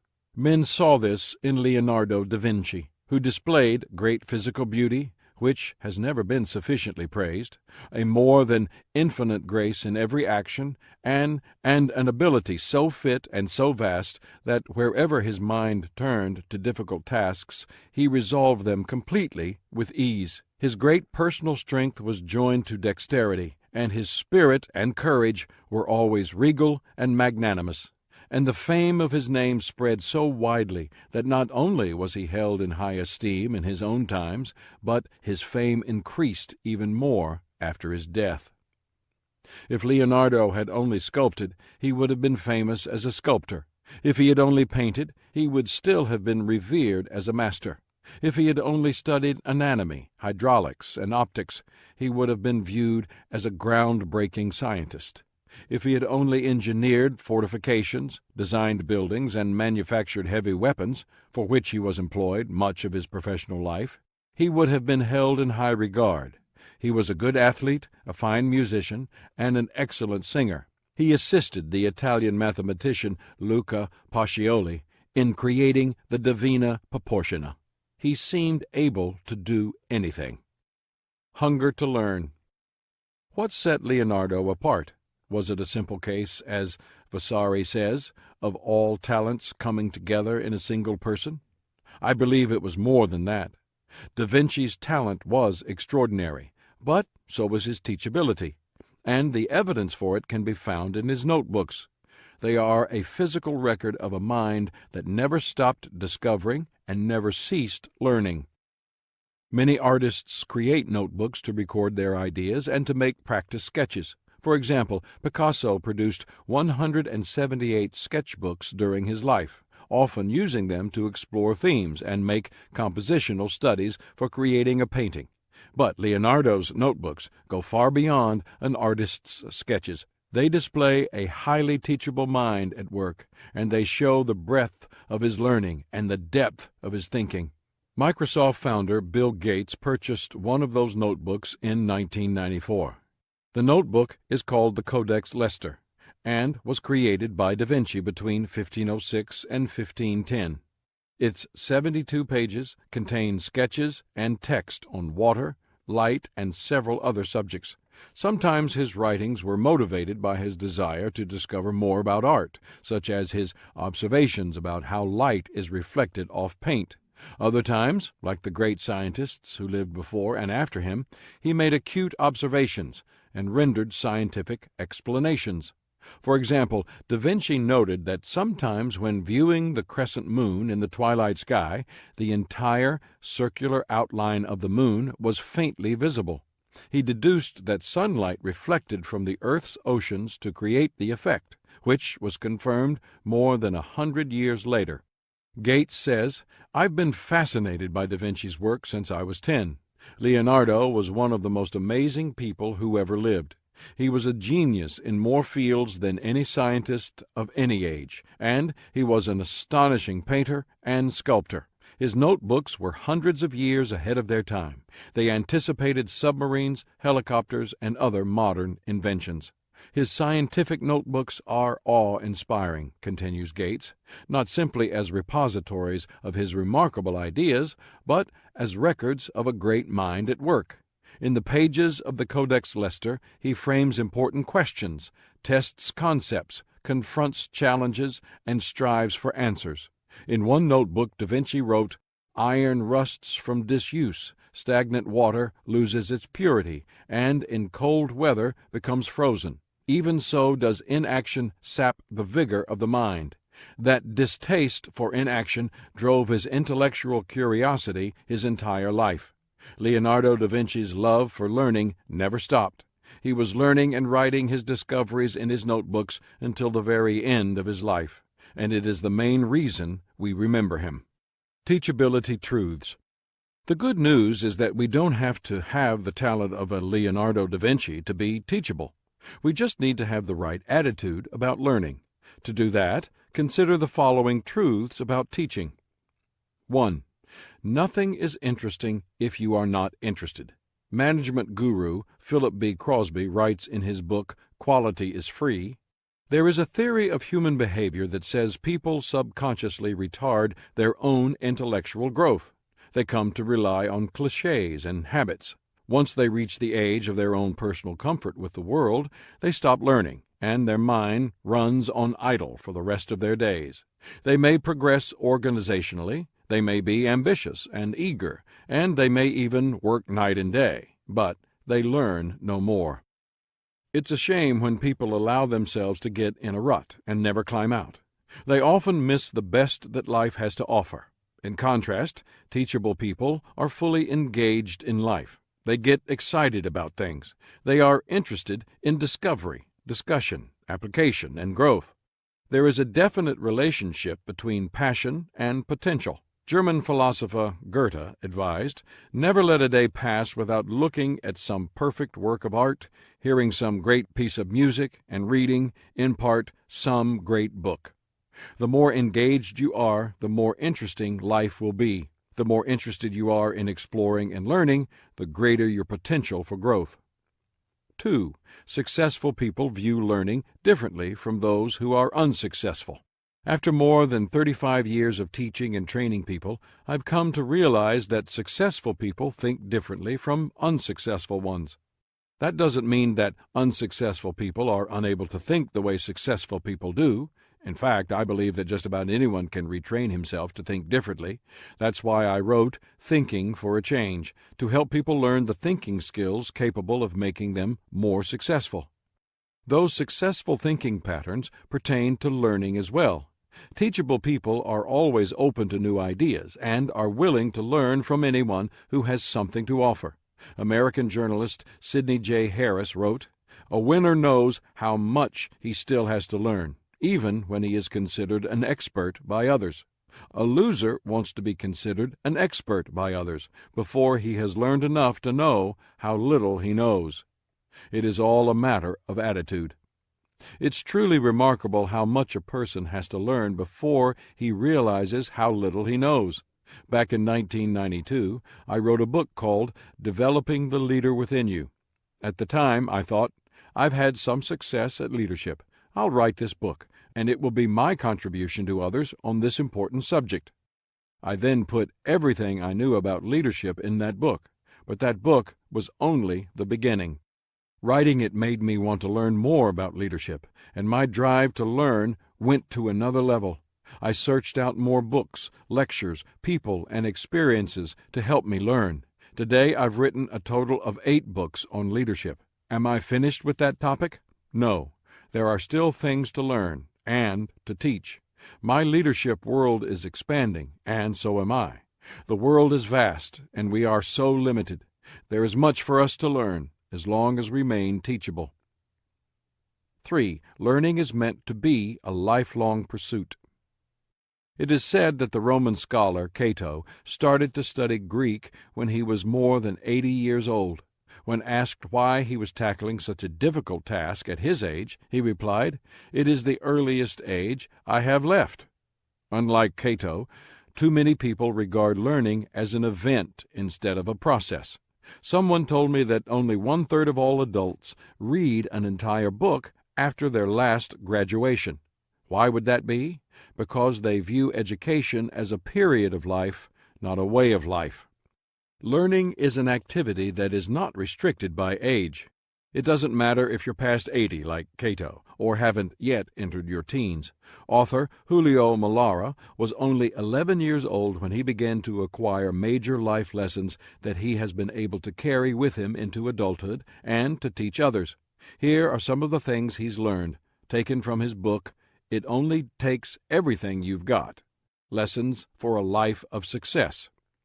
Here is a list of all the jobs you will not find on my resume, but lessons that have lasted a lifetime. Started cutting grass for profit at age 11. Lesson learned: it is important to give things a clean, professional look. Stock clerk at a local food store. Lesson learned: making sure that if I'm going to sell something, the merchandise needs to be in stock. Dishwasher at local restaurant. Lesson learned: somebody always has to do the job no one else wants to do. Also, most people have a lot of food on their plates. They do not finish what they start. A janitor at an office building. Lesson learned: the importance of cleanliness as it related to image. Fry and prep cook at a steakhouse. Lesson learned: the importance of preparation and the impact of the right presentation. Construction helping hand. Lug wood and supplies from one place to another. Lesson learned: I do not want to do this for the rest of my life. Sold newspaper subscription for daily paper. Lesson learned: the job of rejection. Had to knock on at least 30 doors before I ever sold one subscription. Shipping clerk at a plumbing supply house. Lesson learned: delivering your project or service on time is just as important as selling it. Breakfast cook at a 24-hour restaurant stop. Lesson learned: how to do 15 things at once. Also learned about the weird things people like to eat on their eggs. cleaned cars at detailing shop. Lesson learned, the importance of details, washing versus detailing. You can pay $15 just to wash the outside of the car, or $150 to clean the inside and out and cover all the details. Details are a pain, but details are valuable. Shoe salesman at a retail store. Lesson learned, to sell customers what they want and like. Also, learn to compliment people and be sincere. Busboy at a local diner. Lesson learned, people enjoy being served with a smile, and they love a clean table. Every stage of life presents lessons to be learned. We can choose to be teachable and continue to learn them, or we can be close-minded and stop growing. The decision is ours. 4. Talented people can be the toughest to teach.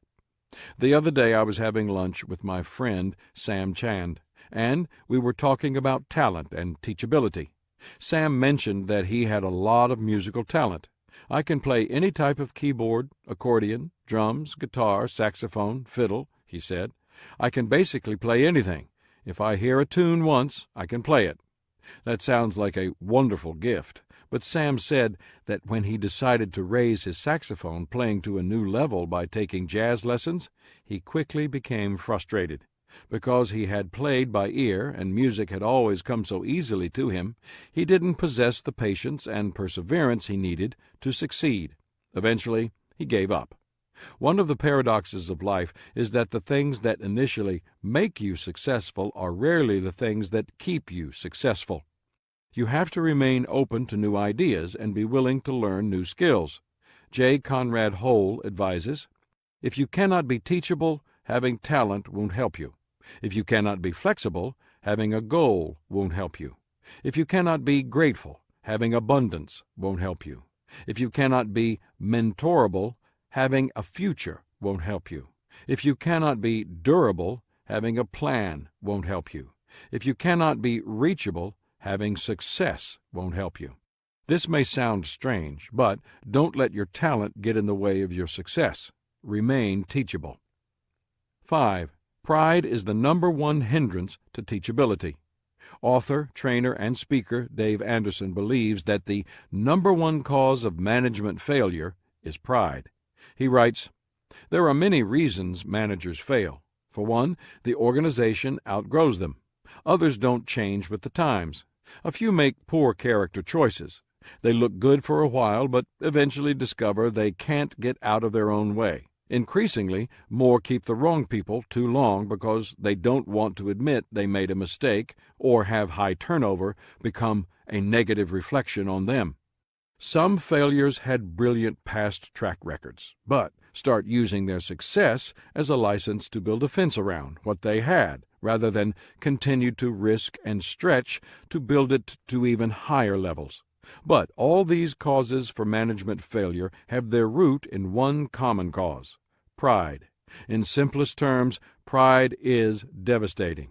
The pride that inflates your sense of self-worth and distorts your perspective of reality. While envy is the deadly sin that comes from feelings of inferiority, the deadly sin of pride comes from feelings of superiority. It creates an arrogance of success, an inflated sense of self-worth, accompanied by a distorted perspective of reality. Such an attitude leads to a loss of desire to learn and an unwillingness to change. It makes a person unteachable. The problems with pride. Pride is such a huge barrier to success and the development of talent that we need to examine it in greater detail. Here are just a few of the negative effects of pride as they relate to teachability. Pride closes our minds to new ideas. I've yet to meet a conceited, arrogant, or prideful person who possessed a teachable spirit. How about you? The writer of Proverbs observed, "Do you see a man who is wise in his own eyes? There is more hope for a fool than for him." Teachability, in its most fundamental form, is a willingness to open our minds to new ideas. Pride prevents that. Pride closes our minds to feedback. Stephen Covey comments, "It takes humility to seek feedback. It takes wisdom to understand it, analyze it, and appropriately act on it. I've already confessed to you that I have not always been a good listener, but I've learned over the years that I cannot do anything of real value alone. Achievement requires teamwork, and none of us is as smart as all of us.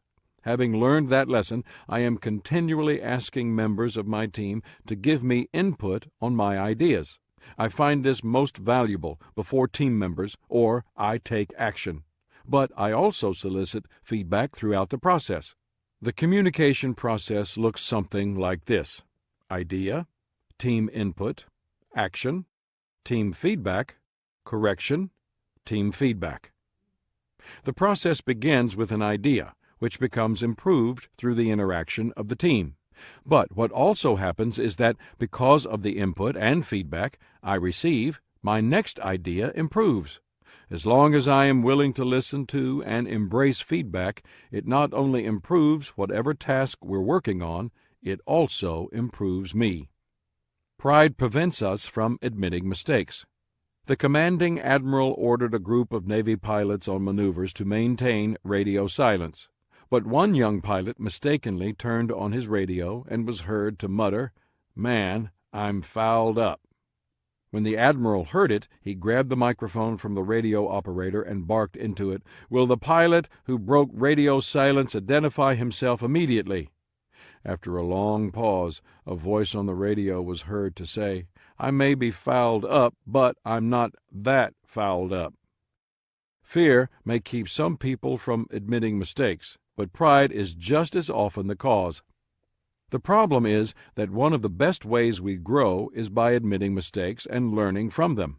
Writer William Belitho observed, "The most important thing in life is not to capitalize on our gains. Any fool can do that.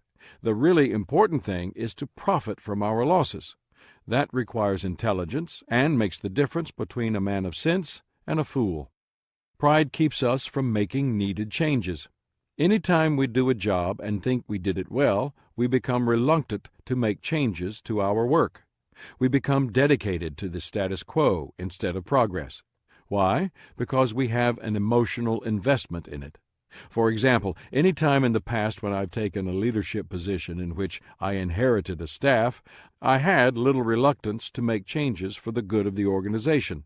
If someone wasn't doing the job and would not or could not grow and improve, I would replace him or her. However, if someone I selected was falling short, I was much slower to make the needed change. Pride caused me to defend what sometimes should not have been defended. When it comes to changing others, we want to do it immediately, but changing ourselves? Not so fast. That's a problem. How to overcome a pride problem? If pride is an obstacle to your growth, then you need to take some deliberate and strategic steps to overcome it. That may not be easy. Founding Father Benjamin Franklin observed, "There is perhaps not one of our natural passions so hard to subdue as pride.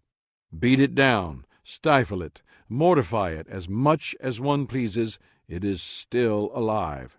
Even if I could conceive that I had completely overcome it, I should probably be proud of my humility." To start the process, here is what I suggest. 1. Recognize and admit your pride. The first and most difficult step in overcoming pride is recognizing that it's a problem, since those who are bound by it are often unaware of it. To defeat pride, we need to embrace humility, and few desire that. Writer and apologist C.S. Lewis remarked, "If anyone would like to acquire humility, I can, I think, tell him the first step. The first step is to realize that one is proud, and a biggish step, too. At least, nothing whatever can be done before it. If you think you are not conceited, you are very conceited indeed." To try to maintain perspective, I have carried a poem by Saxon White Kessinger with me. And when I'm starting to think that I'm really important, I pull it out and read it. The poem is called Indispensable Man.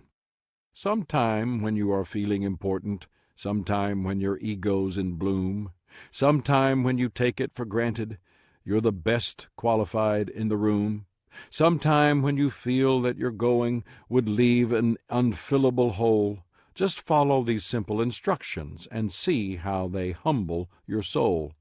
Take a bucket and fill it with water. Put your hand in it up to the wrist. Pull it out, and the hole that's remaining is a measure of how you'll be missed. You can splash all you wish when you enter. You can stir up the water galore, but stop and you'll find that in no time it looks quite the same as before. The moral of this quaint example is to do the best that you can. Be proud of yourself, but remember, there's no indispensable man.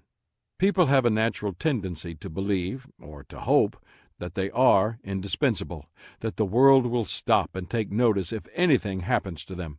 But I have to tell you, as someone who has presided over many funerals, life goes on. When someone dies, the family and friends closest to him grieve, but the rest of the people who attended the reception after the funeral are more worried about the potato salad than the dearly departed. So Kessinger's advice is really good. Do your best, but remember that no one is indispensable. 2. Express gratitude often. Once when I was chatting with Zig Ziglar, he told me that he thought the least expressed of all virtues is gratitude. I think that is true. I also think that it is the most appreciated expression by recipients. I think Oprah Winfrey's suggestion for cultivating gratitude is excellent. She says, keep a grateful journal. Every night, list 5 things that happened this day that you are grateful for.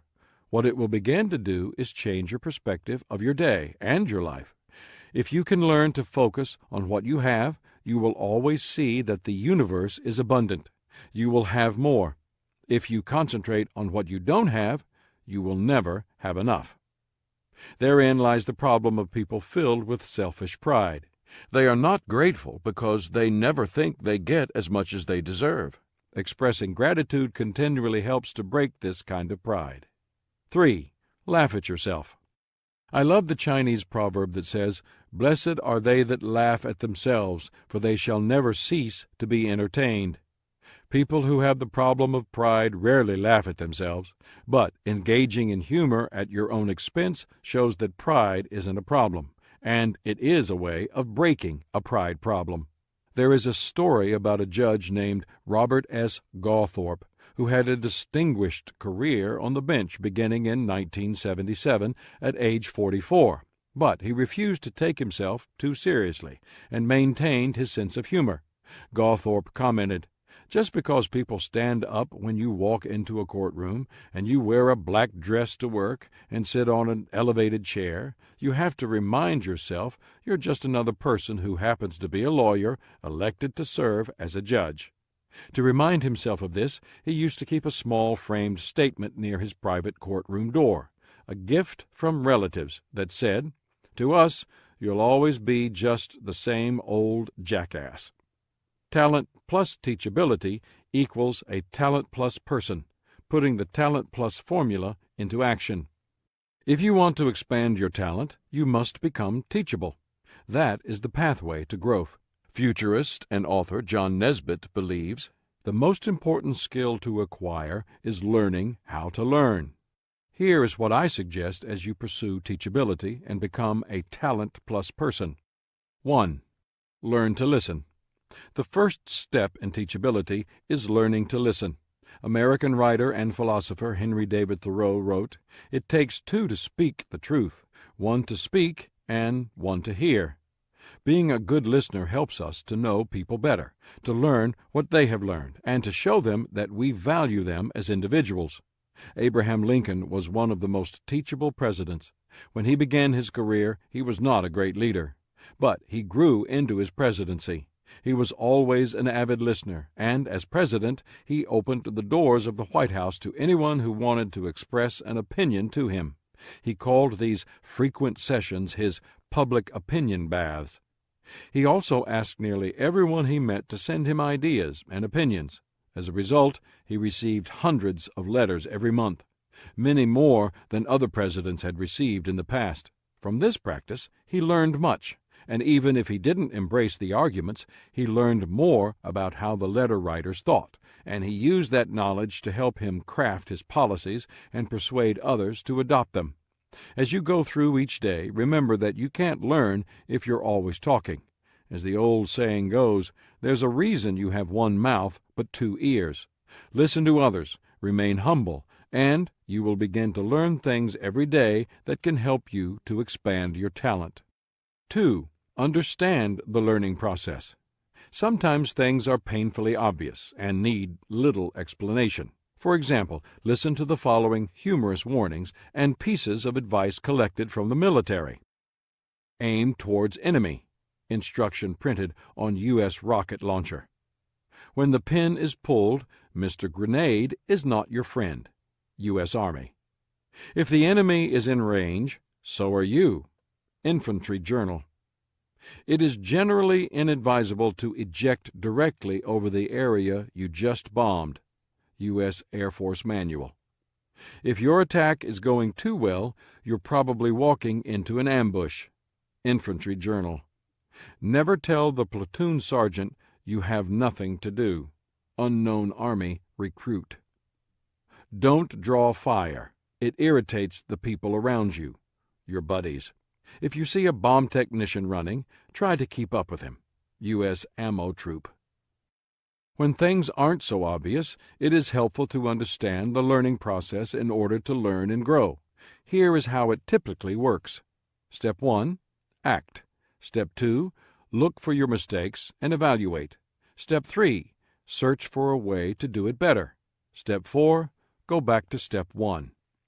Remember, the greatest enemy of learning is knowing, and the goal of all learning is action, not knowledge. If what you are doing does not in some way contribute to what you or others are doing in life, then question its value and be prepared to make changes. 3. Look for and plan teachable moments. I recently read a book called The Laws of Lifetime Growth that presents an excellent perspective on this idea. The second law states, always make your learning greater than your experience. Authors Dan Sullivan and Catherine Nomura go on to explain, continual learning is essential for lifetime growth. You can have a great deal of experience and be no smarter for all the things you've done, seen, and heard. Experience alone is no guarantee of lifetime growth, but if you regularly transform your experience into new lessons, you will make each day of your life a source of growth. The smartest people are those who can transform even the smallest events or situations into breakthroughs in thinking and action. Look at all of life as a school and every experience as a lesson, and your learning will always be greater than your experience. The authors are describing a lifetime of teachability. If you look for opportunities to learn in every situation, you will become a talent-plus person and expand your talent to its potential. But you can also take another step beyond that and actively seek out and plan teachable moments. You can do that by reading books, visiting places that will inspire you, attending events that will prompt you to pursue change, listening to lessons, and spending time with people who will stretch you and expose you to new experiences. I've had the privilege to spend time with many remarkable people, and the natural reward has been the opportunity to learn. In my personal relationships, I've also gravitated toward people from whom I can learn. My closest friends are people who challenge my thinking and often change it. They lift me up in many ways, and I've found that I often live out something stated by Spanish philosopher and writer Baltasar Gracian. Make your friends your teachers, and mingle the pleasures of conversation with the advantages of instruction. You can do the same. Cultivate friendships with people who challenge and add value to you, and try to do the same for them. It will change your life. 4. Make your teachable moments count. Years ago I saw a Peanuts cartoon by Charles Schulz that showed Charlie Brown at the beach, building a magnificent sandcastle. With it completed, he stood back to admire his work, at which point he and his work were engulfed by a downpour that leveled his beautiful castle. In the last frame he says, "There must be a lesson here, but I don't know what it is." Unfortunately, that's the way many people feel after a potentially valuable experience. Even people who are strategic about seeking teachable moments can miss the whole point of the experience. I say this because for 30 years I've been a speaker at conferences and workshops, events that are designed to help people learn. But I've found that many people walk away from an event and do very little with what they heard after closing their notebooks. It would be like a jewelry designer going to a gem merchant to buy fine gems, placing them carefully into a case, and then putting that case on the shelf to collect dust. What's the value of acquiring the gems if they're never going to be used? We tend to focus on learning events instead of the learning process. Because of this, I try to help people take action that will help them implement what they learn. I suggest that in their notes they use a code to mark things that jump out at them. T indicates you need some time thinking on that point. C indicates something you need to change. Smiley face. A smiley face means you are doing that thing particularly well. A indicates something you need to apply. S means you need to share that information with someone else. After the conference, I recommend that they create to-do lists based on what they marked, then schedule time to follow through. 5. Ask yourself, am I really teachable? Someone sent me a list of statements that are reported to have come from actual employee performance evaluations. They display the lack of teachability at its most humorous. Since my last report, this employee has reached rock bottom and has started to dig. Works well when under constant supervision and when cornered like a rat. When she opens her mouth, it seems that it is only to change feet. He would be out of his depth in a parking lot puddle. This young lady had delusions of adequacy. He sets low personal standards and consistently fails to achieve them. This employee should go far, and the sooner he starts, the better. He doesn't have ulcers. He is a carrier. He's been working with glue too much. He brings a lot of joy whenever he leaves the room. If you see two people talking and one looks bored, he's the other one. Gates are down, the lights are flashing, but the train isn't coming. If you give him a penny for his thoughts, he would give you change. Takes him 2 hours to watch 60 Minutes. The wheel is turning, but the hamster is dead. Some drink from the fountain of knowledge. He only gargled. I've said it before, but it bears repeating. All the good advice in the world won't help if you don't have a teachable spirit. To know whether you are really open to new ideas and new ways of doing things, answer the following questions. 1. Am I open to other people's ideas? 2. Do I listen more than I talk? 3. Am I open to changing my opinion based on new information? 4. Do I readily admit when I am wrong? 5. Do I observe before acting on a situation? 6. Do I ask questions? 7. Am I willing to ask a question that will expose my ignorance? 8. Am I open to doing things in a way I haven't done before? 9. Am I willing to ask for directions? 10. Do I act defensive when criticized, or do I listen openly for the truth?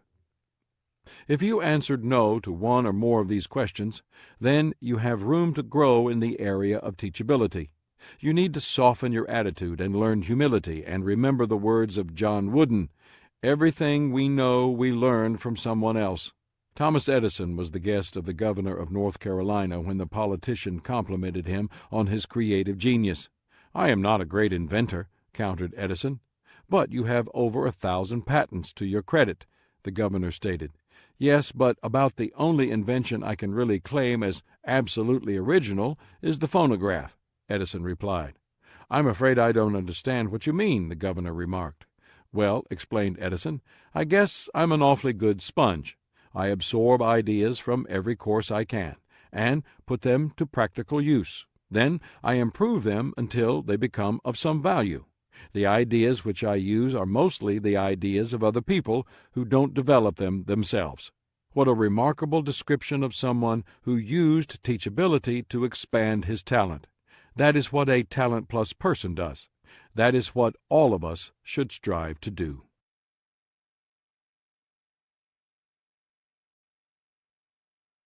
Chapter 10. Character protects your talent. But the ones who have neglected to develop strong character rarely stay there long. Absence of strong character eventually topples talent. Why? Because people cannot climb beyond the limitations of their character. Talented people are sometimes tempted to take shortcuts. Character prevents that. Talented people may feel superior and expect special privileges. Character helps them to know better. Talented people are praised for what others see them build. Character builds what's inside them. Talented people have the potential to be difference makers. Character makes a difference in them. Talented people are often a gift to the world.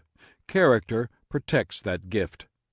When it comes to talent, everything is not always as it seems to the casual observer. Sometimes what appears to be a huge success isn't, and in time the truth comes out. That was the case for Dr. Hong-Woo Sok. Strong on the surface.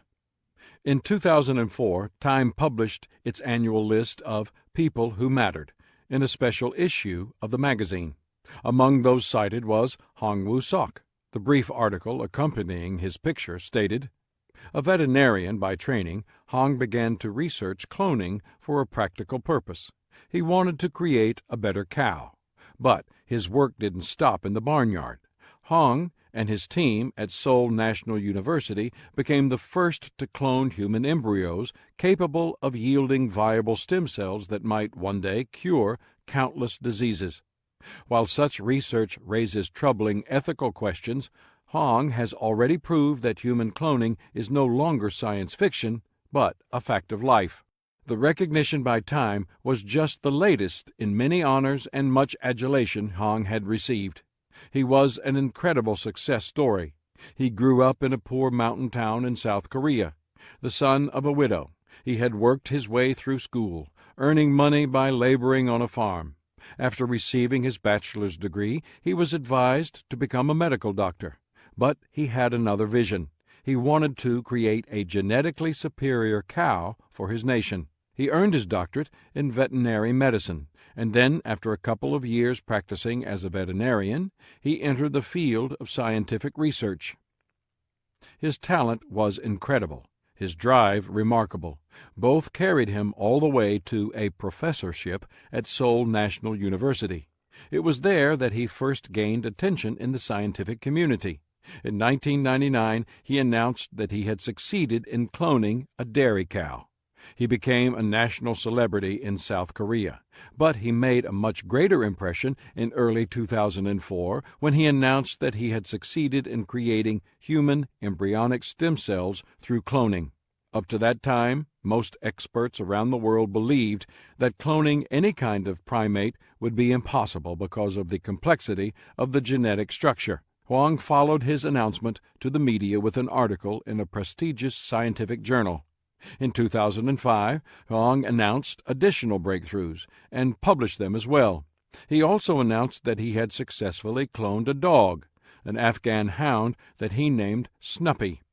Huang became an international celebrity among scientists and a national hero in Korea, where he was a favorite of the nation's president. He was regarded as one of the top experts on stem cells in the world. He already held the prestigious POSCO, Pohang Iron and Steel Company, chair, as a professor at Seoul National University.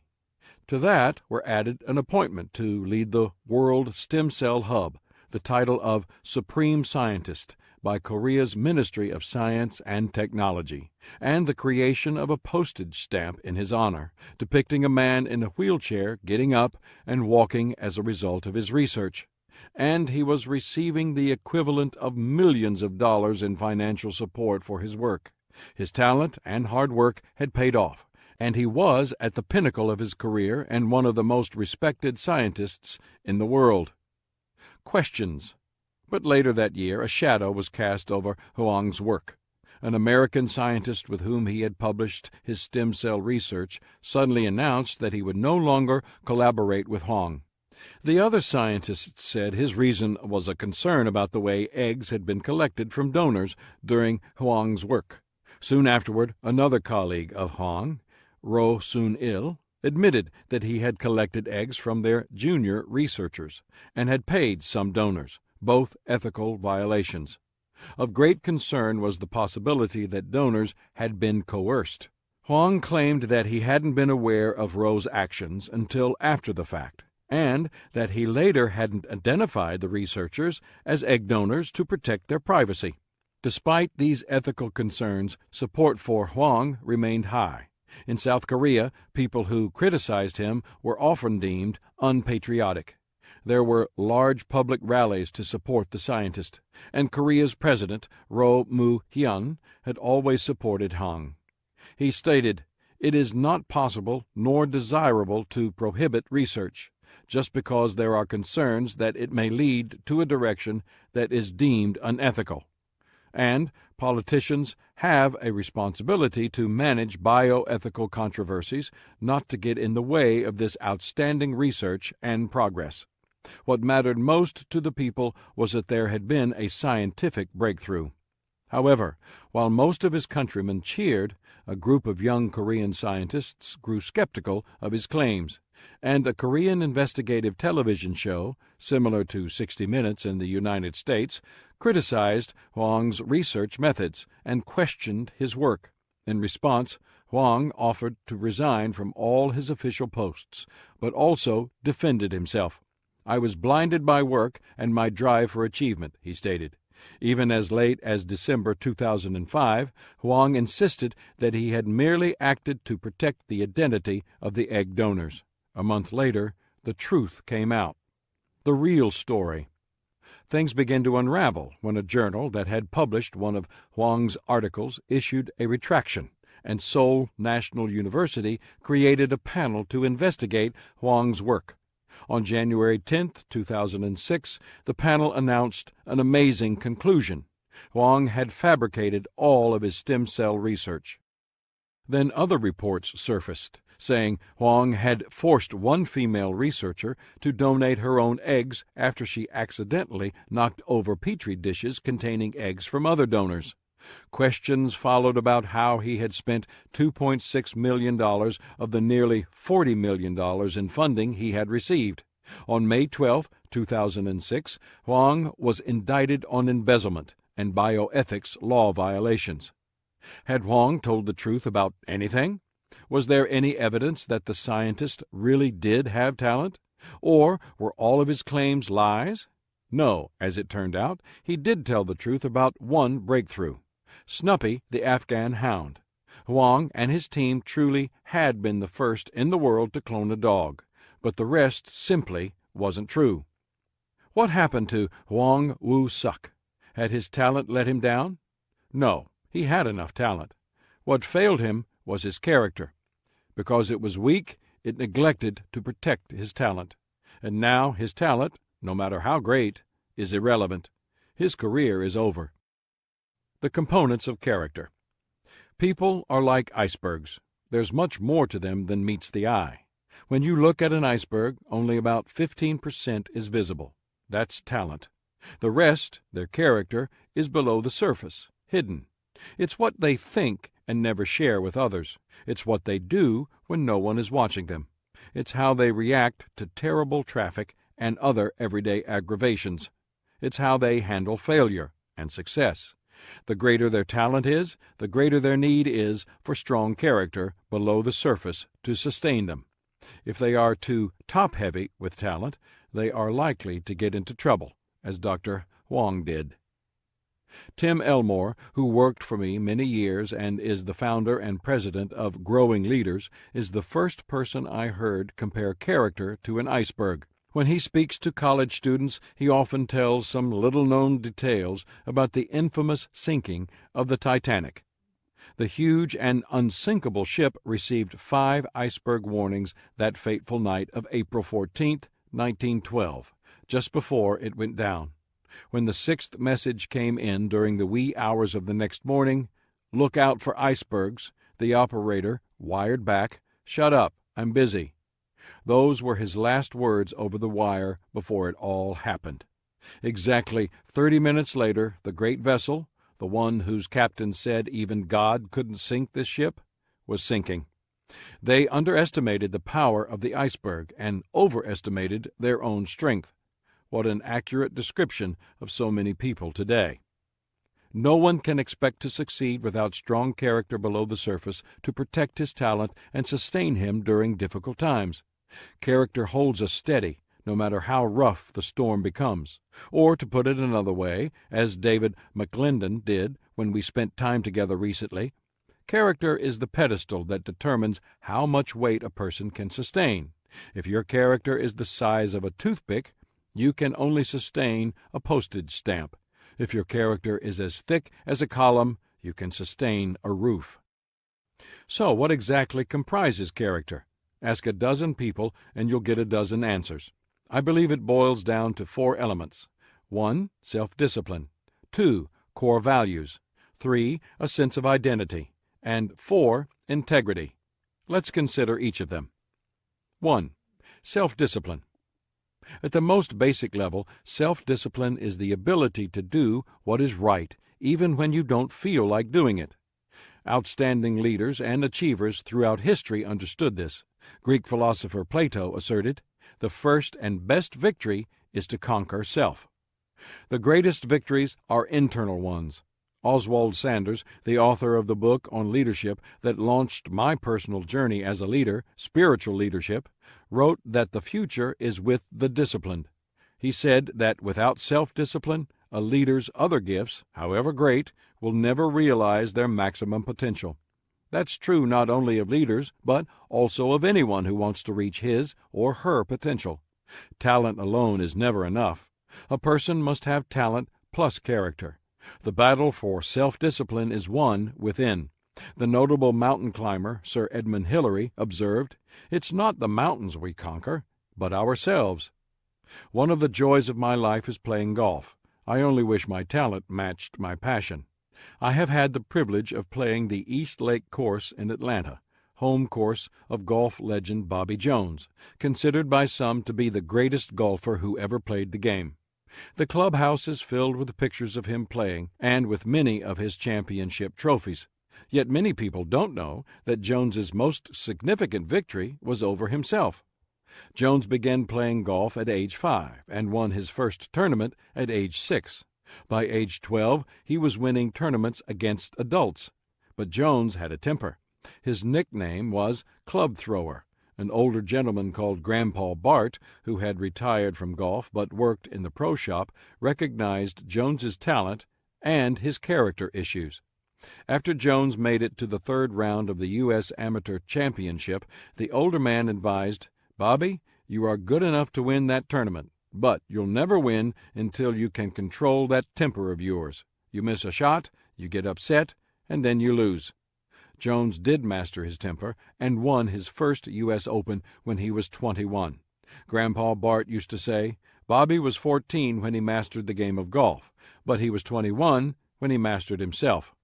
English theologian and orator Henry Perry Lyddon observed, "What we do on some great occasion will probably depend on what we already are, and what we are will be the result of previous years of self-discipline. The first step to strong character is conquering self." 2. Core values. Our core values are the principles we live by every day. They define what we believe and how we live. Ideally, we should write out our core values so that they become a clear beacon we can always use to guide us. One person I most admire is John Wooden, the Hall of Fame former coach of UCLA's basketball team. When he graduated from grade school at age 12 years old, his father gave him a 7-point creed. From that time, John Wooden has carried a written copy of that creed with him every day. Here is what it says. 1. Be true to yourself. 2. Help others. 3. Make each day your masterpiece. 4. Drink deeply from good books, especially the Bible. 5. Make friendship a fine art. 6. Build a shelter against a rainy day. 7. Pray for guidance and give thanks for your blessings every day. I had read about the creed, and when I got to meet Coach Wooden, I asked him about it. Sitting in a restaurant at breakfast, he pulled a copy out of his pocket and showed it to me. Of course, since he has it memorized, he doesn't need to carry a copy with him, but it has been his lifelong practice. Most important, he has always carried it in his heart and sought to live it out every day. Swiss philosopher Henri Frédéric Amiel stated, "The man who has no inner life is the slave of his surroundings. Core values give order and structure to an individual's inner life, and when that inner life is in order, a person can navigate almost anything the world throws at him." 3. A sense of identity. When it comes to character, each of us must answer the critical question, "Who am I?" That answer often provides the motivation to practice self-discipline. It is fundamental for the identification of core values, and it helps to establish emotional security. Our sense of security, or lack of it, often drives what we do. American novelist Nathaniel Hawthorne recognized this truth. No man can, for any considerable time, wear one face to himself and another to the multitude without finally getting bewildered as to which is the true one. How do you identify yourself? Where does your personal value come from? What is your motivation as it relates to money and power? If you live with a chip on your shoulder, believe deep down you have no intrinsic value, or see yourself as a victim, you will have a distorted view of yourself and your surroundings. That, in turn, will impact your character. No matter how hard you try, you cannot consistently behave in a way that is inconsistent with how you see yourself. Thus, a strong and accurate sense of identity is essential. To paraphrase author Ruth Barton, people are set up to fail if they envision what they want to do before they figure out what kind of person they should be. 4. Integrity. The final component in strong character is integrity, which is an alignment of values, thoughts, feelings, and actions. People who possess the consistency that comes with strong integrity can be very compelling. In his book, American Scandal, Pat Williams tells the story of Mahatma Gandhi's trip to England to speak before Parliament. The British government had opposed Indian independence, and Gandhi, one of its most vocal proponents, had often been threatened, arrested, and jailed as a result. Gandhi spoke eloquently and passionately for nearly 2 hours, after which the packed hall gave him a standing ovation. Afterward, a reporter asked Gandhi's assistant, Mahadev Desai, how the Indian statesman had been able to deliver such a speech without any notes. "You don't understand Gandhi," Desai responded. "You see, what he thinks is what he feels. What he feels is what he says. What he says is what he does. What Gandhi feels, what he thinks, what he says, and what he does are all the same. He does not need notes." When values, thoughts, feelings, and actions are in alignment, a person becomes focused and his character is strengthened. However, when these components aren't aligned, it creates confusion and internal conflict. Developing talent without developing character is a dead end. It won't take people where they want to go. The lives of people who are long on talent but short on character always get out of balance. A joint study conducted by Korn Ferry International and the UCLA Graduate School of Management asked 1,300 senior executives to identify the top trait needed to enhance a business executive's effectiveness. Coming in first was integrity. In second place was concern for results, with responsibility third. What's true for the boardroom is also true in the classroom, living room, soup kitchen, or gym. If you want your talent to take you far, you need to protect that talent with integrity. Character communicates. The choice to develop strong character may not be the most important one to make the most of your character, but it is certainly the most important to make sure you don't make the least of your character. You can really underestimate its impact. Entrepreneur Robert Babson, who founded Babson College and Weber International University, asserted, "A character standard is far more important than even a gold standard. The success of all economic systems is still dependent upon both righteous leaders and righteous people. In the last analysis, our national future depends on our national character, that is, whether it is spiritually or materially minded. As I hope I've already made clear, character creates a foundation upon which the structure of your talent and your life can build. If there are cracks in that foundation, you cannot build much. That's why you must first develop within before you can achieve much without. But once you build strong character, it does more than provide a platform for your personal success and the maximization of your talent. It also impacts others and allows you to build with them. It does that through what it communicates to people. 1. Character communicates consistency. Cultural anthropologist Margaret Mead stated, "What people say, what people do, and what people say they do are entirely different things." That is true of people who live without character, without integrity. Such people communicate confusion to others. They can say anything they like, but their actions determine the message we receive.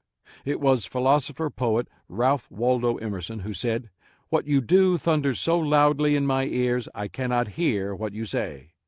Amazingly, there are people who actually promote this inconsistency. Designer Ralph Lauren was quoted as saying, "The crux of a person's identity resides in the trappings, not in the person himself. One needn't be well-read so long as one surrounds himself with books. One needn't play the piano so long as one has a piano. In short, one can be whoever one wants to be, or, more accurately, one can seem to be whoever one wants to be." While one may be able to make the impression with trappings, the real person always comes through in the end. Impressions are like shadows. They disappear when a strong enough light is shown on them. Character is the genuine article, and the more you shine light on it, the more of its details you can see. Character shows that who you are and who you appear to be are one and the same, and that, according to Greek philosopher Socrates, is the first key to greatness. 2. Character communicates choices. Earlier in this chapter, I mentioned that Bobby Jones needed to overcome a terrible temper to succeed at golf. Not only did Jones do that, but he actually became a model of sportsmanship and character. Both could be seen in his play. During the final playoff of a U.S. Open tournament, Jones's ball ended up in the rough, just off the fairway. As he set up to play his shot, he accidentally caused his ball to move. He immediately turned to the marshals and announced the foul. The marshals discussed the situation among themselves. They hadn't seen the ball move. Neither did anyone in the gallery. They left it up to Jones whether to take the penalty stroke, which he did. Later, when a marshal commended Jones on his high level of integrity, Jones replied, "Do you commend a bank robber for not robbing a bank? No, you don't. This is how the game of golf should be played at all times." Jones lost the match that day by one stroke, but he didn't lose his integrity. His character was so well known that the United States Golf Association's Sportsmanship Award came to be named the Bobby Jones Award. It's an interesting paradox. Our character creates our choices, yet our choices create our character. Author and speaker Margaret Jensen observed, "Character is the sum total of all our everyday choices. Our character today is a result of our choices yesterday. Our character tomorrow will be a result of our choices today. To change your character, change your choices. Day by day, what you think, what you choose, and what you do is who you become. Once you get a handle on the character of a person, you can understand his choices and even predict what they will be." 3. Character communicates influence. Today, many people try to demand respect. They believe that influence should be granted to them simply because they have position, wealth, or recognition. However, respect and influence must be earned over time, and they are built and sustained by character. First and foremost, influence is based on character. U.S. Army General J. Lawton Collins asserted, "No matter how brilliant a man may be, he will never engender confidence in his subordinates and associates if he lacks simple honesty and moral courage." I've taught leadership for 3 decades, and I've written many books on it. During that time, I've tried to help people develop skills that will benefit them as leaders. However, all the skills in the world won't assist someone whose character is hopelessly flawed. Experienced leaders understand this. Author Stephen Covey writes, "If I try to use human influence strategies and tactics of how to get other people to do what I want, to work better, to be more motivated to like me and each other while my character is fundamentally flawed, marked by duplicity or insincerity, then, in the long run, I cannot be successful. My duplicity will breed distrust, and everything I do, even using my so-called good human relations techniques, will be perceived as manipulative." It simply makes no difference how good the rhetoric is, or even how good the intentions are. If there is little or no trust, there is no foundation for permanent success. Character cannot be inherited, it cannot be bought, it is impossible to weigh, and it cannot be physically touched. It can be built, but only slowly, and without it, one cannot lead others. 4. Character communicates longevity. If you want to know how long it will take to get to the top, consult a calendar. If you want to know how long it can take to fall to the bottom, try a stopwatch. Character determines which will happen.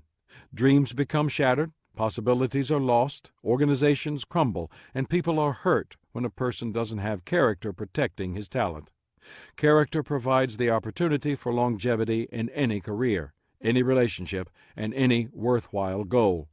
Author and pastor J.R. Miller wrote, "The only thing that walks back from the tomb with the mourners and refuses to be buried is the character of a man. This is true. What a man is survives him. It can never be buried. If you want your talent to last, and you want to sleep well at night, depend upon good character." Asked about the secret of a long and happy life, Coach John Wooden remarked on his 90th birthday, "There is no pillow as soft as a clear conscience." Character protects your talent, and it also guards you from regret. Talent plus character equals a talent plus person, putting the talent plus formula into action. Never forget that talent is a gift. Either you have it or you don't. But character is a choice. If you want it, you must develop it. Here's how to become a talent plus person in the area of character. 1. Don't give up or give in to adversity. It takes character to weather life's storms. At the same time, adversity develops character. Author and activist Helen Keller, who could not hear or see, remarked, "Character cannot be developed in ease and quiet. Only through experience of trial and suffering can the soul be strengthened, vision cleared, ambition inspired, and success achieved. Anyone who does what he must only when he is in the mood or when it is convenient isn't going to develop his talent or become successful. The core foundation of character is doing what you don't want to do to get what you want. It is paying a higher price than you wanted for something worthwhile. It is standing up for your principles when you know someone is going to try to knock you down. Every time you face adversity and come through it with your core values affirmed and your integrity intact, your character becomes stronger. In his first novel, One Day in the Life of Ivan Denisovich, Russian dissident author Alexander Solzhenitsyn wrote about Ivan Denisovich Zhukov, a political prisoner in a Siberian labor camp. In one part of the novel, Zhukov is forced to build a wall in weather that is 20 degrees below zero. As it gets dark and even colder, the foreman gives the order to hurry the job by throwing mortar over the wall instead of using it, so that they can be finished for the day. But Zhukov wasn't made that way, wrote Solzhenitsyn, telling how the man resists the order, determined to finish the job right. 8 years in a camp couldn't change his nature. He worried about anything he could make use of, about every scrap of work he could do. Nothing must be wasted without good reason. The foreman yells at him and then hurries away. But Zhukov, and if the guards had put the dogs on him, it would have made no difference, ran to the back and looked about, writes the author. Not bad. Then he ran and gave the wall a good look over, to the left, to the right. his eye as accurate as a carpenter's level, straight and even. Only then does Zhukov stop working. German philosopher-poet Johann Wolfgang von Goethe observed, "Talent can be cultivated in tranquility, character only in the rushing stream of life." The irony is that if you have never experienced the resistance of the rushing stream, then whatever talent you have cultivated in tranquility may not survive. If you want your talent to take you far, then don't quit under duress. Don't give up in the midst of a storm. Don't bail out in the middle of conflict. Wait until the trouble is behind you before assessing whether it's time to change course or stop. Do that, and you may have additional opportunities to develop your talent. 2. Do the right thing. Doing the right thing doesn't come naturally to any of us. As America's first president, George Washington, said, "Few men have virtue enough to withstand the highest bidder." Yet, that is what we must do to develop the kind of character that will sustain us. It's not easy to do the right thing when the wrong thing is expedient. Molière commented, "Men are alike in their promises. It is only in their deeds that they differ. The difference in their deeds is simple. People of character do what is right regardless of the situation. It's not easy to do the right thing when it will cost you. It's not easy to do the right thing when no one but you will know. But it's in those moments that a person's character becomes strong." Civil rights leader Martin Luther King Jr. asserted this, "Cowardice asks the question, is it safe? Consensus asks the question, is it popular? Character asks, is it right?" That is the bottom line. Are you going to do what's right?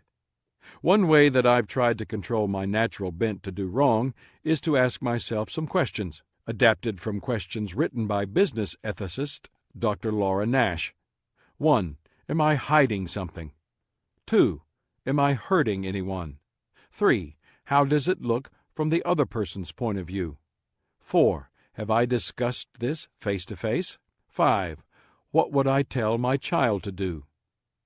If you do the right thing, and keep doing it, even if it doesn't help you move ahead with your talent in the short term, it will protect you and serve you well in the long term. Character builds, and it builds you.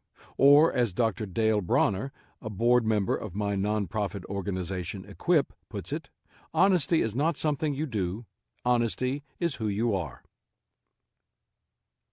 3. Take control of your life. I have observed that the people with the weakest character tend to place the blame on their circumstances. They often claim that poor upbringing, financial difficulties, the unkindness of others, or other circumstances have made them victims.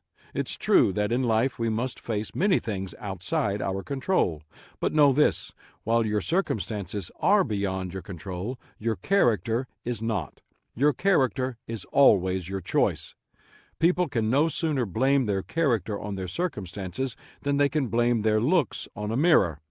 Developing character is your personal responsibility. It cannot be given to you. You must earn it. Commit yourself to its development because it will protect your talent. Every time you make a character-based decision, you take another step toward becoming a talent-plus person. The process begins with deciding to make good character your goal and to stop making excuses. French writer François La Rochefoucauld asserted, "Almost all our faults are more pardonable than the methods we think up to hide them." The process continues with the determination to manage that decision every day. You have God-given talent. Develop it. You have opportunity before you. Pursue it. You have a future that is bright. Look forward to it. But, above all else, you have the potential to become a person of character. Follow through with it. Character, more than anything else, will make you a talent-plus person. It will protect everything in your life that you hold dear.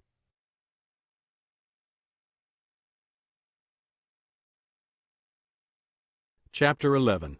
Relationships influence your talent.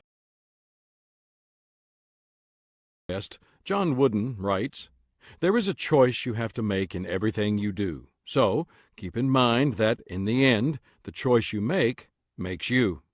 Nowhere is this more evident than in your relationships. Nothing will influence your talent as much as the important relationships in your life. Surround yourself with people who add value to you and encourage you, and your talent will go in a positive direction.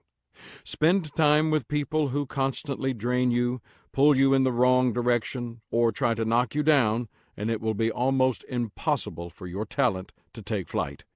People can trace the success and failures in their lives to their most significant relationships. Music legend.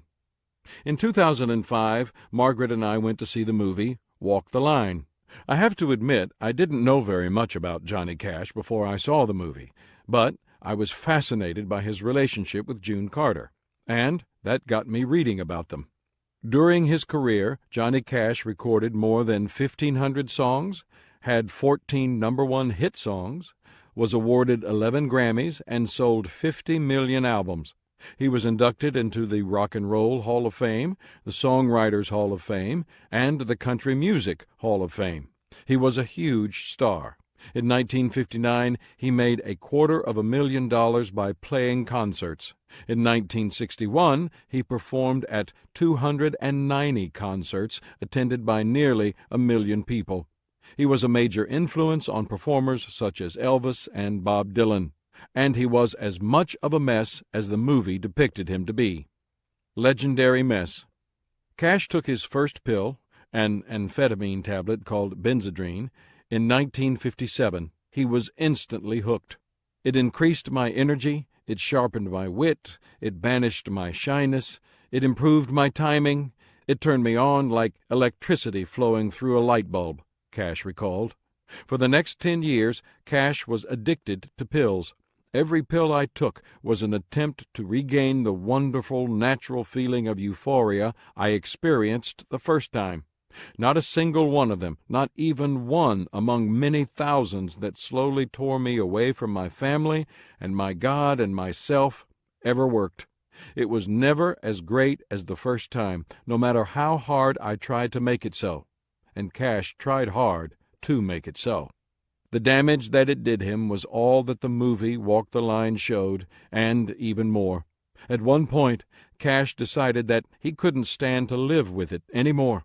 In his autobiography, Cash explained what happened. I just went on and on. I was taking amphetamines by the handful, literally, and barbiturates by the handful, too. Not to sleep, but just to stop the shaking from the amphetamines. I was canceling shows and recording dates, and when I did manage to show up, I couldn't sing because my throat was too dried out from the pills. My weight was down to 155 pounds on a 6-foot, 1.5-inch frame. I was in and out of jails, hospitals, car wrecks. I was a walking vision of death, and that's exactly how I felt. I was scraping the filthy bottom of the barrel of life.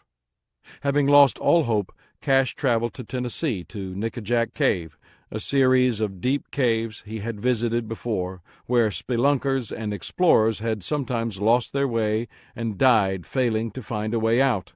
Cash intended to share their fate. He parked his Jeep, went in, and crawled for hours, until the batteries in his flashlight gave out. Then he lay down in the dark to die. Cash said in the dark he experienced an encounter with God, and he realized his life was not his own to throw away. With newfound hope, he decided to start crawling in the dark. Miraculously, he found his way out, and when he emerged blinking in the sunlight, he was dumbfounded and confused to find his mother and June Carter waiting for him. "I knew there was something wrong. I had to come and find you," his mother told him. She had traveled all the way from California. Recovery. During the next few weeks and months, June Carter and her mother cared for him, shielded him from negative influences, and nursed him back to health, similar to the way it was depicted in the movie.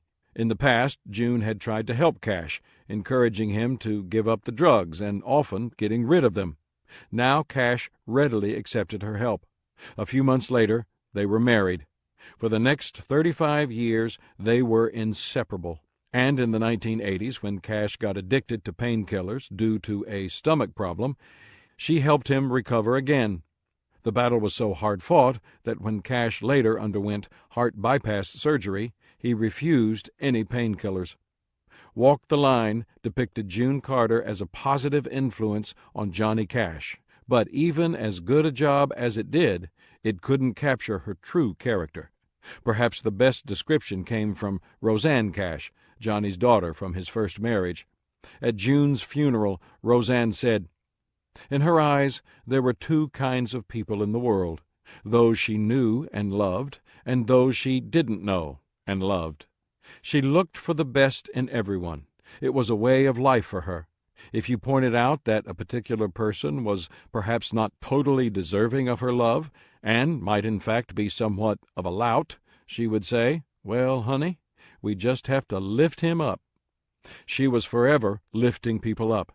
It took me a long time to understand that what she did when she lifted you up was to mirror the very best parts of you back to yourself. She was like a spiritual detective. She saw into all your dark corners and deep recesses, saw your potential and your possible future, and the gifts you didn't even know you possessed, and she lifted them up for you to see. She did it for all of us, daily, continuously. But her great mission and passion were lifting up my dad. If being a wife were a corporation, June would have been the CEO. It was her most treasured role.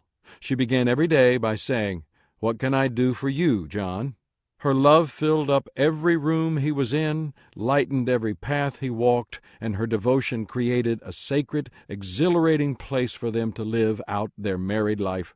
My daddy has lost his dearest companion, his musical counterpart, his soulmate, and best friend." The bottom line is that June Carter made Johnny Cash a better man. He reached his potential as an artist and as a human being in large part because of her influence. Cash put her impact on him in perspective a few years before they died. The publicity in the 1960s was that June saved my life, and I sometimes still hear it said that she's the reason I'm alive today. That may be true, but knowing what I do about addiction and survival, I'm fully aware that the only human being who can save you is yourself. What June did for me was post signs along the way, lift me up when I was weak, encourage me when I was discouraged, and love me when I felt alone and unlovable.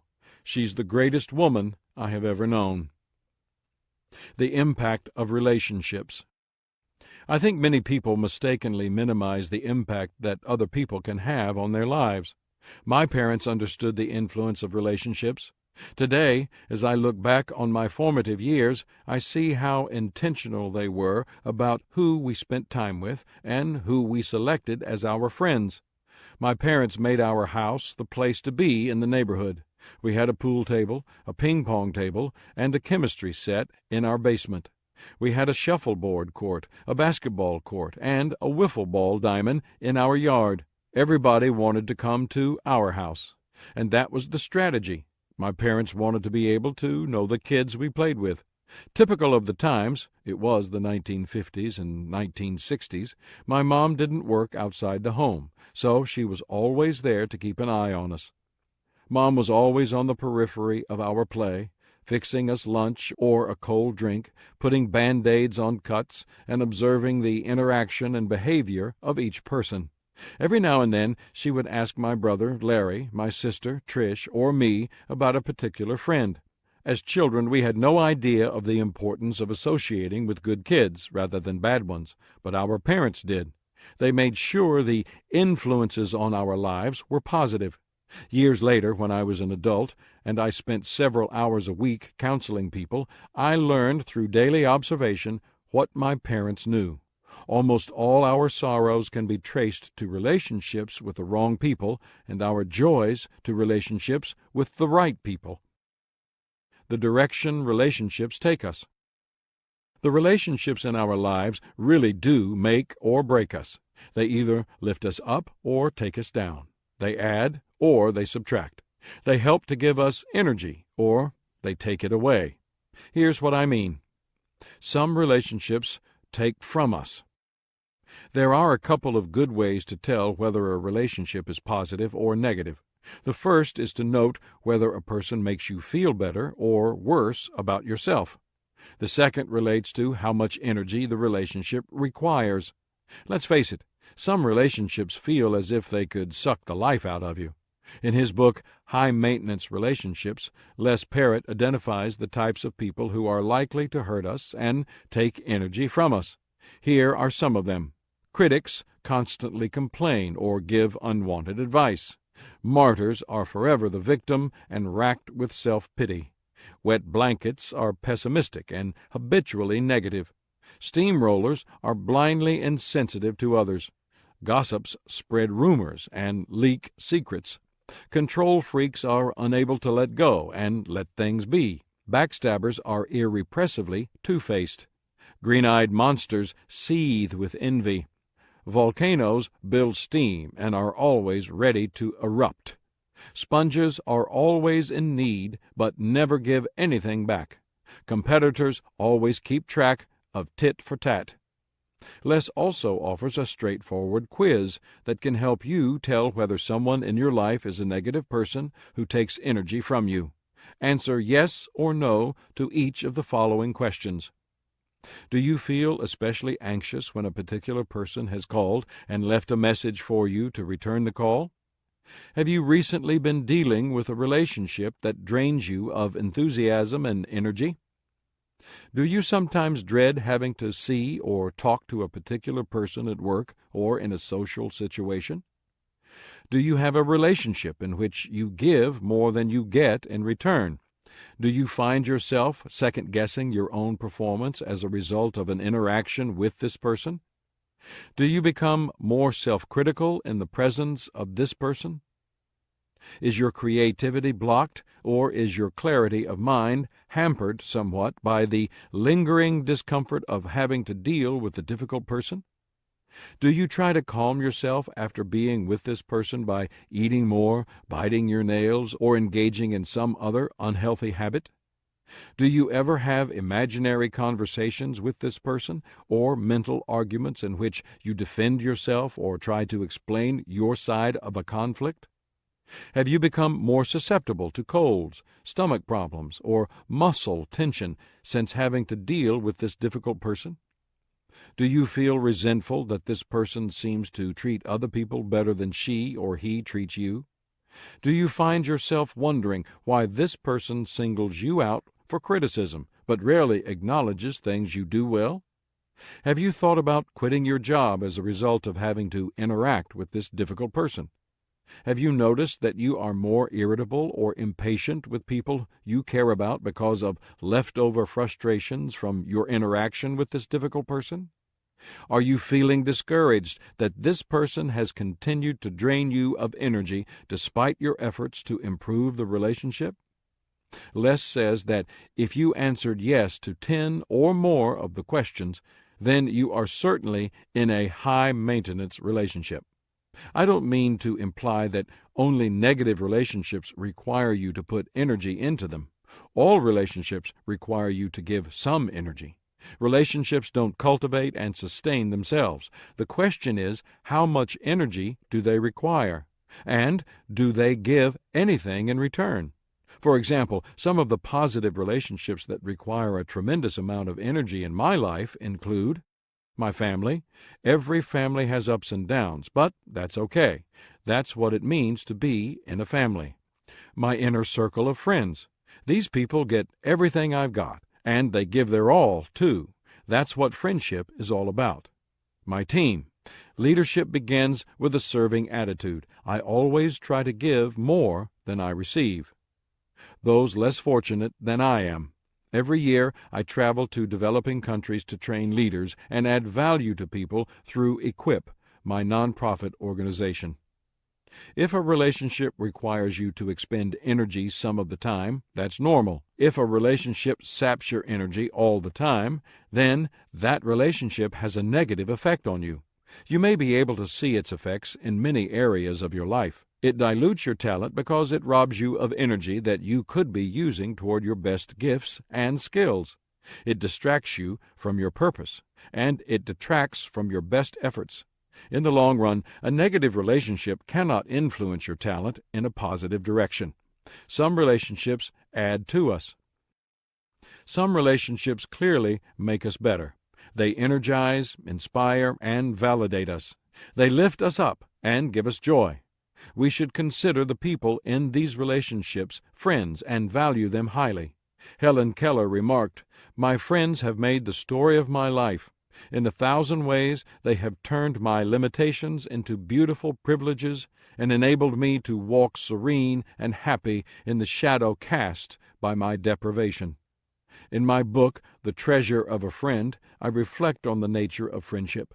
Who else but a friend is there to believe in your dreams, to share your joys, to dry your tears, to give you hope, to comfort your hurts, to listen, to laugh with you, to show you a better way, to tell you the truth, to encourage you? Who else can do that for you? That's what friends are for.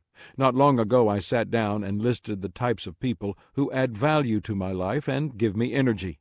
Here is what I wrote. 1. My family. The best moments with my family are my best moments. 2. Creative people. They unleash creativity within me like no others. 3. Successful people. I love to hear their stories. 4. Encouraging people. Encouragement is like oxygen to my soul. 5. Fun people. Laughter always lifts my spirit. 6. Good thinkers. Conversations with them are my favorite things. 7. My team. They always add value to me. 8. Learners. Interested people are interesting people. Positive relationships take us to a higher level. They encourage us and bring out the best in us. They make us better than we otherwise would be without them. They are some of life's greatest gifts. Some relationships are pivotal to our lives. Throughout a lifetime, people are in contact with thousands of people in varying levels of relationships. Most have a very limited impact on us, but a few relationships have such a tremendous impact that they change the course of our lives. They are pivotal to who we are and what we do. Relationships commonly go through 4 stages. 1. Surface relationships. These require no commitment from either person. Examples include the clerk who helps you at the post office, acquaintances at church or the gym, and your favorite waiter at the neighborhood restaurant. You recognize these people, and they recognize you. You may even know their names, but you don't know much beyond what you can observe from a distance. 2. Structured relationships. The next level is a little more involved than surface relationships. Structured relationships occur around routine encounters, usually at a particular place at a particular time. They often develop around a common interest or activity. The people you know from school or work, the parents at your kids' activities, and people who share your hobbies fall into this category. 3. Secure relationships. When a surface or structured relationship grows, trust develops, and the people involved begin to want to spend time together. It starts to develop into a genuine personal relationship. This is the level where you develop friendships. 4. Solid relationships. When people in a secure relationship build on their friendship and develop complete trust and absolute confidentiality, it can go to the solid relationship level. These relationships are long-term and are characterized by a mutual desire to give and serve one another. Your desire should be to cultivate the most important relationships in your life: your spouse, your best friends, and your inner circle. As the level of relationship increases, so does the influence of people on one another, and each time people try to take the relationship higher, it creates a period of testing. During that time, the relationship can go one way or another, positive or negative. If the dynamic becomes lose-lose or win-lose, the relationship is negative. Positive relationships are always overall win-win. Every now and then a relationship goes beyond solid to become significant, a relationship that is pivotal to your life. I don't think anyone can try to create one of these relationships. I call them simply God's gift to me. I don't deserve them, but I do need them. People with whom I have enjoyed this kind of relationship give beyond reason and lift me up to a level I could not achieve without them. Tom Philippi is one such friend. Tom and I have been friends for more than 30 years. We have traveled the world together, yet we also enjoy just sitting at home talking with no other agenda. Not long ago, a group of Tom's friends got together with him to celebrate his 70th birthday. Each of us had the chance to tell the others how Tom has affected our lives. I wrote what I wanted to say and read it to the group. Tom has loved me unconditionally. Victor Hugo said, "The supreme happiness of life is being loved in spite of yourself." Tom has also loved me continually. In 1980, he encouraged me to join the Wesleyan denomination. In 1981, he began assisting me in starting leadership conferences. He gave me an opportunity to enter the business world. He managed my personal development organization when time would not allow me to do it. He financially kept my nonprofit organization alive in its beginning days. Today, it trains millions of leaders internationally. One of God's gifts to me was Tom's friendship. I then closed with a poem called "Your Name is Written" at the top of my list. Tom has changed my life forever. He has been a lifter in so many areas of my life. If you ever encounter someone who has that impact on you, fight to preserve that relationship. Show your gratitude often, and give whatever you can in return. 5 signs of a solid relationship. Relationships at the secure level validate us and help us to become more comfortable with who we are and to discover our gifts and talents. Solid relationships add value to us so that our talent is actually enhanced. Our solid friendships tell us the truth in a supportive way. They keep us grounded. If we start to get off course, they help keep us on track. They encourage us when we're down and inspire us to go higher. A few solid relationships can make all the difference in where a talented person ends up in life. As you engage in relationships, try to find people with whom you can build solid relationships that are mutually beneficial. Here are the signs that a relationship is headed toward that level. 1. Mutual enjoyment. In solid relationships, people spend time together just for the enjoyment of being together. What they do is not of significance. For example, my wife Margaret and I often run errands together. What's enjoyable about dropping off the dry cleaning, buying groceries, or picking up items at a neighborhood shop? Nothing, except spending time with her. I think when many of us were kids, we intuitively understood the value of spending time with someone special. Do you remember how it felt to sit on the lap of your mother or father when you were small? Or how excited you got when a favorite uncle or a grandparent came to visit? Or how it felt when you first started dating? Unfortunately, the busyness and pressures of life often cause us to forget what a joy this can be. I've always valued time with Margaret. Now that she and I are grandparents, time with people I love means even more to me. Try not to let the stresses of life make you lose track of that. 2. Respect. When you value someone on the front end of a relationship, you earn respect on the back end. And that's foundational to all solid relationships. When do people respect you? When you don't let obstacles or circumstances become more important to you than the relationship. When the pressure is on and you still treat them with patience and respect. When the relationship is struggling and you are willing to work hard to protect and preserve it. That's when you have proven worthy of others' respect. Respect is almost always built on difficult ground. Proverbs, the book of wisdom, teaches about the strength of relationships. Friends are scarce, Proverbs 18:24. Friends will not jump ship when the going gets rough, Proverbs 17:17. Friends will be available for counsel, Proverbs 27:9. Friends will speak the truth to you, Proverbs 27:6. Friends will sharpen you, Proverbs 27:17. Friends will be sensitive to your feelings, Proverbs 26, verses 18 and 19. Friends will stick with you. Proverbs 16:28 and 18:24. People who respect each other and build a solid relationship enjoy all of these benefits of friendship. 3. Shared experiences. Going through a significant experience with another person creates a mutual bond. The experience can be positive or negative. Families come together and enjoy reminiscing about vacations they took years before. Often the more disastrous, the more fondly remembered. Colleagues build relationships as they work together on high-pressure projects.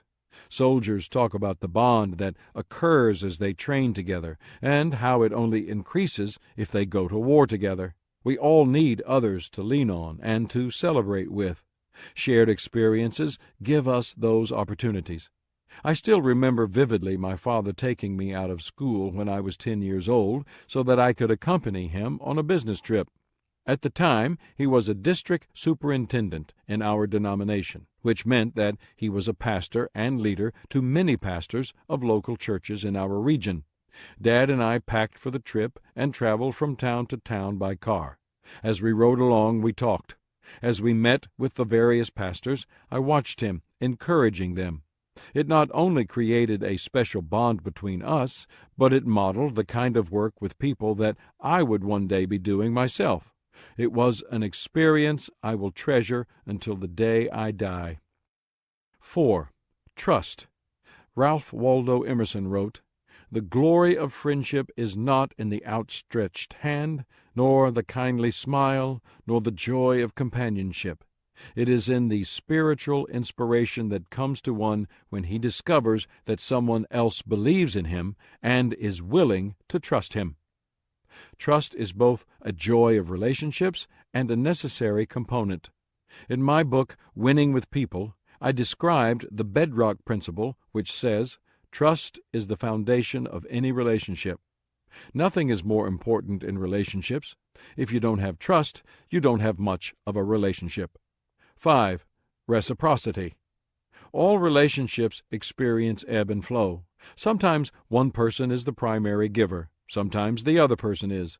But relationships that continue to be one-sided will not remain solid. When they continue to be out of balance, they become unstable and often unhealthy. If you want the relationship to continue, you will need to make changes. Here's how it works. When you are getting the better of the relationship, changes must be made.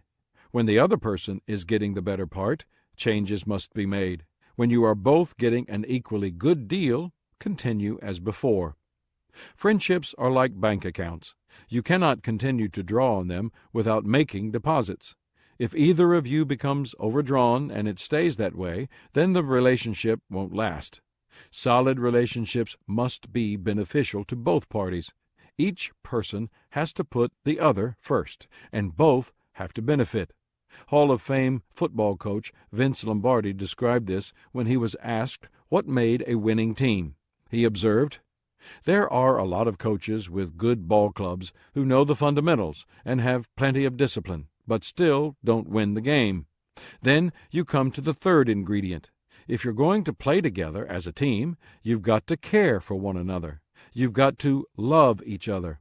Each player has to be thinking about the next guy and saying to himself, if I don't block that man, Paul is going to get his legs broken. I have to do my job in order that he can do his."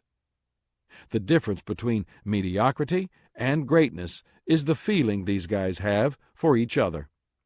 Solid relationships are always win-win. If both people aren't winning, then the relationship isn't solid, and it won't last. Talent plus relationships equals a talent plus person, putting the talent plus formula into action. If you desire to become a talent plus person in the area of relationships, a person whose relationships influence him or her in a positive direction, then here is what I suggest you do. 1. Identify the most important people in your life. Who are the significant people in your life, the people you spend the most time with, the people whose opinions mean the most to you? These people are your greatest influencers. You need to identify who they are before you can assess how they are influencing your talent. 2. Assess whether they are influencing you in the right direction. Once you have identified the people who are influencing you, you would be wise to discern how they are influencing you. The easiest way to do that is to ask the following questions about each person. What does he think of me? People tend to become what the most important person in their lives believes they can be. Think about small children. If their parents tell them they are losers, stupid, or worthless, they believe they are. If their parents tell them they are smart, attractive, and valuable, they believe they are. We embrace the opinions of people we respect. Ralph Waldo Emerson asserted, "Every man is entitled to be valued by his best moments." If you want to be influenced in a positive direction, you need to spend time with people who think positively about you. They need to believe in you. What does he think of my future? Novelist Mark Twain advised, "Keep away from people who try to belittle your ambitions. Do the most important people in your life envision a positive future for you? Do they see great things ahead of you? Margaret, my wife, has given me many wonderful gifts during the course of our relationship. One that I cherish is the ministry logbook she gave me the year before we were married, knowing that a pastoral career was ahead of me. In it, I could record my activities such as sermon topics, weddings, and funerals. It is a record of my life leading local churches, but I value it most for something she wrote in it in 1968. It said simply, 'John, you're going to accomplish great things. Love, Margaret.' Her few words weren't poetic or profound, but they communicated her confidence in me and her belief in my future. And she has demonstrated that belief in me every day of our marriage. How does he or she behave toward me in difficult times? There's an old saying, 'In prosperity, our friends know us. In adversity, we know our friends.' Haven't you found that to be true?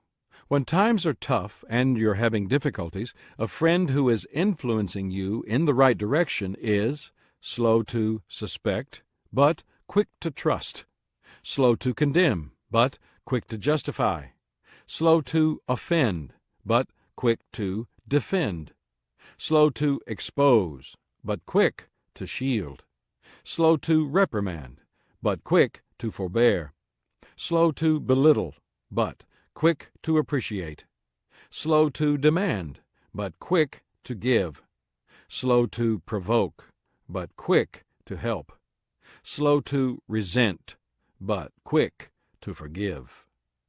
When you get knocked down, good friends don't kick you while you're down or say, 'I told you so.' They pick you up and help you keep going. What does he bring out of me? British Prime Minister Benjamin Disraeli observed, "The greatest good you can do for another is not just to share your riches, but to reveal to him his own." That is really the essence of positive relationships that influence people to rise up and reach their potential. They see the best in you and encourage you to strive for it, as June Carter did for Johnny Cash. Author William Allen Ward remarked, "A true friend knows your weaknesses but shows you your strengths, feels your fears but fortifies your faith, sees your anxieties but frees your spirit, recognizes your disabilities but emphasizes your possibilities." That's what positive relationships should do. 3. If your friends aren't friends, then make new friends. A friend sent me a hilarious story that he said was called Bob's Last Letter. Here's what it said. "Dear friends, it is important for men to remember that as women grow older, it becomes harder for them to maintain the same quality of housekeeping as they did when they were younger. When men notice this, they should try not to yell. Let me relate how I handled the situation. When I got laid off from my consulting job and took early retirement in April, it became necessary for Nancy to get a full-time job, both for extra income and for health benefits that we need. It was shortly after she started working that I noticed she was beginning to show her age. I usually get home from fishing or hunting about the same time she gets home from work. Although she knows how hungry I am, she almost always says that she has to rest for half an hour or so before she starts supper. I try not to yell. Instead, I tell her to take her time and just wake me when she finally does get supper on the table. She used to do the dishes as soon as we finished eating. It is now not unusual for them to sit on the table for several hours after supper. I do what I can by reminding her several times each evening that they aren't cleaning themselves. I know she appreciates this, as it does seem to help her get them done before she goes to bed. Now that she is older, she seems to get tired so much more quickly. Our washer and dryer are in the basement. Sometimes she says she just can't make another trip down those steps. I don't make a big issue of this. As long as she finishes up the laundry the next evening, I am willing to overlook it. Not only that, but unless I need something ironed to wear to the Monday lodge meeting, or to Wednesday's or Saturday's poker club, or to Tuesday's or Thursday's bowling, or something like that, I will tell her to wait until the next evening to do the ironing. This gives her a little more time to do some of those odds and ends things like shampooing the dog, vacuuming, or dusting. Also, if I have had a really good day fishing, this allows her to gut and scale the fish at a more leisurely pace. Nancy is starting to complain a little occasionally. For example, she will say that it is difficult for her to find time to pay the monthly bills during her lunch hour. In spite of her complaining, I continue to try to offer encouragement. I tell her to stretch it out over 2 or even 3 days. That way she won't have to rush so much. I also remind her that missing lunch completely now and then wouldn't hurt her any, if you know what I mean. When doing simple jobs, she seems to think she needs more rest periods.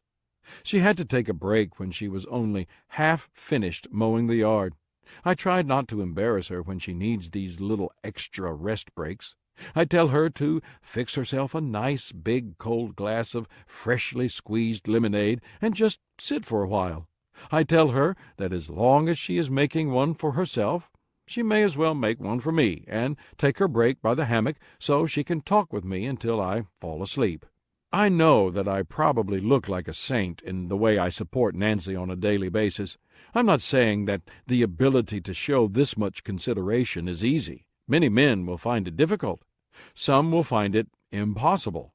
No one knows better than I do how frustrating women can become as they get older. However, guys, even if you just yell at your wife a little less often because of this article, I will consider that writing it was worthwhile. Signed, Bob. P.S. Bob's funeral was on Saturday, January 25th. P.P.S. Nancy was acquitted Monday, January 27th. If the people close to you are dragging you down, then it may be time to make some changes.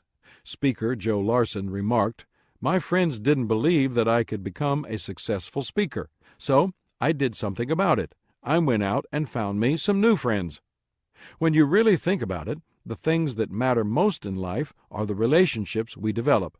Remember, you may build a beautiful house, but eventually it will crumble. You may develop a fine career, but one day it will be over. You may save a great sum of money, but you can't take it with you. You may be in superb health today, but in time it will decline. You may take pride in your accomplishments, but someone will surpass you. Discouraged?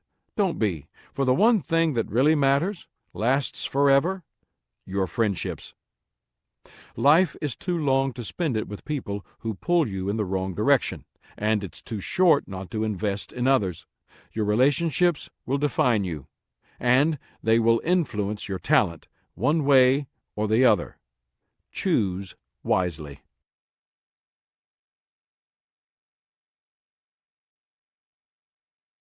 Chapter 12. Responsibility strengthens your talent. Responsibility. It lifts talent to a new level and increases its stamina. However, as I consider the 13 choices that help to create a talent-plus person, I realize that responsibility is often the last choice people desire to make. The result is flabby talent that fails to perform and never realizes its potential. How sad for the person who fails to take responsibility. How sad for others. Author and editor Michael Korda said, "Success on any major scale requires you to accept responsibility. In the final analysis, the one quality that all successful people have is the ability to take on responsibility. If you desire success, make responsibility your choice." Extreme talent. One day when I was flipping through television channels, I came across a program on PBS about rock climbers. What amazed me were their Spider-Man-like qualities. The program focused on Dan Osman, a man in his mid-30s who scrambled up a rock face in record time without the benefit of safety ropes. At one point in his climb, he literally jumped in order to reach a handhold and was momentarily airborne. If he had missed the hold he was reaching for, the fall would have killed him. Intrigued, I did some research. I discovered that this particular climb was in California at a place called Lover's Leap. The route he took is called Bear's Reach. Evidently, specific routes are named and rated by the first climber to successfully navigate them. Bear's Reach is considered a 5.7 in difficulty on the Yosemite decimal system. I didn't know what that meant, so I looked it up. Any climb that begins with a 5 involves climbing involving technical moves and protective hardware in case of a fall, or thin, exposed climbing requiring skill. The holds are not obvious to a novice. This is where weird moves such as laybacks, underclings, and evangelical hammerlocks come into play, where serious injury or death is very likely if you take an unprotected fall. In other words, it was very difficult. One rock-climbing guide estimated that the average time it would take to climb the 400-foot-tall cliff face of Bear's Reach was 3 hours. That would typically be done using safety ropes. On camera, Osman did what's called a free solo climb, with no help and no ropes, just him against the rock face. He accomplished the feat in 4 minutes, 25 seconds. Go to the internet, type in his name on a search engine, and you will find a video of him in action. Developing his skills. Osman started rock climbing when he was 12 years old. The son of a police officer father and a champion barrel racer mother, he is the descendant of samurai warriors. As a kid, he studied kung fu and aikido, a Japanese martial art that places high value on balance, control, and economy of motion. It took Osman 8 years to become an expert climber, slow in his opinion, but he developed into a world-class climber and an expert rope rigger. After more than a decade of climbing, Osman began experimenting with free-falling. That's where a person jumps bungee fashion from a high place, such as a bridge or cliff, but instead of being connected to a springy bungee cord, he is connected to a climber's rope. The rope has some stretch, but the fall is much more dramatic. It requires expert rigging and iron nerves. Osman began setting and breaking records for free falls. He became a legend among climbers and base jumpers, people who parachute from fixed objects. His fame grew, and soon creators of TV commercials and print ads started calling him. Unlimited talent, limited responsibility. But there was another side to Dan Osman. He had a difficult time functioning in the real world. His friends joked about Dano time, showing up to appointments hours late or sometimes not at all. His mother's childhood nickname for him was Danny I Forgot. He continually received tickets for speeding and driving with a suspended license or unregistered vehicle, which he neglected to pay. He regularly depended on others to rescue him. Andrew Todhunter, who was so intrigued with Osman that he spent time with him over the course of 3 years and wrote a book about the experience, writes about Osman's arrest for unpaid traffic violations. As Osman was being led away, he asked the writer to call friends, a retired couple who had adopted him. They were used to bailing him out. The woman, a retired executive, remarked, "I do worry a lot for him. What scares me is his jumping. He continues to want to jump farther and farther. I told him, "You're not getting any younger, Dan. You're going to have to think about your future a little more." Her concern was not just for him. Osmond had a 12-year-old daughter named Emma. He also had a live-in fiancée with a daughter. Todd Hunter was amazed that Osmond had such intense attention to detail and a strong sense of responsibility when climbing, but so little for the rest of life. And he asked Osmond about his responsibility to his daughter. "If I fell while soloing, I'd go against everything I represent, which is not pushing it, which is having the route in hand. By dying, I would let everybody down, my family, my friends," said Osmond. "I'd be robbing her if I fell. She knows her dad's rad. Other dads don't do this. She's afraid, but she's proud of what I'm doing. It's like my father. I worry about him, getting shot, but then I hear what a good cop he is. And there's a plaque on the wall, Officer of the Year." Record breaker. On November 23, 1998, Dan Osmond attempted his longest free fall, 1,000 feet. He had originally intended to set the new record on October 26th. He had prepared his rigging at Yosemite's Leaning Tower and did some intermediate distant jumps all the way up to 900 feet. Then he got a call from Emma. She was crying. She was worried about him. He dropped everything and went to see her. 2 days later, he was back at Yosemite and ready to resume his jumps, but he was arrested for the kinds of things he never took responsibility for: parking tickets and a suspended license. He spent 14 days in jail. His friend, filmmaker Eric Perlman, who had offered his house against Osmond's bail, talked to him after he got out of jail. Perlman recalls, "I told him, 'You've gone far enough, pushed it probably farther than it should be pushed. Nobody's going to touch this record for a long time. Take the rig down, show the judge you're serious, that you're playing by the rules here.' And he agreed, absolutely. He said, 'You know, you're right. It's what I should do, and my guardian angels need a break anyway. They've been working overtime for me.' But when Osmond went back with a friend on November 22nd to take down his rigging and pack up all his equipment, he couldn't resist the urge to go for another record. First, he jumped at 925 feet. The next day, he talked his friend into jumping. Then Osmond hastily re-rigged everything for his own longer jump. By then, it was late in the day. The sun was going down, and he couldn't see well. He jumped anyway. When the sound of the rope going taut didn't sound right, his friend knew something had gone wrong. He went to the base of the cliff where he found Osmond dead. His rope had snapped. Change in perspective. While Todd Hunter was researching his book and spending time with Osmond, he at first admired the climber and made allowances for his frequent displays of irresponsibility. He compared Osmond's behavior to Picasso's philandering and Faulkner's drunkenness, saying that great artists and athletic geniuses had an inability or refusal to live within ordinary parameters. But as Todd Hunter witnessed one reckless act after another, his point of view changed. He writes, "There are those professionals and volunteers who consciously and repetitively risk their lives in public service, and not infrequently lose them, for a worthy cause.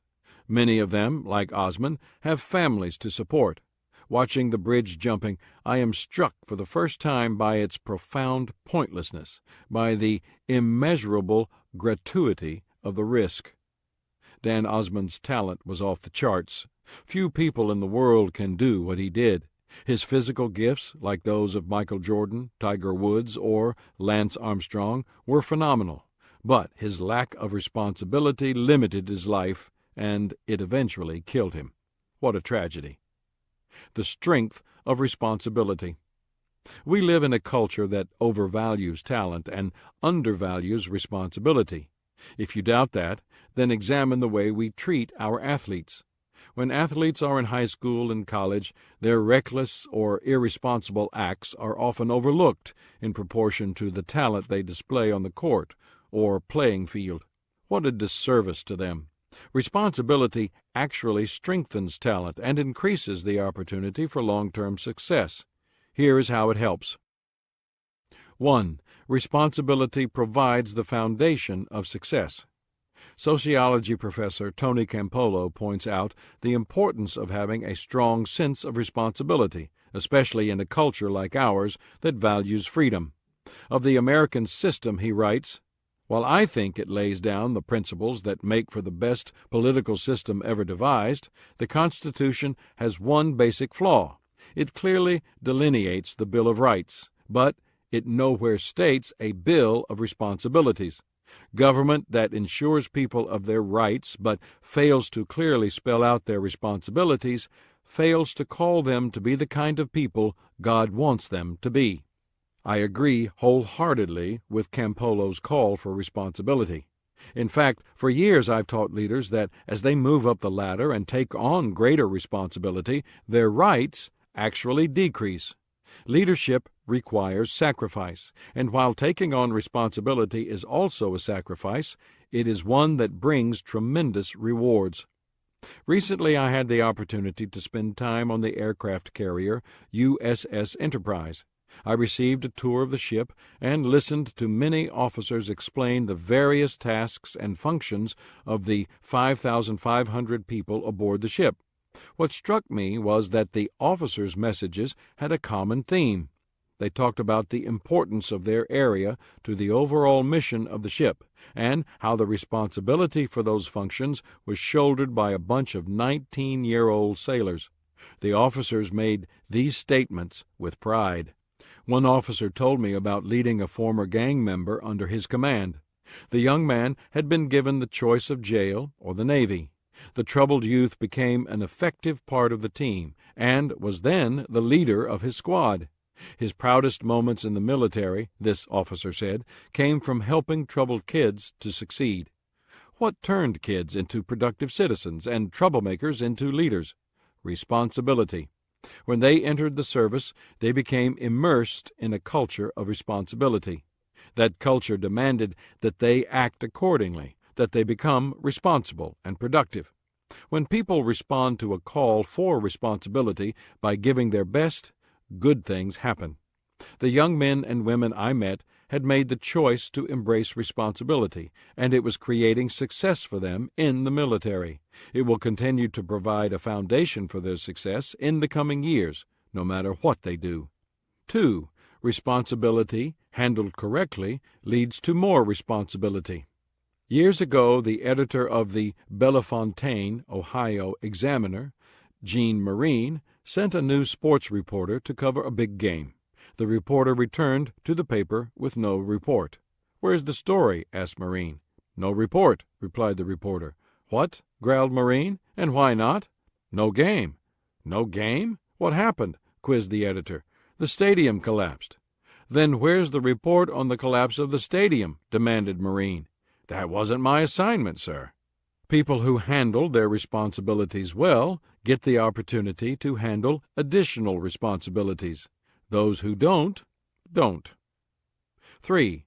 Responsibility maximizes ability and opportunity. During the Major League Baseball players' strike of 1994, many trading card manufacturers found themselves in a tough spot. Pinnacle Brands, however, was determined not to lay off any of its employees. Yet the company had to make some changes to be able to pay everyone until the business picked up again. So, what did management do? Placed the responsibility on the workers for finding ways to replace the $40 million in lost revenue. CEO Jerry Meyer told his employees, "I'm not going to save your jobs. You're going to save your jobs. You know what you can change and what you can do differently." The people did not let themselves down. A custodian reported that the company spent $50,000 on sodas for conference rooms, an expense that was cut. A finance department worker found a way to streamline trademark searches that saved the company $100,000. A PR manager signed a deal to distribute pens at the Olympics, generating $20 million. In the end, Pinnacle was the only one of the top trading card manufacturers that didn't lay off workers during the baseball strike.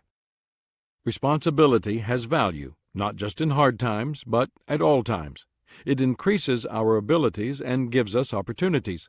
One reason it does is that it causes us to take action, to make things happen. On the job, we need to take responsibility not just for what we're assigned, but for the contribution we make. For example, if you're in business, at the end of every day you should ask yourself, did I make a profit for my employer today? If the answer is no, then you may be in trouble. Take responsibility for being a contributor. Every worker needs to be an asset to the company, not an expense. Author Richard L. Evans remarked, "It is priceless to find a person who will take responsibility, who will finish and follow through to the final detail. To know when someone has accepted an assignment that it will be effectively, conscientiously completed." When leaders find responsible people, they reward them with opportunities and resources that help them to become more effective. 4. Responsibility, over time, builds a solid reputation. Responsible people enjoy an increasingly better reputation, and that is one of the greatest assets of sustained responsibility. Others discover what they can expect from you, and they know they can depend on you. You're solid. In contrast, the longer you know a person who lacks responsibility, the less you trust him. It is not surprising to me that the better Andrew Todhunter got to know Dan Osman, the more reservations he had about him and what he was doing. A person may try to compartmentalize his life, taking responsibility in one area and shirking it in another, but in the long run, it doesn't work. Irresponsibility, left unchecked, inevitably grows and spreads into other areas of a person's life. A general from American history whose reputation continued to grow was Dwight D. Eisenhower. In fact, his reputation became so strong that it got him elected president. Though he was only an average president, he was an excellent general. One reason was his willingness to take responsibility for his decisions. During World War II, Eisenhower was responsible for planning the D-Day invasion of Normandy, France. Giving the okay for the assault was a painful decision, one he knew that would lead to the deaths of many servicemen. Yet he also knew that if it was successful, it would be a pivotal point in the war against the Nazis. Pat Williams, in his book American Scandal, writes that in the hours prior to the assault, Eisenhower handwrote a press release that would be used in the event of the invasion's failure. It read, "Our landings have failed, and I have withdrawn the troops. My decision to attack at this time and this place was based upon the best information available. The troops, the air, and the Navy did all that bravery and devotion to duty could do. If any blame or fault attaches to the attempt, it is mine alone." Eisenhower had determined that he would take responsibility for whatever happened. That mindset earned the admiration of his fellow officers, his soldiers, and citizens alike. If you want others to trust you, to give you greater opportunities and resources to develop and strengthen your talent, and to partner with you, then embrace responsibility and practice it faithfully in every area of your life. Talent plus responsibility equals a talent plus person, putting the talent plus formula into action. There's no way for me to know your personal history in regard to responsibility. Maybe assuming responsibility has been a problem for you, or you may have a strong sense of responsibility, and you never drop the ball. Either way, please review the following steps to help you become a talent plus person when it comes to responsibility. 1. Start wherever you are. Greek philosopher Aristotle observed, "We become what we are as persons by the decisions that we ourselves make." Each time you make a responsible decision, you become a more responsible person. Even if your track record hasn't been good up to now, you can change. Successful people take personal responsibility for their actions and their attitudes. They show responsibility. the ability to choose a correct response no matter what situation they face. Responsibility is always a choice, and only you can make it. If being responsible has not been one of your strengths, then start small. You can't start from any place other than where you are. I think you will find that when it comes to responsibility, the best helping hand you will ever find is at the end of your arm. 2. Choose your friends wisely. Since I've devoted an entire chapter to relationships and how they influence talent, I don't need to say very much here. Heed the advice of trainer and consultant Kevin Eikenberry, who says, "Look carefully at the closest associations in your life, for that is the direction you are heading." If you have started your journey on the road to responsibility, just make sure that you have the right traveling companions. You will find it difficult or impossible to be responsible when you spend most of your time with irresponsible people. 3. Stop blaming others. The sales manager of a dog food company asked his sales team how they liked the company's new advertising program. "Great," they replied, "the best in the business." "What do you think of the product?" he asked. "Fantastic," they replied. "How about the sales force?" he asked. They were the sales force, so of course they responded positively, saying they were the best. "Okay then," the manager asked, "so if we have the best brand, the best packaging, the best advertising program, and the best sales force, why are we in 17th place in our industry?" After an awkward silence, one of the salesmen stated, "It's those darn dogs. They just won't eat the stuff." If you want to be successful and to maximize your talent as a Talent Plus person, you need to stop blaming others, take a good look in the mirror, and take responsibility for your own life. Television host Oprah Winfrey says, "My philosophy is that not only are you responsible for your life, but doing the best at this moment puts you in the best place for the next moment." Ron French of the Gannett News Service writes that failing to take responsibility has become pervasive in America. Ducking responsibility has become an American pastime. We all have learned to play the blame game, where the 7 deadly sins are acceptable syndromes and criminals are victims. From lifelong smokers suing tobacco companies to students rationalizing cheating, we've become a nation of whiners and crybabies. "It's part of the American character nowadays," says Charles Sykes, "a nation of victims." We've gone from a society of people who were self-reliant to a people who inherently refuse to accept responsibility. People who think others are responsible for their situation assign the blame to various individuals, institutions, or entities. Some fault society or the times. Some point at the system or the man. Criminals serving time in prison are notorious for blaming others and declaring their innocence. Others rail against the previous generation as the cause of their problems. But do you know why? Cartoonist Doug Larson observed, "The reason people blame things on previous generations is that there's only one other choice." Some of the best advice you could follow on this subject came from President Theodore Roosevelt. Do what you can with what you have, where you are. That's all any of us can do. Don't make excuses. Don't look for others to blame. Just focus on the present and do your best. And if you make a mistake or fail, find whatever fault you can inside yourself and try to do better the next time around. 4. Learn responsibility's major lessons. There are 4 core lessons we need to learn if we want to display the kind of responsibility that makes us Talent Plus people. The lessons are simple and obvious. They are also very difficult to master. Recognize that gaining success means practicing self-discipline. The first victory we must win is over ourselves. We must learn to control ourselves. You can use any incentive you want to do this. The desire to follow moral or ethical values, rewards for delayed gratification, even the threat of public exposure. Business executive John Weston commented, "I've always tried to live with the following simple rule. Don't do what you wouldn't feel comfortable reading about in the newspaper the next day.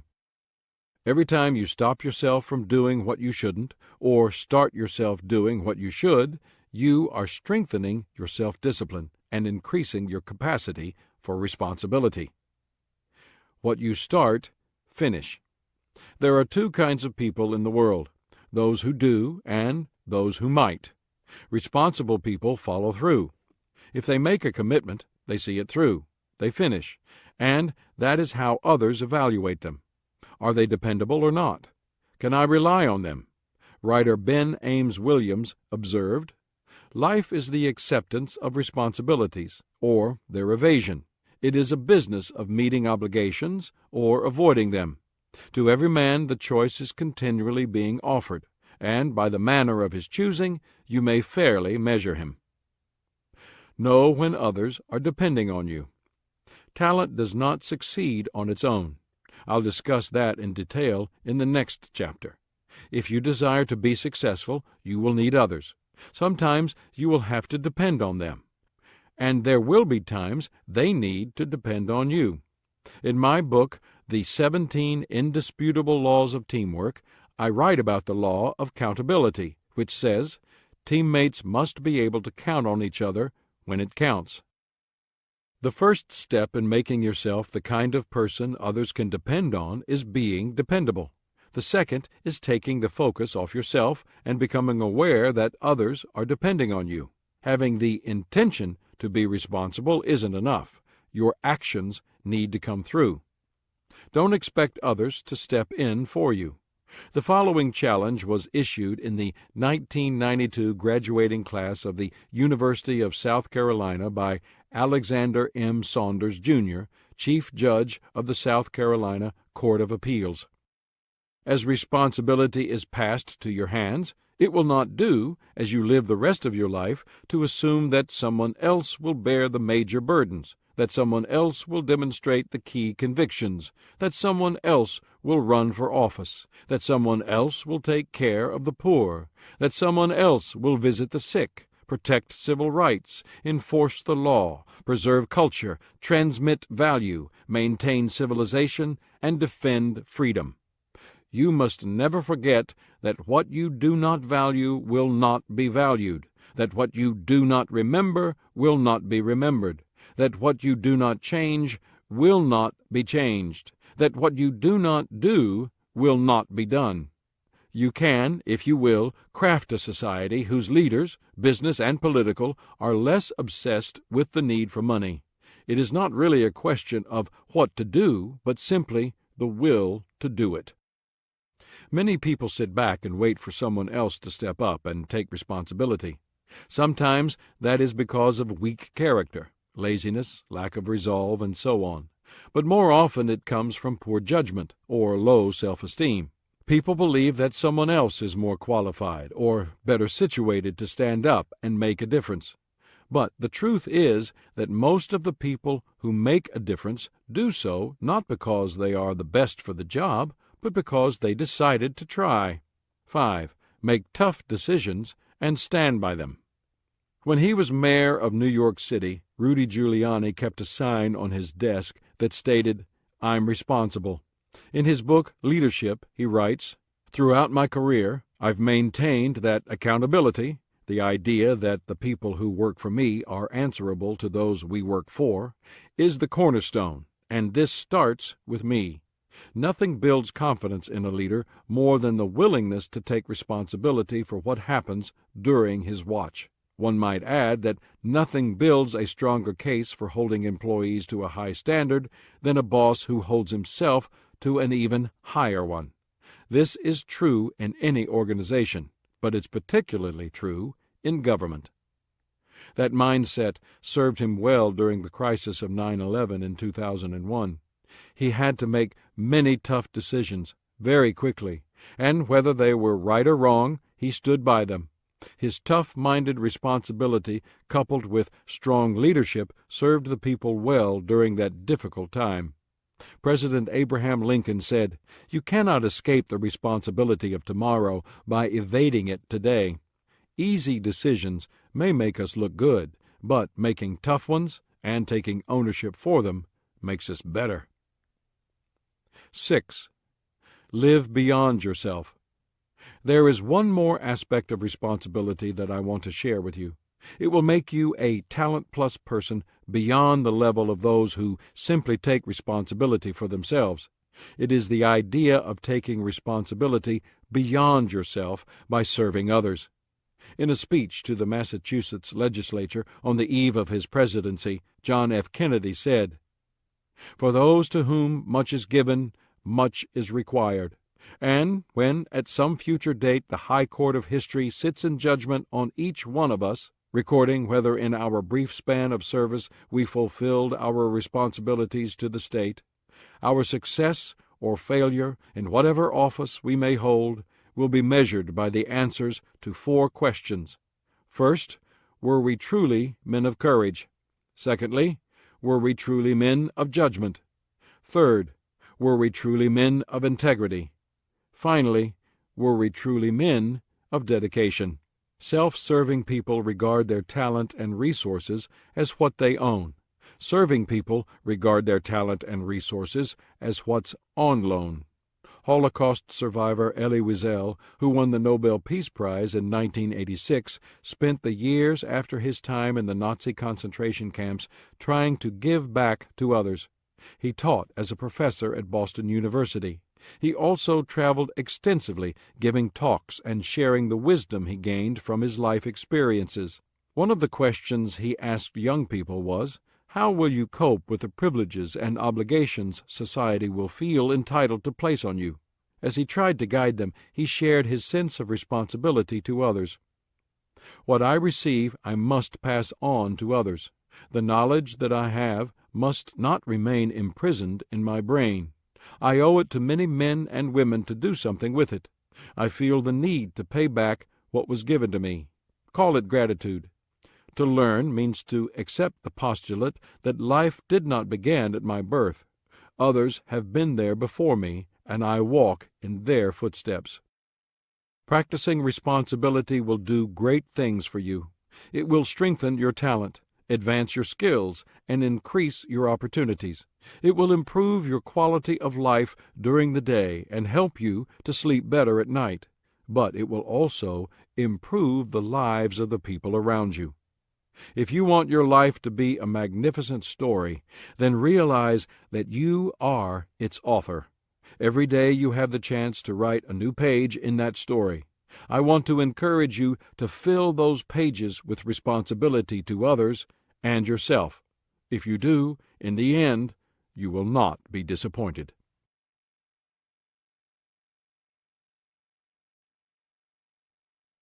Chapter 13. Teamwork multiplies your winning movie, Rocky. Boxer Rocky Balboa describes his relationship with his girlfriend, Adrian. "I've got gaps. She's got gaps. But together, we've got no gaps." What a wonderful description of teamwork. It doesn't matter how talented you may be. You have gaps. There are things you don't do well. What's the best way to handle your weaknesses? Partner with others who have strengths in those areas. If you want to do something really big, then do it as part of a team. Extraordinary teamwork. In the previous chapter, I mentioned that I recently toured the aircraft carrier USS Enterprise. I got that opportunity when my friend, Tom Mullins, invited me to make the trip along with him and a few others. It started when we landed aboard the aircraft, which was already at sea. For 24 hours, we received the VIP treatment, touring every part of that magnificent ship. The entire experience was fantastic, but the highlight for me was sitting with Rear Admiral Raymond Spicer, commander of the Enterprise's Carrier Strike Group, and watching FA-18 Hornet jets taking off and landing at night. What an incredible sight! There was beauty in the way the jets shot off the deck and others landed, coming to a halt in a mere 2 seconds. But what struck me even more was the number of people who seemed to be involved in the process and the teamwork that was required. When I asked Admiral Spicer about it, he put me in contact with Lieutenant Commander Ryan Smith, the V-2 division officer, who explained the process to me. He said, "The pilot is seated at the controls of an FA-18 Hornet as the jet is accelerated from 0 to nearly 160 miles per hour in the span of less than 3 seconds. As the aircraft climbs away from the carrier, she raises the landing gear and is suddenly alone in the black of night. There are few examples of solitary combat in today's era of modern, networked warfare, but an aviator seated in the cockpit of one of today's Navy fighters still seems like an example in which the accomplishment of a particular objective is entirely dependent on the talent, skill, and effort of one particular highly trained individual. However, the singular act of catapulting a jet off of the end of one of these carriers is the result of the complex orchestration of scores of individuals, each with a mastery of his or her own specific task. It is the efforts and coordination of these individuals, most of whom are just barely high school graduates, which serve as a truly inspiring example of teamwork. He then went on to explain the process. Hours before that jet taxis to the catapult for launching, it is being inspected by a team of mechanics and technicians from the aircraft squadron. While the pilot is receiving a briefing on the mission, including weather, target information, radio procedures, and navigational information, all of which are produced by teams of sailors, the aircraft is going through an equally rigorous period of preparation. The pre-flight routine ends only when the pilot has reviewed the aircraft's maintenance records and inspected the aircraft for flight. Exactly 30 minutes prior to the aircraft's launch time, a specific sequence of steps begins that is always followed with precision.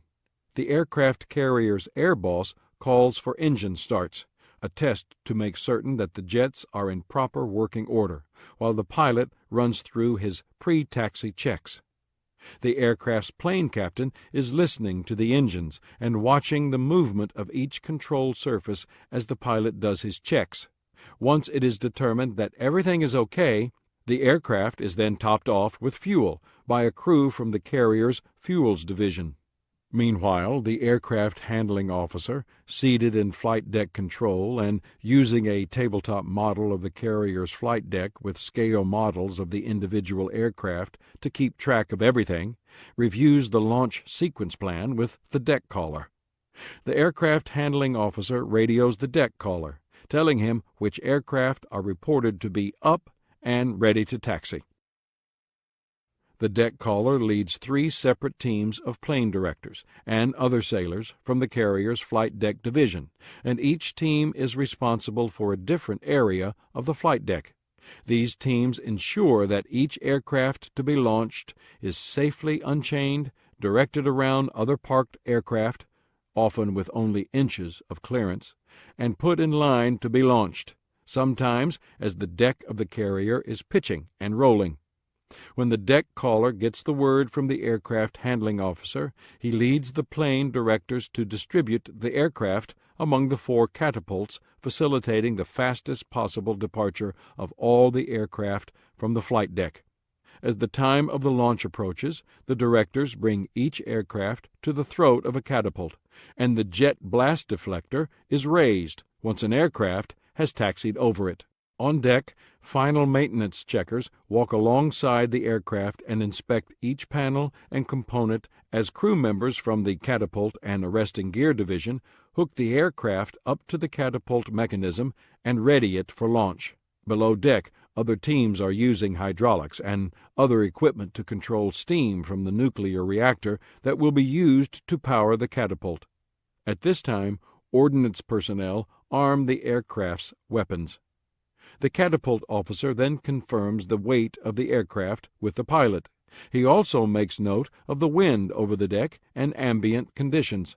He performs calculations to determine the precise amount of energy needed to achieve flight. Even with all of this preparation, no jet would be able to take off if the ship weren't in the proper position. The ship's navigational team, which makes calculations to determine the required speed and heading, has relayed information to the bridge, and by now the ship has completed its turn and has accelerated to proper speed on its directed course. The aircraft is almost ready for launch. The catapult officer signals to the operators, and the aircraft is hydraulically tensioned into the catapult. At this point, the pilot applies full power to the aircraft's engines and checks to be sure the aircraft is functioning.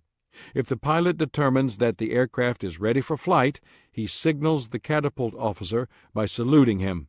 If the catapult officer also receives a thumbs up from the squadron final checker, he will then give the fire signal to a catapult operator who depresses the fire button and sends the aircraft on its way. What's amazing is that 3 more aircraft can be launched right behind it in less than a minute, each having gone through that same procedure. And in just a matter of minutes, that same flight deck can be prepared to receive landing aircraft, one coming on final approach just as the previous one is taxied out of the landing area. Teamwork truths. I can think of few things that require such a high degree of precision teamwork with so many different groups of people as the launching of a jet from an aircraft carrier. It's easy to see that teamwork is essential for the task. However, a task doesn't have to be complex to need teamwork. In 2001, when I wrote The 17 Indisputable Laws of Teamwork, the first law I included was the law of significance, which says, 1 is too small a number to achieve greatness. If you want to do anything of value, teamwork is required. Teamwork not only allows a person to do what he couldn't otherwise do, it also has a compounding effect on all he possesses, including talent. If you believe one person is a work of God, which I do, then a group of talented people committed to working together is a work of art. Whatever your vision or desire, teamwork makes the dream work. Working together with other people toward a common goal is one of the most rewarding experiences of life. I've led or been part of many different kinds of teams: sports teams, work teams, business teams, ministry teams, communication teams, choirs, bands, committees, boards, you name it. I've observed teams of nearly every type in my travels around the world, and talking to leaders, developing teams, counseling with coaches, and teaching and writing on teamwork have influenced my thinking when it comes to teams. What I've learned, I want to share with you. 1. Teamwork divides the effort and multiplies the effect. Would you like to get better results from less work? I think everyone would. That's what teamwork provides. In his book, Jesus on Leadership, C. Gene Wilkes describes why teamwork is superior to individual effort. Teams involve more people, thus affording more resources, ideas, and energy than an individual possesses. Teams maximize a leader's potential and minimize her weaknesses. Strengths and weaknesses are more exposed in individuals. Teams provide multiple perspectives on how to meet a need or reach a goal, thus devising several alternatives for each situation. Individual insight is seldom as broad and deep as a group's when it takes on a problem. Teams share the credit for victories and the blame for losses. This fosters genuine humility and authentic community. Individuals take credit and blame alone. This fosters pride and sometimes a sense of failure. Teams keep leaders accountable for the goal. Individuals connected to no one can change the goal without accountability. Teams can simply do more than an individual. It's common sense that people working together can do more than an individual working alone. So why are some people reluctant to engage in teamwork? It can be difficult in the beginning.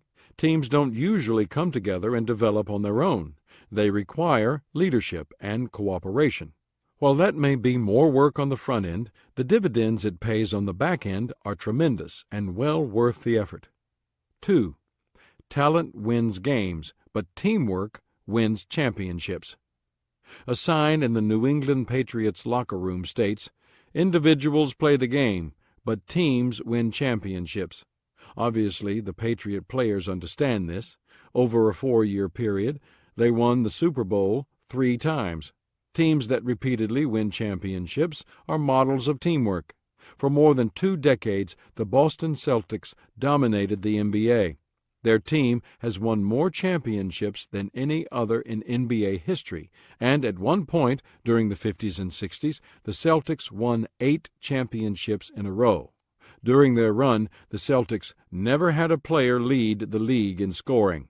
Red Auerbach, who coached the Celtics and then later moved to their front office, always emphasized teamwork. He asserted, "One person seeking glory doesn't accomplish much. Everything we've done has been the result of people working together to meet our common goals."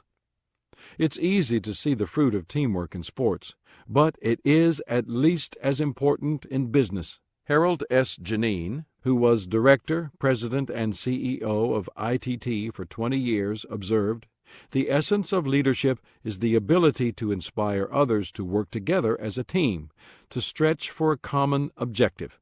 If you want to perform at the highest possible level, you need to be part of a team." 3. Teamwork is not about you.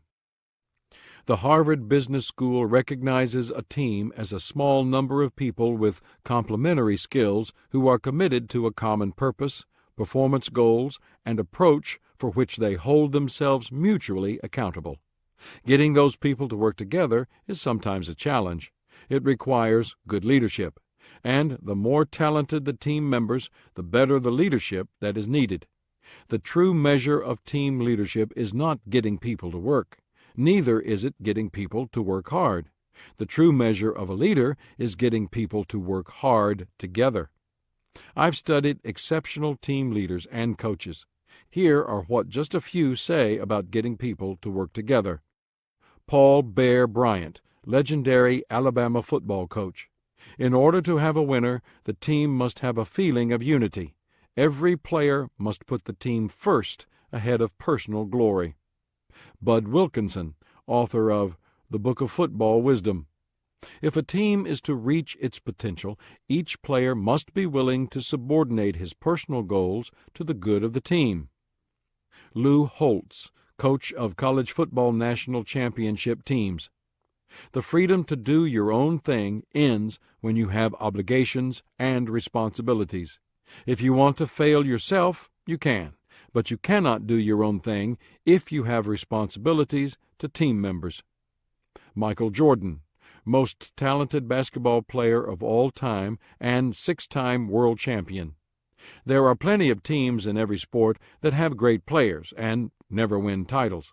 Most of the time, those players aren't willing to sacrifice for the greater good of the team.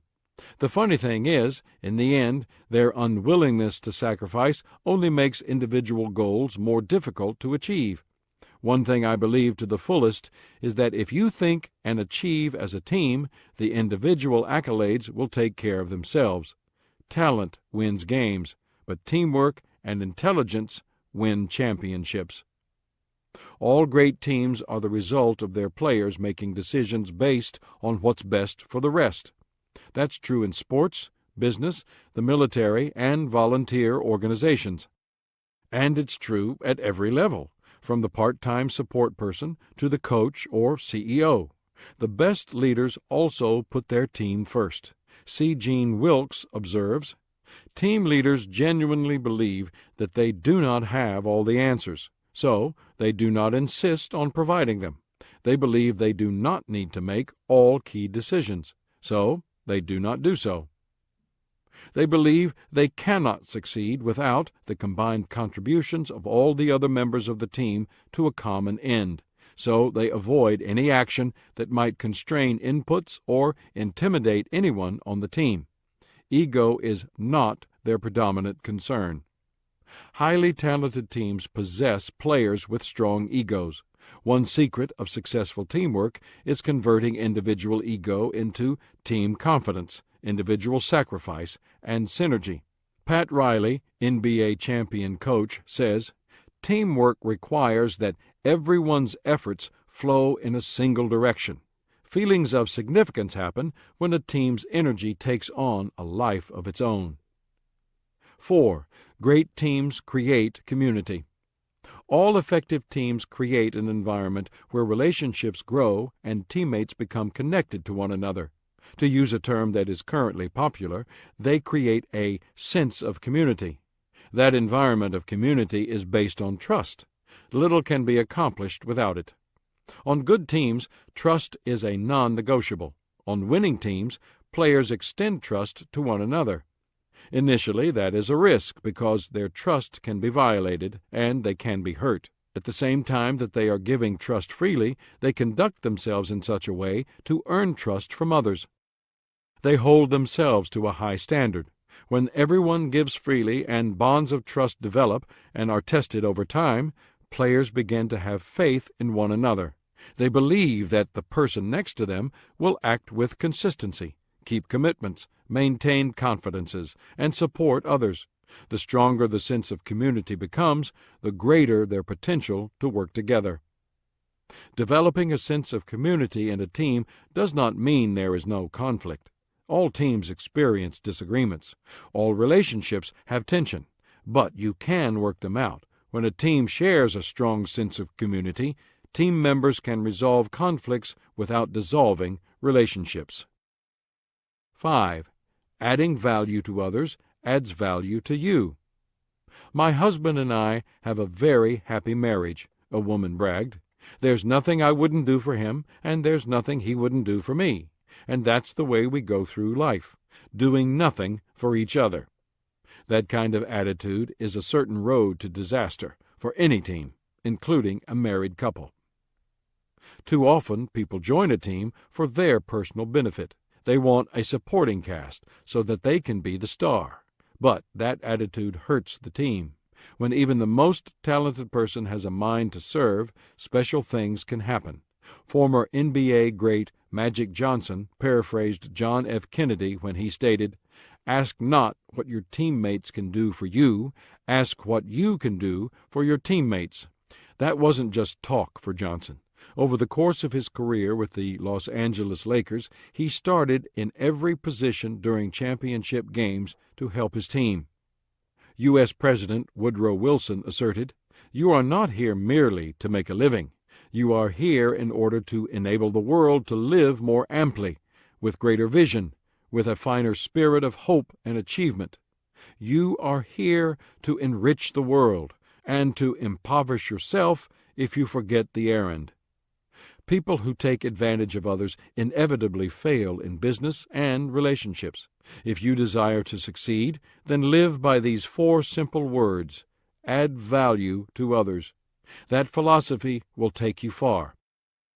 Talent plus teamwork equals a talent plus person, putting the talent plus formula into action. All talented people have a choice to make: do their own thing and get all the credit, or do the team thing and share it. My observation is that not only do talented people accomplish more when working with others, but they are also more fulfilled than those who go it alone. My hope is that you choose teamwork over solo efforts. If that is your desire, then do the following. 1. Buy into the law of significance. Earlier in this chapter, I mentioned the law of significance from the 17 indisputable laws of teamwork. 1 is too small a number to achieve greatness. In 2002, when I was teaching on the laws, I challenged members of the audience of 10,000. Name one person in the history of mankind who alone, without the help of anyone, made a significant impact on civilization. A voice from the crowd yelled, "Charles Lindbergh. He crossed the Atlantic Ocean in a plane by himself." The crowd cheered. "That's true," I responded, and the crowd cheered louder, thinking I had been stumped. "But did you know," I continued, "that Ryan Aeronautical Engineering designed and built the plane? And did you know that 10 millionaires financed the trip?" The crowd exploded. "Are there any more suggestions?" I asked. I want to give you the same challenge. Think of any significant accomplishment that appears to be a solo act. Then do some research, and you will find that others worked with the individuals or supported them so that they could do what they did. No one does anything significant on his own. One is too small a number to achieve greatness. If you buy into that idea, then you will embrace the concept of teamwork. And that will be the foundation upon which you multiply your talent and take it to the highest level. No one can become a talent-plus person without it. 2. Include a team in your dream. Journalist and radio host Rex Murphy asserts, "The successful attainment of a dream is a cart and horse affair. Without a team of horses, a cart full of dreams can go nowhere." Teamwork gives you the best opportunity to turn your vision into reality. The greater the vision, the more need there is for a good team. But being willing to engage in teamwork is not the same as actively pursuing a team and becoming part of it. To succeed, you need to get on a team and find your best place in it. That may be as its leader, or it may not. Rudy Giuliani says, "In reality, a leader must understand that success is best achieved through teamwork. From the moment you are put into a leadership position, you must demonstrate ultimate humility. A leader must know his weaknesses in order to counterbalance them with the strengths of the team. When I became the mayor of New York, I had both strengths and weaknesses. For instance, I did not have very much experience in economics. I found members for my team that had experience and great talent in the field of economics. When every member of the team is operating in his or her strengths, your organization will flourish. When crisis comes, you will have the people in place to manage every situation with excellence." If you're not certain about where you ultimately belong on a team, don't let that stop you from engaging in teamwork. Find others who are like-minded in their attitudes and passion, and join them. 3. Develop your team. If you are a leader on your team, then you must make it your goal to develop your teammates or players. That process begins with having the right people on the team. It's said that people are known by the company they keep, but it can also be said that a company is known by the people it keeps. Jack Welch, former chairman and CEO of General Electric, observed, "If you pick the right people and give them the opportunity to spread their wings and put compensation as a carrier behind it, you almost don't have to manage them." That's why Patrick Emmington said, "It is the greatest folly to talk of motivating anybody. The real key is to help others to unlock and direct their deepest motivators." The process continues with your doing whatever you can to help people grow and reach their potential.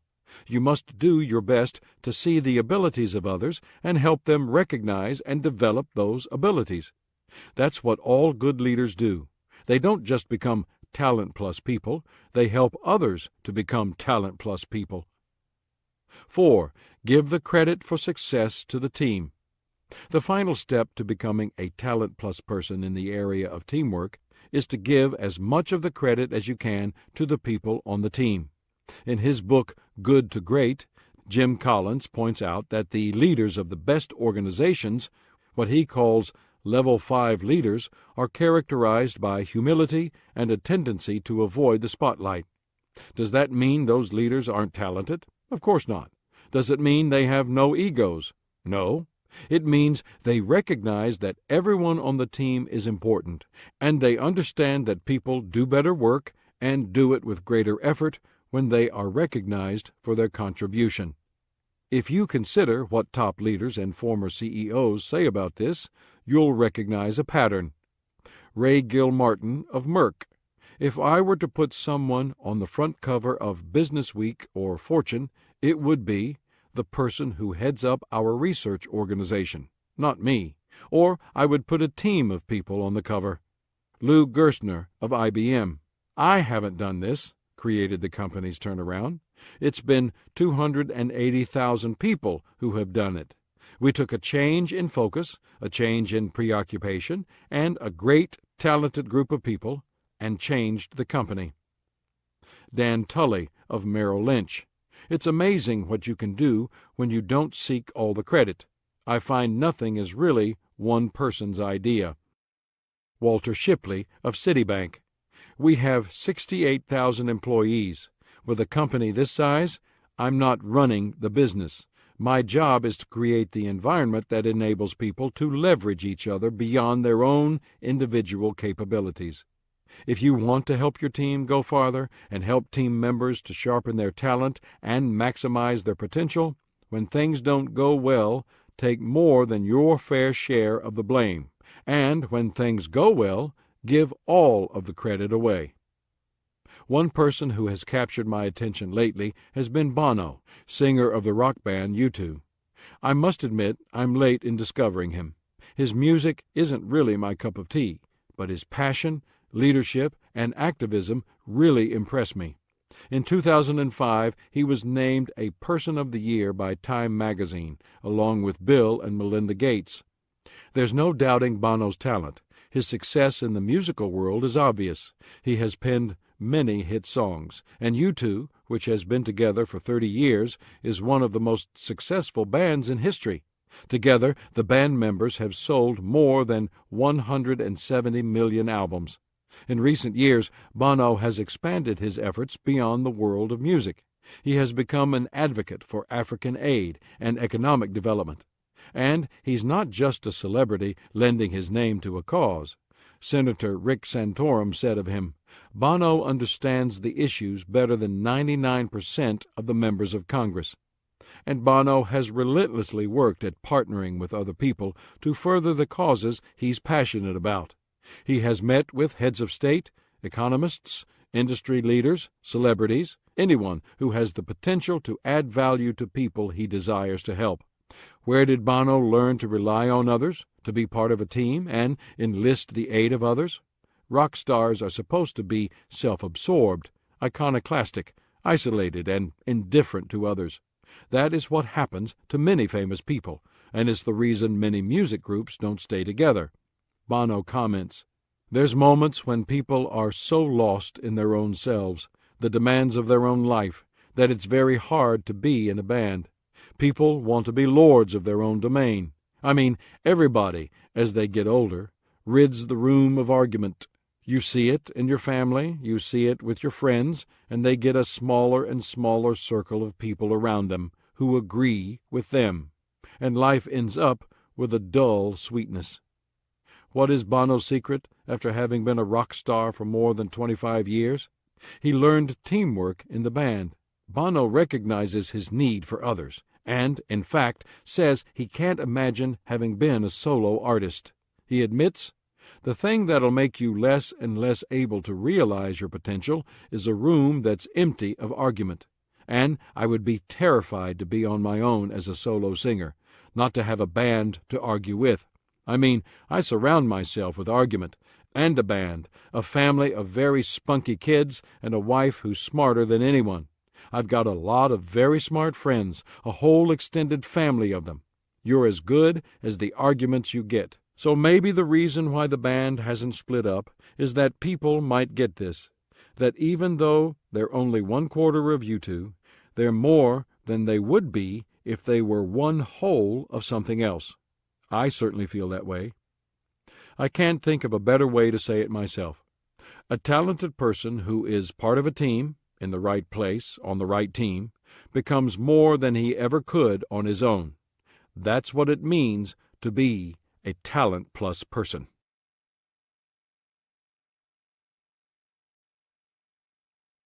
The last word on talent. Early in 2006, claimed we were experiencing a worldwide talent shortage. Zurich, Switzerland, Reuters. Employers are having difficulty finding the right people to fill jobs despite high unemployment in Europe and the United States, a survey by U.S.-based staffing firm Manpower showed Tuesday. The survey conducted late in January showed that 40% of nearly 33,000 employers in 23 countries across the world were struggling to find qualified job candidates. The talent shortage is becoming a reality for a larger number of employers around the world, Manpower's CEO and chairman Jeffrey Jarris said. And in what is the number one talent shortage, according to the report? Sales. They wanted more good salespeople. Every few years we hear similar statements about certain professions, but the reality is that there never has been, nor will there ever be, a talent shortage. Talent is God-given. As long as there are people in the world, there will be plenty of talent. What's missing are people who have made the choices necessary to maximize their talent. Employers are really looking for talent-plus people. By now, I trust you agree that the key choices we make, apart from the natural talent we already possess, set us apart from others who have talent alone. William Danforth, who became the owner of the Ralston Purina Company, found a secret of success when he was a young man. When I was 16, I came to St. Louis to attend the Manual Training School. It was a mile from my boarding house to the school. A teacher who lived nearby, and I would start for school at the same time every morning, but he always beat me there. Even back then, I didn't want to be beaten, and so I tried all the shortcuts. Day after day, however, he arrived ahead of me. Then I discovered how he did it. When he came to each street crossing, he would run to the other curb. The thing that put him ahead of me was just that little extra. Talent-plus people give a little extra. You see it in the choices they make that multiply and maximize their talent. Because they have given more to develop their talent, they are able to give more to others with their talent. I want to encourage you to make the 13 choices described in this book, and every day remind yourself about how these choices can help you. 1. Belief lifts my talent. 2. Passion energizes my talent. 3. Initiative activates my talent. 4. Focus directs my talent. 5. Preparation positions my talent. 6. Practice sharpens my talent. 7. Perseverance sustains my talent. 8. Courage tests my talent. 9. Teachability expands my talent. 10. Character protects my talent. 11. Relationships influence my talent. 12. Responsibility strengthens my talent. 13. Teamwork multiplies my talent. Whatever talent you have, you can improve. Never forget that the choices you make in the end make you.